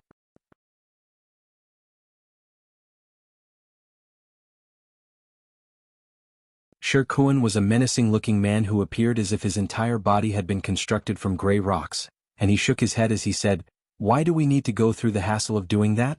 With our combined powers, as long as we don't encounter some of the most powerful beings in this realm, we'll be more than able to look after ourselves. Even though we have an entire year before we get teleported back to Cloud City, we still don't know where we are at the moment, and there may not be enough time for us to make breakthroughs and also track down those restricted ruins. As such, I think we should make haste and skip any trivial activities that aren't necessary. Fellow Taoist, sure, the divine essence-fused light combination secret technique is something that my master invented specifically for this trip after expending an extensive amount of painstaking effort, and it's far more powerful than you can imagine. I insist that we should rehearse the technique first. Otherwise, it'll be too late for regrets once we encounter a powerful enemy, Lu Shuer countered in a slightly cold voice, clearly rather displeased by Shirkuan's words. Is that so? I still think that compared to this, it's much more important for us to get to the restricted ruins as quickly as possible, then use the remaining time to break through our bottlenecks. I haven't cultivated any combination techniques in the past, but I've still reached the current level of power, have I not? Shirkuan chuckled coldly, clearly unwilling to back down either. Lu Shuer's expression cooled even further upon hearing this, and she turned to Han Li as she asked, What do you think, fellow Taoist Han? Han Li thought about this for a moment before suggesting, I think that seeing as neither of you is willing to back down, we should find a middle ground that both of you can agree on. I suggest that we do practice this combination secret technique, but we only spend half a month doing so. At the conclusion of that period of time, we set off in search of the restricted ruins regardless of whether we've mastered the technique or not. In that case, we'll be able to familiarize ourselves slightly with the secret technique, and I'm sure half a month isn't too long to wait for Brother Sure. Well, alright, we'll do as you say, fellow Taoist Han. Lu Shuer was rather hesitant upon hearing this proposal, but Shirkuan quickly agreed to it after a brief moment of contemplation. Seeing as both of you support this course of action, I have no choice but to agree as well, Lu Shuer replied with a reluctant nod. In that case, Let's find somewhere suitable for us to practice the secret technique first, Han Li said with a smile. Neither Shi Kun nor Lu Shu'er had any objections to this, so the three of them immediately sped up by about twofold, hurtling through the air like a trio of shooting stars while releasing their spiritual sense into the area around them. They had thought that they'd be able to find a small island quite quickly, but much to their surprise, they only caught sight of a small island in the distance that was less than 10 kilometers in size after flying for an entire day and an entire night. At this point, the sun was just beginning to set, and the entire sky above the island was filled with a warm red light. However, the surface of the nearby ocean was completely black, as if it had been stained by a vast spillage of black paint. Upon seeing this island, Han Li's trio immediately slowed down, then reappeared several kilometers away as they appraised the area with wary expressions on their faces. My spiritual sense can't detect what lies below the island, and the sea around it is also teeming with demonic chi. It appears that a certain demon beast has taken over this island, Shi Kun speculated with a grim expression. Indeed. There's only one sea beast under the island, but it's not a very powerful one. Its cultivation base seems to be comparable to my own, Han Li said in a slow voice as blue light flashed through his eyes. You can sense what lies beneath this island? Lu Shu'er was rather surprised to hear this. She was in a similar situation to Shi Kun in that as soon as her spiritual sense approached the island, it would become quite blurry and indistinct. It appeared that the sea in the nearby area possessed certain properties that hampered one's spiritual sense. I was lucky to have mastered some special secret techniques in the past, and possess an alternative sensory ability aside from my spiritual sense, Han Li replied in a calm manner. That's fantastic. With that ability of yours, we'll be able to avoid a lot of danger, Brother Han. Shi Kun was quite elated to hear this. Han Li merely offered a smile in response. Lu Shu'er's eyes also lit up and she said, Indeed, our trip will be made a lot safer by this ability of yours, fellow Taoist Han. Seeing as this island has been taken over by a sea beast, let's go and find another place to settle. It's not worth wasting magic power fighting for an island like this. On this occasion, Shi Kun agreed with Lu Shu'er's suggestion, and he immediately nodded to express his approval. However, Han Li shook his head after a brief moment of contemplation. Even if we find some other place, the situation won't be any better. What do you mean by that, Brother Han? Shi Kun was rather taken aback to hear this. Lu Shu'er also turned to him with a hint of befuddlement in her eyes. As opposed to answering the question, Han Li replied with a question of his own. What did you two think about the speed that we traveled at to get here? It was all right. We didn't travel at full speed, but for me that was around 60% to 70% of my full speed, Shi Kun replied. That's exactly the point. We've traveled for an entire day and an entire night at this speed, so we must have covered millions of kilometers already. On top of that, we've been using our spiritual sense to scour through the surrounding area this entire time, so don't you find it strange that we've only come across this one island after all this time? Han Li sighed. What are you trying to say, fellow Taoist Han? I'm not the sharpest when it comes to things like this, and I hate it when people speaking a roundabout manner, Shi Kun harumphed in an impatient manner. A faint smile appeared on Han Li's face upon hearing this. He certainly wasn't going to believe that Shi Kun was as ignorant as he was making himself seem. Are you trying to say that something's a little off about the sea here, and that even if we were to find other islands, they would have most likely been taken over by other sea beasts already? Lu Shu'er asked. That's exactly what I mean. This island has already been taken over by a sea beast, but it's not very powerful at all, and we'll be able to take care of it easily. I think that's a much better course of action than wasting time searching for other islands, Han Li explained in a slow voice. That makes sense. All right, we'll do as you say, Brother Han. In any case, the three of us will definitely be able to take care of this sea beast without any problems, Shi Kun said as a ferocious look flashed through his eyes. I also think this is a good idea. Lu Shu'er nodded in agreement after a brief pause. All right, in that case, let's make some preparations. As a safety precaution, I'm going to set up a temporary formation so we can kill this sea beast without being noticed by any other beasts in the area, Han Li said in a calm manner. Shi Kun and Lu Shu'er naturally posed no objections to this. Thus, Han Li flipped a hand over, and a stack of formation flags appeared over his palm. He tossed the formation flags into the air, then made a hand seal as he began to chant something. A dozen or so streaks of light of different colors immediately surged toward the ocean before vanishing in a flash. In the next instant, A dozen or so thick pillars of light suddenly erupted from the sea down below. These pillars of light then dispersed to form a barely visible white light barrier that encompassed the entire island. "I'll also lend you my assistance," Lu Shuer suddenly said as she raised a hand into the air, sending a yellow disk hurtling forth before instantly flying into the air over 1,000 feet above the white light barrier. She then pointed a finger up above, and the yellow disk rotated on the spot before also emitting a yellow light barrier that encompassed Han Li's white light barrier within it. "With these restrictions set up, I'm sure we won't attract any attention even if we battle all out in there," Lu Shuer said in a calm voice. "Haha, in that case I'll be able to fight to my heart's content." Shirkuan chortled with glee as yellow light flashed from his body, and he immediately donned a suit of yellow armor. Immediately thereafter, Shirkuan flew through the 2 restriction barriers, hurtling directly toward the island. From afar he looked like a yellow shooting star plummeting from the sky. The streak of yellow light crashed down into a forest at the very center of the island with a resounding boom, and yellow shockwaves that were visible to the naked eye proliferated in all directions. All of the trees, rocks and mountains that stood in the path of these yellow shockwaves were all instantly pulverized into powder. In the blink of an eye, the entire island had been razed to the ground. At the center of the island, Shirkuan stood proudly in a massive crater that was several feet deep, and he was in the process of slowly withdrawing his fist from the ground. He had essentially destroyed everything on the island with just a single punch. Lu Shuer shuddered slightly at the sight of Shirkuan's terrifying destructive power, and Han Li's eyes also narrowed slightly. It appeared that Shirkuan's confidence and his unwillingness to cultivate the combination secret technique certainly wasn't unwarranted.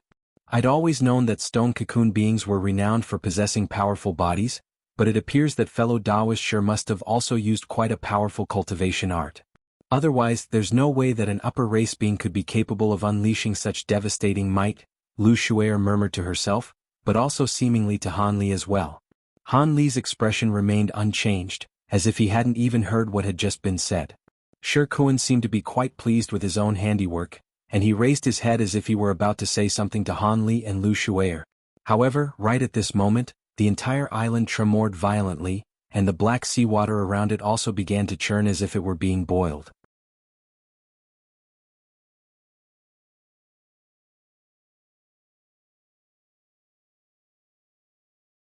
Not only were these tentacles covered in dark green patterns, they were also riddled with massive suction cups the size of wagon wheels, creating a truly disturbing sight. As soon as these tentacles emerged, Shirkuan stomped a foot into the ground, and his body shot forth like an arrow, taking him to the nearest tentacle in a flash before he swiped an arm through the air. A streak of yellow light hurtled forth like a giant blade that was over 100 feet long, slicing through one of the massive tentacles with ease. A massive fountain of green blood immediately spurted into the air, and rank green blood began to rain down from the sky. Shirkuan let loose a burst of raucous laughter upon seeing this, and his body swayed as he prepared to fly toward another tentacle. However, a thunderous roar suddenly erupted from below the island, causing the entire sky in the nearby area to tremor audibly. Shirkuan faltered in midair as his expression changed slightly, and right at this moment, the sea beast's severed tentacle suddenly whipped violently through the air. The bleeding from the wound immediately ceased, and bursts of putrid green mist were blasted forth from within. Shirkuan was clearly an extremely experienced warrior, and he immediately retreated upon seeing this, flying back to over 300 feet away to distance himself from this green mist. However, as opposed to attacking Shirkuan, the green mist in the air suddenly manifested into a complete tentacle that was identical to one he had just severed. Shirkuan's expression darkened upon seeing this, and he immediately swiped his arm through the air again to unleash another devastating streak of yellow light. However, on this occasion, all of the suction cups on the newly formed tentacle immediately compressed before expanding to expel bursts of black light. The yellow streak of light struck the black light with a loud clang, followed by the sharp screeching sound of metal grating on metal. The yellow streak of light was able to slice through part of the black light, but it finally fizzled out into nothingness just before it could reach the sea beast's tentacle. At this moment, the roar erupting from below the island became even louder, and the tentacle came crashing down toward Shirkuan with mountainous force.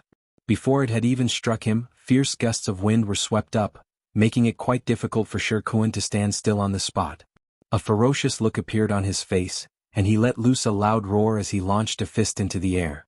Han Li and Lu Shuer were both spectating the battle intently from above, and they noticed that in the instant Shirkuan unleashed that punch, his fist swelled up like a balloon to 5 to 6 times its original size. Furthermore, several yellow runes emerged from the giant fist before exploding in unison, and a yellow halo swept forth, forming shockwave-like ripples of light. As soon as the giant tentacle came into contact with the yellow light, its skin was twisted and warped as if it had been stirred up by some kind of immense force. Immediately thereafter, the tentacle began to essentially disintegrate as it fell from above as chunks of skin and flesh, along with gushing green blood. This punch seemed to be even more powerful than the one Shirkuan had unleashed to flatten the entire small island. Even Han Li's eyelids twitched involuntarily upon seeing this. However, the sea beast below the island had clearly been completely enraged by this attack, and it let loose a violent roar as its remaining few tentacles whipped through the air in unison, forming countless black shadows that crashed directly toward Shirkuan. These tentacles were so massive that they were sweeping up a hurricane that encompassed the entire island. Black shadows and gale-force winds intertwined, completely inundating Shirkuan in the process. "Looks like we won't need to do anything. Fellow Daoist sure should be enough to take care of this sea beast on his own," Lu Shuer sighed as she looked on from above. "Indeed. Brother sure possesses an extremely powerful body, so this sea beast will inevitably be killed eventually. However, this thing seems to possess an immortal body ability, so it's best that we enter the ocean and kill its main body first. After all, it won't be a good thing to have this battle drag on for too long," Han Li replied after a brief pause. "That's true. I just so happen to be using a water attribute cultivation art, so I'll take care of this," Lu Shuer replied with a nod. Han Li was rather surprised to hear this, but he merely smiled and agreed, "In that case I'll leave everything to you, Fairy Lu." Thus, Lu Shuer made a hand seal, and blue light flashed from her body as she sped directly downward as a streak of blue light, vanishing into the ocean after just a few flashes. Almost at the exact same moment, a string of resounding booms rang out from the small island, which had been entirely enshrouded under fierce winds and black shadows. Han Li cast his gaze toward the island to discover balls of piercing yellow light forcibly tearing their way through the powerful winds. At the same time, an astonishingly scorching aura erupted into the heavens, causing even the 2 restriction barriers up above to tremor slightly. Amid these resounding booms, Shirkuan's raucous laughter was still clearly audible, and he seemed to have only just gotten warmed up. "Is he a berserker? I'd only ever heard of such beings in the past, but I appear to be witnessing one in action right now," Han Li murmured to himself with a wry smile on his face while sweeping a sleeve through the air. A burst of azure light swept forth, disappearing into the white light barrier in a flash, and the restriction barrier fell completely still again. Thus, Shirkuan continued in his rampage on the small island, constantly pulverizing the tentacles around him, while the tentacles of the sea beast quickly regenerated amid a burst of green mist. Thus, the two of them came to an impasse of sorts. However, moments later, the beastly roars erupting from below the island suddenly took an anguished turn, and the seawater down below began to churn violently. A massive wave that was over 1,000 feet tall was swept up without any premonition before hurtling toward the small island with devastating might. If such an astonishingly powerful wave really were to strike the island, there was a good chance that it would sink. Han Li's expression darkened slightly as he looked on from above, and he immediately extended a pristine white palm of his sleeve, then spread his fingers open before making a grabbing motion. 5 bursts of 5-colored glacial flames immediately erupted from his fingertips, injecting themselves into the white light barrier encompassing the island in a flash. The light barrier immediately took on the 5 colors of the glacial flames, and at this moment the giant wave crashed down upon it.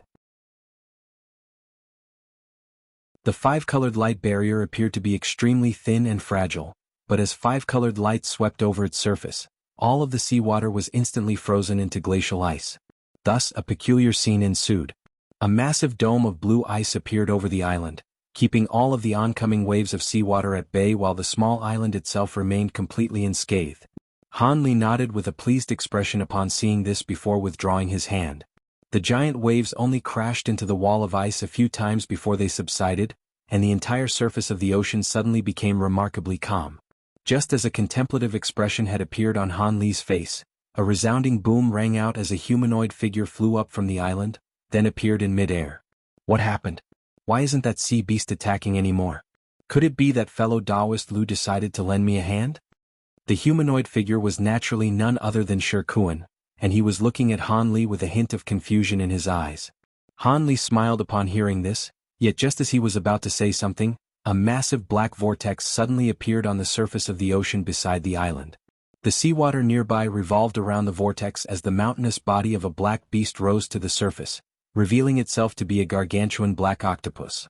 However, not only was this octopus extraordinarily huge, it also possessed the face of a ferocious-looking human male.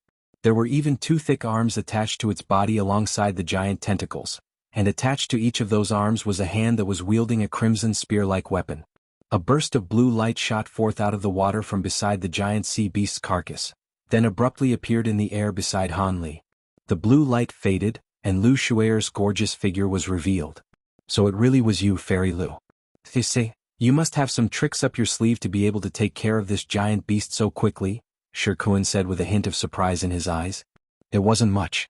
If it weren't for the fact that you'd attracted most of the beast's attention, I wouldn't have been able to kill it anywhere near as easily. I must say your abilities are quite impressive, fellow Taoist Han. You've even managed to freeze such a vast quantity of seawater, Lu Shuer remarked as she took a glance at the massive dome of ice down below. There's no need for you two to be so modest. Seeing as the beast has been slain, let's withdraw these restrictions and settle on the island, Han Li chuckled. Shi Kun and Lu Shuer naturally had no objections to this, and the former immediately began to descend toward the island. Meanwhile, Han Li and Lu Shuer both made hand seals to withdraw their restrictions. Brother Han, we can't just leave this dome of ice here, it's far too eye-catching, Lu Shuer said as she pointed downward. Han Li seemed to have considered this issue already and he quickly replied, of course, I'll melt it right away. After that, he opened his mouth to expel a silver fireball, which immediately transformed into a silver fire raven that was around a foot in size. Go, Han Li instructed as he swept a sleeve toward the fire raven. The fire raven spread its wings before diving headfirst into the dome of ice amid a clear cry. A peculiar scene then ensued. The dome of glacial ice that was as hard as rock began to melt away in large sections from the spot that the fire raven had disappeared into it, reverting back to churning seawater before raining down from above. Within just a few minutes, the entire dome of ice had vanished. Only then did Han Li raise a hand, and the silver fire raven immediately re-emerged before disappearing up his sleeve and after just a few flashes. You possess both fire and ice attribute abilities? That's very rare, fellow Taoist Han. Lu Shuer said with a hint of surprise in her eyes.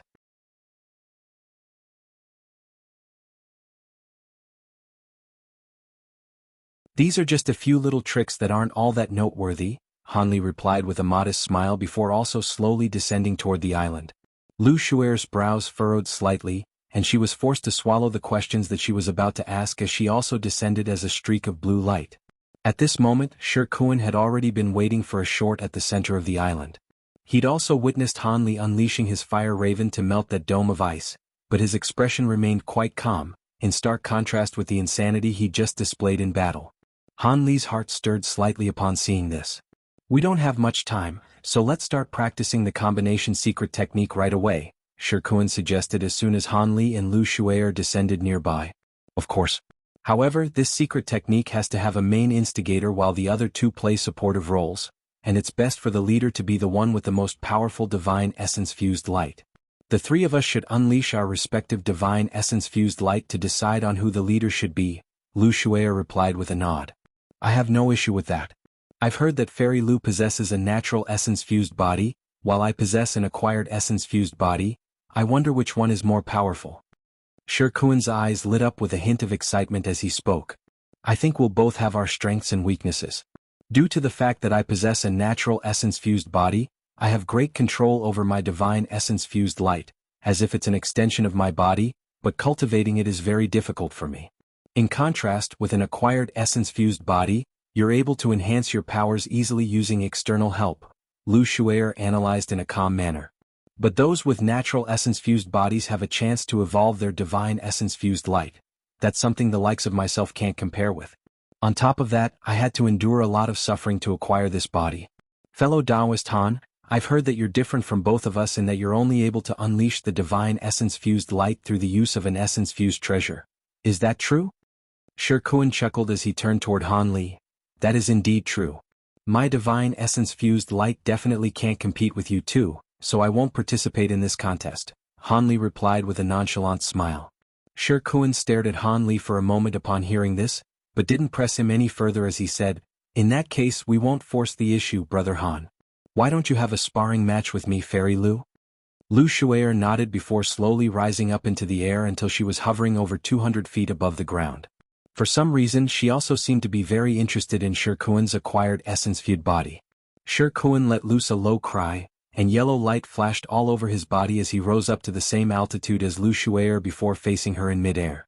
Meanwhile, Han Li flew back to over 1,000 feet away, leaving a trail of afterimages in his wake before looking up in an expressionless manner. He didn't have any interest in leading the combination secret technique, but he was rather interested to see how powerful the divine essence-fused light of these two beings were. At this moment, Shi Kuan let loose a loud cry as his skin gradually turned black, transforming him into what appeared to be a black rock golem. Immediately thereafter, he made a hand seal, and gray light instantly took the place of the yellow light around his body. This was none other than the divine essence-fused light. Look out now, Fairy Lu. Shi Kuan warned before raising an arm and spreading his fingers apart before making a grabbing motion. A pillar of gray light immediately shot forth from his palm, but as soon as it left his body, it transformed into thousands of gray threads of light that filled the entire sky. Han Li's eyes narrowed slightly as he looked on from down below. Lu Shuer made a hand seal in an unhurried manner upon seeing this, and gray light also erupted from her graceful body, forming a massive wheel of light with a radius of 30 to 40 feet behind her, and the wheel was slowly rotating behind her. The center of the wheel flashed, and a burst of gray light swept forth, hurtling directly toward the oncoming threads of light. The two clashed in an instant, resulting in a loud explosion. Both of them were using the same type of power, so none of the divine essence-fused light's advantages over other types of powers could play a role here. As such, this battle could only be decided purely by the powers of their respective divine essence-fused light. Following the conclusion of the explosion, all of the gray light had vanished into nothingness, and it appeared that their first clash had concluded in a tie. Splendid. Now see if you can handle this. Shi Kuan chortled as he suddenly slammed his hands together in front of his chest. His black rocky body shuddered as a burst of piercing gray light emerged, and it was as if he transformed into a scintillating gray sun that was too bright to be directly appraised. A serious expression appeared on Lu Shuer's face for the first time, and she immediately made a series of quick hand seals while chanting something at the same time. The gray wheel of light behind her blurred before rotating at a rapid rate, and countless runes surged forth from it in a frenzy, shattering before converging again. In the blink of an eye, a massive rune had taken shape at the center of the wheel of light. Go! Shi Kuan let loose a low cry as he swept both arms through the air, and they transformed into countless projections that hurtled through the air, as if he'd unleashed hundreds of punches in a split second. Each and every fist projection then transformed into a head-sized ball of gray light, and hundreds of them rushed toward Lu Shuer in a frenzy, creating quite an intimidating sight to behold. In the face of such an astonishing assault, Lu Shuer merely harumphed coldly before pointing a finger up ahead. A burst of buzzing immediately rang out from the gray wheel of light behind her, and its rotation came to an abrupt halt as the massive rune shot forth from its center. A peculiar scene then unfolded. As soon as the rune sped into the air, it swelled drastically in size, reaching several hundred feet in just a few flashes. It continued on toward the balls of gray light in a soundless manner, obscuring virtually the entire sky. After striking the massive rune, all of the balls of light vanished in a flash like sandcastles being swept away by the rising tide. Shi Kuan had gray light flashing from his hands, and he was about to unleash a second wave of attacks, but his expression immediately faltered upon seeing this.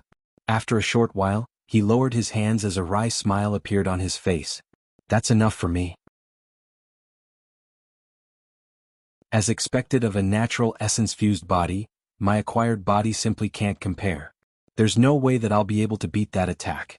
Shi Kuan made no effort to prolong this sparring match, immediately conceding after deciding that there was no chance for victory, then descended back onto the ground.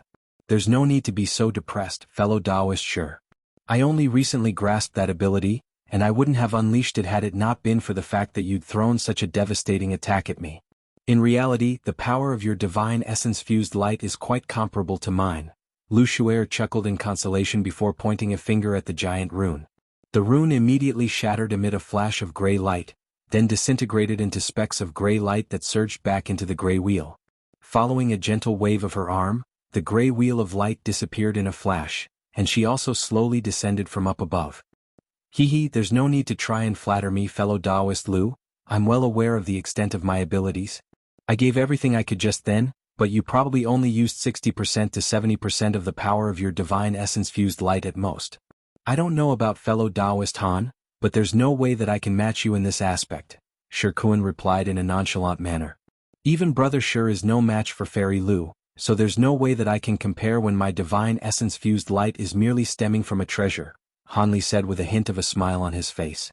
Lu Shu'er and Shi Kun naturally didn't completely believe what Han Li was saying, but seeing as his divine essence-fused light really did stem from a treasure, it was most likely the case that it would indeed be inferior in power compared to theirs. As such, the two of the three of them exchanged some further pleasantries, and they didn't force Han Li to display his power.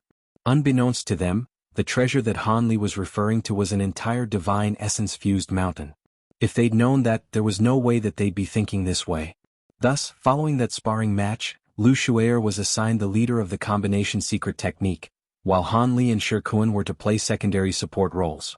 The three of them immediately set up a giant illusionary formation in the nearby area to disguise the fact that the entire island had been razed to the ground, then began to practice the secret technique. A dozen or so days passed in a flash. During this time, no other beings or sea beasts passed by the island, so no mishaps occurred. After 3 or 4 more days, the illusionary formation on the island suddenly vanished, and 3 humanoid figures rose up into the air. This was naturally none other than Han Li's trio. Lu Shu'er wore an elated expression, while Han Li remained quite calm, and Shi Kun looked like he simply didn't care. It appeared that their cultivation on the island had gone very smoothly. I didn't think that our cultivation of the combination secret technique would go so smoothly. We've managed to master it in just half a month. Hee, that's mainly because your mastery of the divine essence-fused light far outstrips ours. Fellow Taoist Han and I both benefited greatly from cultivating with you, Shi Kun chuckled in reply. Indeed, I didn't think that there were so many forms that the divine essence-fused light could adopt. I really must thank you for your instruction, Han Li chimed in with a smile. You're far too kind, fellow Taoist. I was only able to master these things as I possess a natural essence-fused body. If you too were in my shoes, I'm sure your mastery of the divine essence-fused light would only be superior to mine. Lu Shu'er chuckled in a modest manner. That's enough exchanges of pleasantries. Let's go and find those restricted ruins as soon as we can. There's no way to ascertain where we are now in the middle of the ocean, so we have to find land first before deciding where to go next, Shi Kun suggested. Han Li and Lu Shu'er naturally had no objections to this. Thus, the three of them picked a certain direction before flying toward it.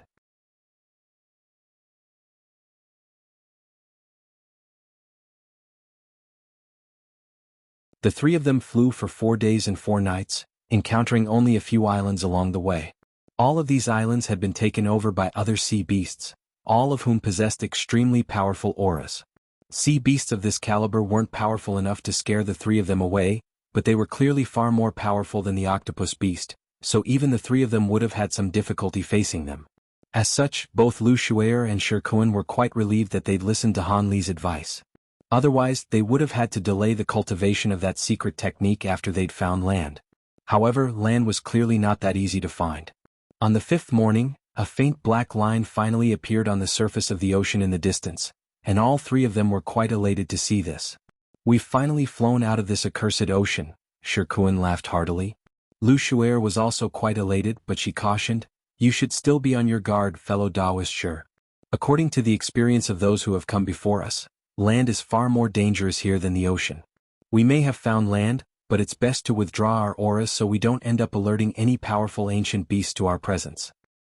Don't worry, Fairy Lu, I do enjoy a good battle, but I'm well aware of my limitations, Shi Kun replied in a nonchalant manner. Lu Shu'er was feeling slightly more reassured upon hearing this. With Shi Kun's cultivation base and experience, she naturally shouldn't have to issue such a reminder, but Shi Kun seemed to enjoy battling a little too much, which was why she had been slightly concerned.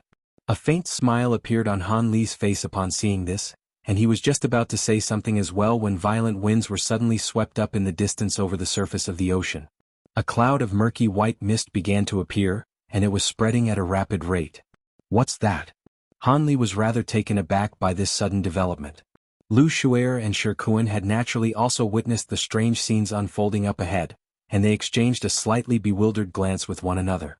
Without the need for any further communication, all three of them stopped cold in their tracks before casting their eyes toward the distant shore. Almost as the exact same moment, a loud cry rang out from the shore, and the sea of mist that was a few acres in size churned violently along with the ocean around it. At the same time, an astonishing primordial aura erupted into the heavens from below the mist. Immediately thereafter, a giant beast that was several times larger than even the giant octopus they'd slain surfaced from the ocean. This was a furry giant ape-like beast with a single horn on its head. As soon as the beast flew out of the sea, it threw its head back and let loose an unbearably sharp cry. As soon as Han Li's trio heard this loud cry, their expressions changed drastically, and spiritual light flashed from their bodies as they hurriedly conjured up thick light barriers to shield themselves within, then exchanged fearful glances with one another. As soon as the sharp screech had reached their ears, their eardrums had been struck by a sharp pain. At the same time, the blood within their bodies began to churn violently, causing their limbs to experience an uncomfortable pins and needles sensation. The three of them were naturally quite startled by this. However, unbeknownst to them, this was only just the beginning. In the next instant, the sharp screech emanating from the giant beast's mouth suddenly turned into a thunderous roar that caused the nearby air to tremor audibly. Not only did the surrounding sea mist quickly disperse as a result of this almighty roar, countless vortexes of different sizes had been formed in the nearby seawater as well.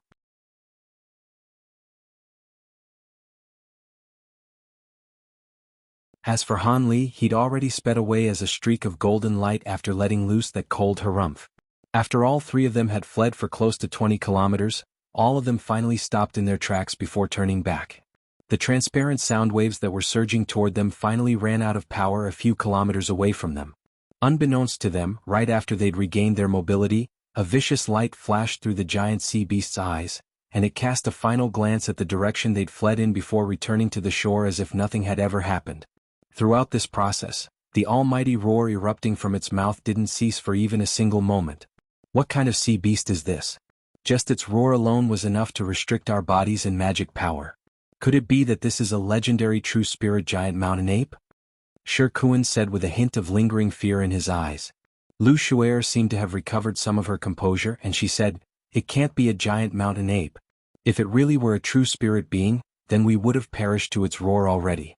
Even so, this is not something that we can afford to mess with. I think it better matches the description of a sea guardian ape." A sea guardian ape? Is that the legendary ape that's supposedly able to tear Wrms apart with its bare hands and swallow holy race beings alive? Shi Kuan drew a sharp breath upon hearing this. That should be it. After all, the roar of the sea guardian ape has been vastly renowned ever since ancient times. We were most likely only able to escape alive because it wasn't directly attacking us, and we were merely in the wrong place at the wrong time, Lu Shu'er mused with a wry smile. In that case, we really are very fortunate to have escaped with our lives. If it weren't for Brother Han saving us with that ability of his, the two of us would most likely be dead by now. Shi Kuan suddenly cast his gaze toward Han Li with a peculiar look in his eyes. His expression was also mirrored on Lu Shu'er's face as she said, "Indeed. I didn't think that Brother Han would possess an ability capable of nullifying the roar of a sea guardian ape. It's nothing much. I just so happen to have cultivated some secret techniques that were able to provide some resistance against this beast's roar. Thankfully, we were quite far away, so we weren't afflicted by the full power of that roar. Otherwise, even I would have been in trouble as well," Han Li said in an indifferent manner. Lu Shu'er and Shi Kuan exchanged a skeptical glance upon hearing this. After a brief pause, Lu Shu'er smiled and said, "In any case, you saved me and Brother Shi. I'll have to repay you for that in the future." "Indeed, I owe you a massive favor, Brother Han," Shi Kuan also chimed in agreement. "There's no need to take this to heart, fellow Taoists. This vast glacial realm is fraught with peril. Who knows how many beings just as or even more powerful than that sea guardian ape exist here. It's quite likely that I'll also be needing you two to save my skin from time to time during this trip," Han Li replied with a smile. "Fellow Taoist Han Yu." Lu Shu'er was just about to say something else when a strange long cry suddenly erupted in the distance alongside the thunderous roar. This was an extremely alluring cry, like the voice of an angel. The three of them were quite startled to hear this, and their conversation immediately cut off as they cast their eyes toward the distance again. From such a far distance away, even though the white mist had already been cleared by the sound waves, they were still only able to catch an indistinct glimpse of what was happening. There, they discovered that a massive purple bird was flying toward the giant ape from the opposite shore, and it was none other than that bird that was releasing the heavenly cry. It was too far away for them to get an accurate gauge of the bird's size, but it appeared to be quite comparable in stature to the giant ape. Furthermore, the bird was completely immune to the effects of the giant ape's roar, and was flying directly toward it.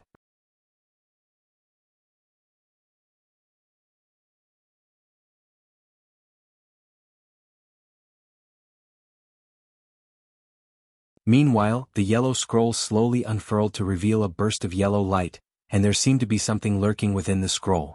All of a sudden, yellow light flashed and the entire scroll disappeared. In the next instant, specks of yellow light surfaced in the air within a radius of over 1,000 feet, and these specks of light flashed before combining as one to form a yellow light barrier that obscured the entire sky. Sher Kun let loose a low cry upon seeing this before pointing a finger at the artificial moon. Pure white light swirled around it before disappearing into the yellow light barrier, and the chanting from Lu Shuer and Sher Kun began to grow louder. A peculiar scene then ensued. A loud buzzing sound rang out from the yellow light barrier, following which a series of mountains, rivers, and lakes appeared all over its surface. These landmarks were all extremely tiny, but also remarkably lifelike, and it was quite easy to see the differences between the landmarks. These miniatures images were then split up into blocks that were each around 10 feet in size, creating quite an intriguing sight to behold. Han Li was naturally able to see the entire light barrier from his vantage point up above, and his eyes narrowed slightly as he asked, "What is that?" "This is a vast glacial map that my master and senior Duan refined after collating all of the geographic data collected by the beings who came into the vast glacial realm before us. I wouldn't dare to proclaim that it's a comprehensive map of the entire realm, but around 70% to 80% of the entire realm can be seen in this map," Lu Shuer explained. "What we have to do now is ascertain whether we're actually situated in one of the areas included in the map. If not, then things may be a little troublesome for us," Sher Kun said as he pointed a finger at the light barrier. Brilliant yellow light immediately began to radiate from the entire map, following which an egg-sized spot of white light suddenly emerged from a corner of the map, then hovered over a certain block. After identifying the area that the white ball of light had settled over, Lu Shuer's voice trembled slightly as he said, "That's it, we're situated on the border of the Myriad Fowl Ridge, which means we just emerged from the Eight Omen Sea." Sher Kun's expression also changed drastically upon hearing this. Han Li was appraising the white ball of light down below with a curious look in his eyes, and he drew a sharp breath after hearing Lu Shuer's words. Seeing as they were preparing to enter the vast glacial realm, he'd naturally read many tomes with information regarding the realm, particularly about the renowned perilous locations here, in case he were to stumble into one of them and lose his life there. The Myriad Fowl Ridge and the Eight Omen Sea were two of the more renowned areas that he'd read about.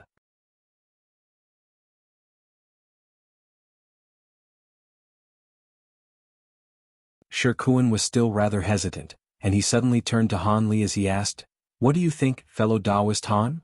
I was asked to come here by the two seniors and was promised quite a handsome reward for my efforts, so I'm willing to go anywhere as long as it doesn't spell certain death," Han Li replied in a calm manner. After a moment of careful contemplation, Sher Kun suddenly chuckled, "All right, seeing as neither of you fear the dark beast forest, I'll also tag along and see just how fearsome these legendary dark beasts are."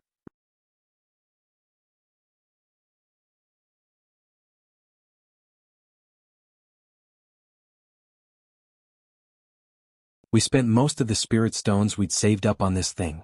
The tall and thin being was clearly rather agitated. "This thing fails to work from time to time, but without it, there would be no way for us to ascertain our location in this realm. Everyone else paid the same price to purchase it as well, didn't they? Only crystal beings know how to refine this thing, and every time the vast glacial realm opens, they profit greatly from this invention. I've heard that crystal beings can also refine better positioning treasures, but I'm not sure if that's true." The short and portly being was also rather dejected. "So be it, there's no use complaining now. Seeing as this thing can't tell us our current location, let's just get out of here first," the thin and tall being suggested after scanning his spiritual sense carefully through the mountain ranges up ahead. "I guess we have no choice." His companion nodded after a brief hesitation. Thus, the two of them rose up into the air, quickly flying into the distance. Moments later, they vanished into the mountain ranges and no one ever heard from or saw them again. In the air above a forest, three heavenly cloud beings had combined into one streak of three-colored spiritual light while hurtling through the air.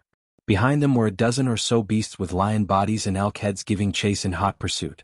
Even further away, several strange humanoid beings with long white fur growing all over their bodies were flying less than 100 feet in the air above a certain glacier.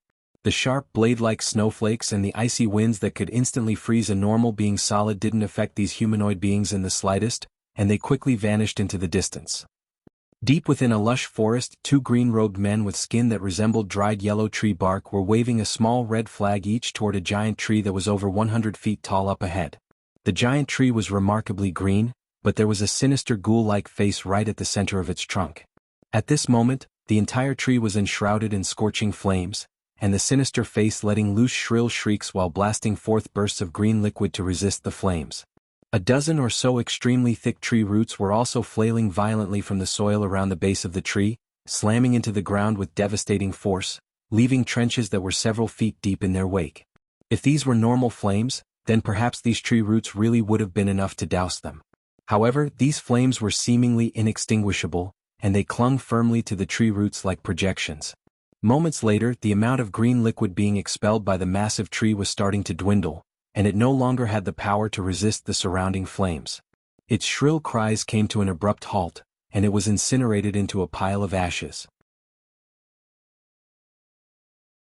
The two green-robed men withdrew their flags upon seeing this, then flew over to the pile of ashes before leaning down and pulling out a green crystal each. The two men glanced at one another upon seeing this, and both of them could see their own elation mirrored in each other's eyes. In a certain secluded corner of the vast glacial realm, there were a dozen or so male and female horned beings huddled together above a boundless desert.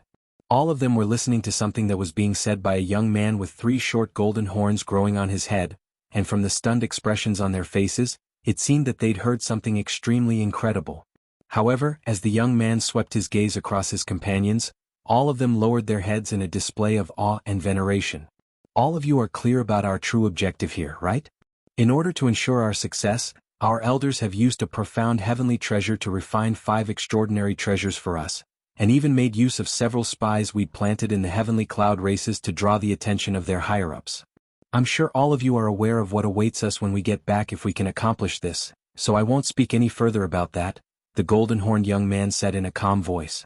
All of the other horned beings were quite excited to hear this, and they replied in unison, "Rest assured, all of us will do everything in our power to achieve this objective." Very good. I've been cultivating in the sacred mountain all along, so I haven't known all of you for very long. However, the future prosperity of our race hinges on this, so I'm sure all of you will be giving it your all. We have more than 10 teams that entered the vast glacial realm this time, but only the 5 teams that possess one of the 5 treasures have been assigned this task. All of the other teams are only responsible for assisting us and providing decoys so the other races don't see through what we're doing. For now, let's set off as we'd originally planned, the golden-horned man instructed with a pleased nod. Thus, the group of Jiaoqi beings followed him deeper into the desert.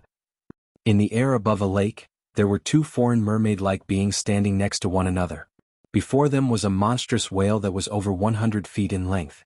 There were 9 golden eyes on its forehead, and it was appraising the 2 beings with an extremely astonishing aura emanating from its body. Among the 2 foreign beings, the man had a pair of silver eyes, while the woman had a pair of golden eyes that were rather similar to those of the monstrous whale. The whale was in the process of letting loose a low roar as it appraised the 2 beings at the same time with its 9 eyes, putting on quite an antagonistic display. Both of the foreign beings wore grim expressions upon seeing this, and after a brief conversation, the woman's golden eyes flashed, and she suddenly let loose a sound that was quite similar to the whale's roar. The monstrous whale blinked all 9 of its eyes in unison, and it seemed to have become rather hesitant upon hearing this sound. The woman's expression eased upon seeing this, but she didn't stop what she was doing, even for a single instant. Instead, her roar was only growing louder than before. All of a sudden, the monstrous whale's roar cut off, and golden light flashed in its eyes before its massive body swayed, following which it flew a few laps around the 2 beings. After returning to its original spot, it let loose another low roar, and on this occasion, an elated look appeared on the woman's face upon hearing this. She immediately flew into the air above the monstrous whale, then slowly settled onto its back. This seemingly extremely powerful whale reacted in quite a benevolent manner, allowing the woman to ride atop its back before flying away as a streak of blue light at her behest. The woman's male companion naturally followed along closely behind them.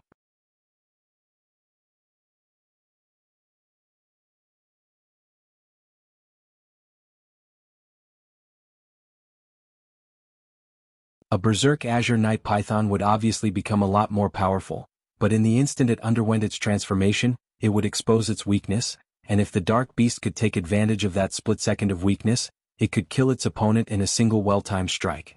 Meanwhile, the azure night python had adopted a pose that suggested that it was going to go berserk at a moment's notice, but in reality, it didn't dare to do anything rash either. Thus, the tense standoff continued. All of the beasts in the dark beast forest were nocturnal creatures that rested in their caves during the day.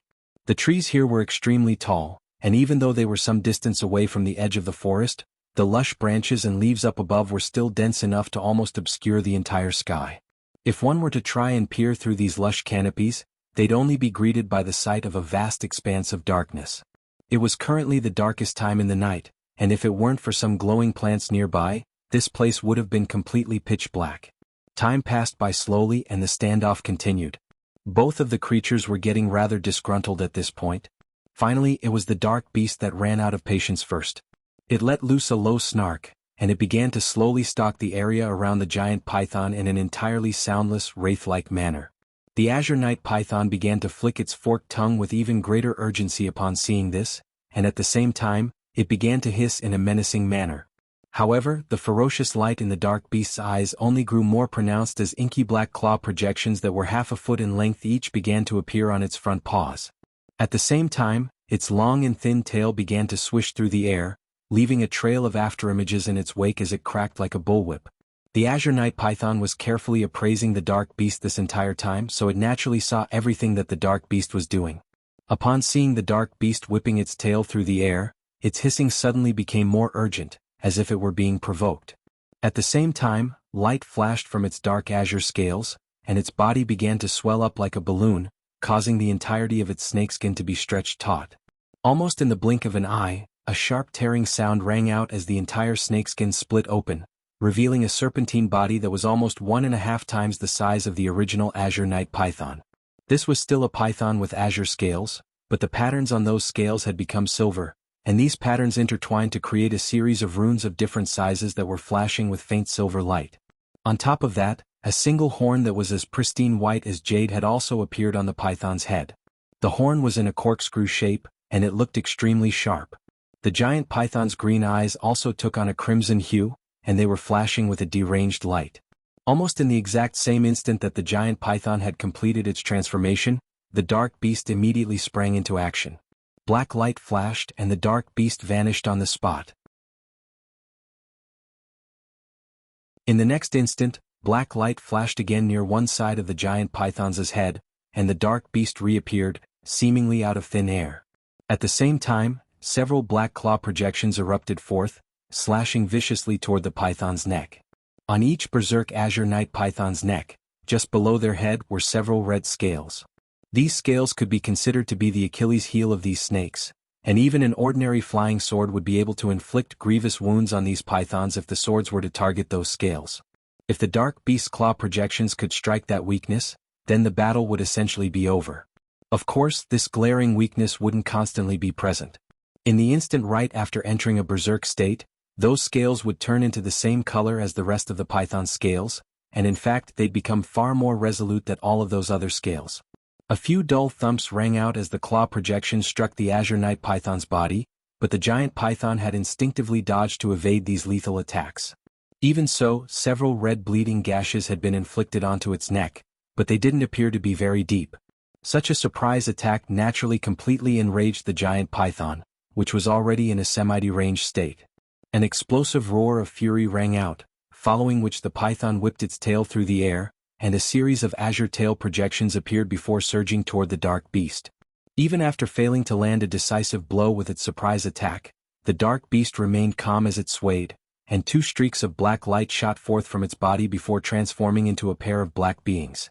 These two shadow-like beings were extremely similar in appearance to the dark beast, except their bodies were quite blurry and indistinct, and were flashing with dark gray spiritual light.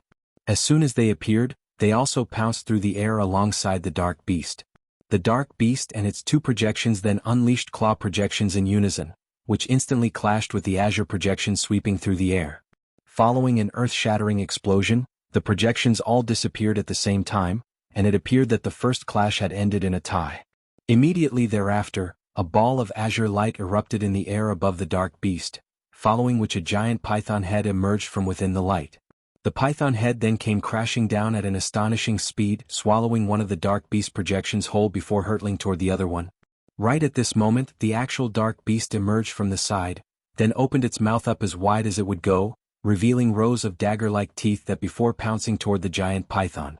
Despite how thick the azure night python's body was, if those giant jaws were to clamp down on it, it would definitely be bitten into two halves.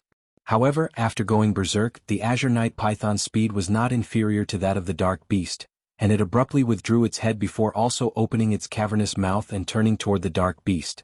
At this moment, the body of its original target, the other dark beast projection, suddenly elongated to an incredible extent as it hurtled directly toward the azure night python. Thus, the two beasts clashed amid a string of resounding booms, and they appeared to be quite evenly matched. Unbeknownst to the two of them, a massive hole with a radius of around 20 feet had been carved into an ordinary-looking giant tree close to 10 kilometers away from them. Within the hole in the tree, there were 3 people seated inside in a cross-legged manner, appraising a mirror that was hovering in mid-air with rapt focus on their faces. The back of the mirror was shimmering with silver light, while the mirror of the surface was displaying an extremely clear image. The image was none other than that of the battle between the dark beast and the azure night python. All of the scenes in the distance had been perfectly replicated in the mirror, except everything was countless times smaller than their actual size. Among this trio, one of them was an azure-robed man, one was a woman with a white hood over her head, and the final being was a burly yellow-skinned man. These were none other than Han Li, Lu Shuer, and Shi Kuan, who had finally gotten here after close to a month. All 3 of them wore grim expressions as they stared at the mirror with intense, unblinking eyes. Close to an hour later, the dark beast in the image had split up into hundreds of black bats that finally wore the wounded azure night python down until it died, then devoured its prey's beast core before departing in high spirits. Lu Shuer cast an incantation seal onto the mirror, and the image disappeared as she sighed. "What do you think of these dark beasts after witnessing one in action for yourselves?"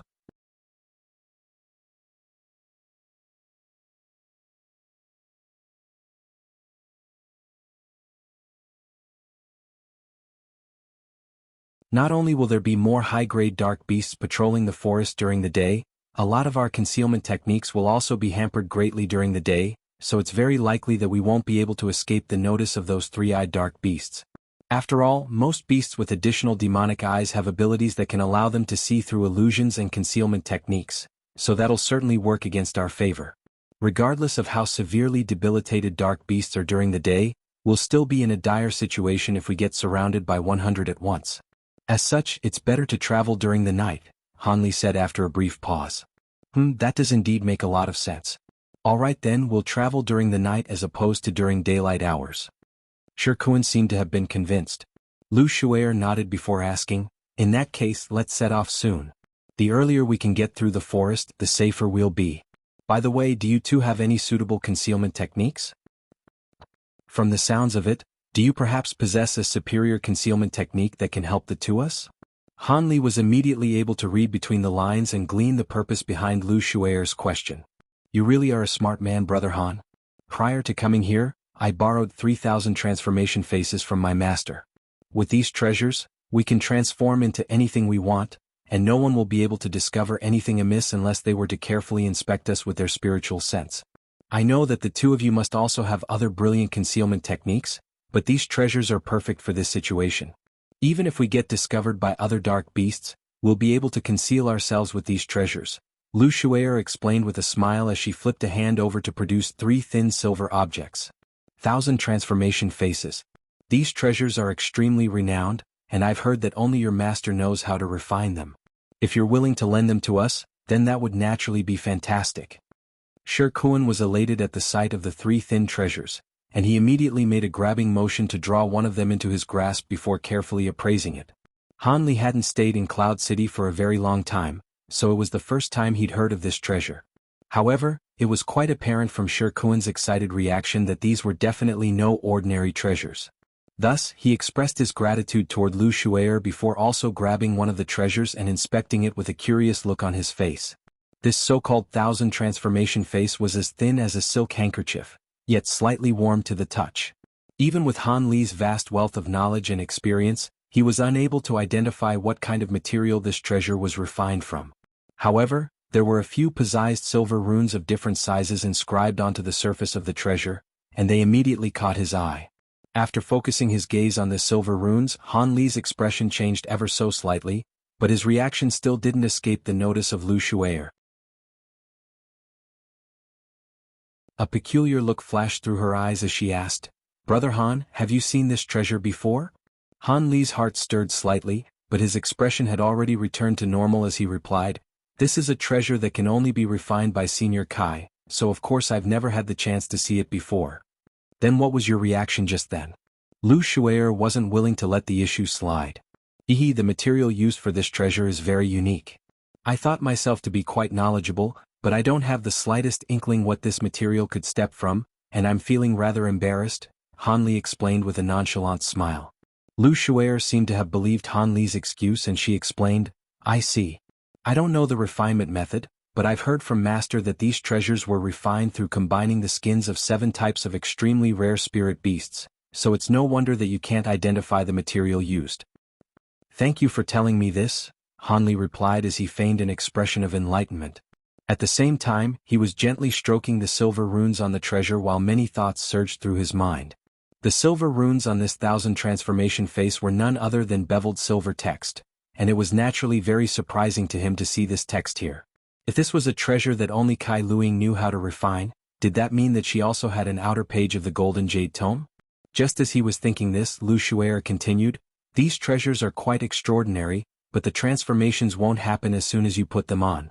If you want to transform into another living being, it would be best to obtain some of its blood, flesh, or skin first. If you could obtain the entire hide of a beast, the transformation would be absolutely perfect. It shouldn't be that hard to find complete beast hides, we'll just have to find a few dark beasts and kill them. The one that we just saw would be perfect for this." In such a short time, it couldn't have gotten very far away, Shirkuan chuckled. A ferocious look flashed through his eyes. Immediately thereafter, yellow light flashed beneath his feet, and he slowly sunk into the ground. Lu Shuer's eyes flashed upon seeing this, but she didn't say anything to stop him in the end. Thus, Shirkuan unleashed his earth movement technique, and vanished in the blink of an eye. "There won't be any issues letting Brother Shir go on his own, will there?" Lu Shuer asked in a low voice as she glanced at Han Li. "Seeing as you didn't say anything to stop him, you must be of the opinion that everything should be fine, and I also think the same. We've already carefully assessed this area and ascertained that there are no other dark beasts within a radius of 50 kilometers. On top of that, fellow Taoist sure has the element of surprise on his side, so this should be an easy task for him," Han Li replied in a calm manner. Lu Shuer fell silent upon seeing this. An hour later, yellow light flashed from the spot where Shirkuan had disappeared, and a humanoid figure emerged from the ground. It was none other than Shirkuan himself. As soon as he emerged, he smiled at Han Li and Lu Shuer, then abruptly swept a sleeve through the air, upon which a black object flew out from within. It was none other than a complete set of dark beast hide. "Fellow Taoist Lu, do you think this beast hide is suitable for me to use?" Shirkuan asked in a proud manner. After briefly appraising the sheet of beast hide, Lu Shuer smiled and replied, "It doesn't have any wounds on it at all. In that case there would naturally be no issues. I'll teach both of you the mantra and you can give it a try, Brother Shir." After that, she tossed back the sheet of beast hide, then transmitted her voice to Han Li and Shirkuan, teaching them a profound mantra,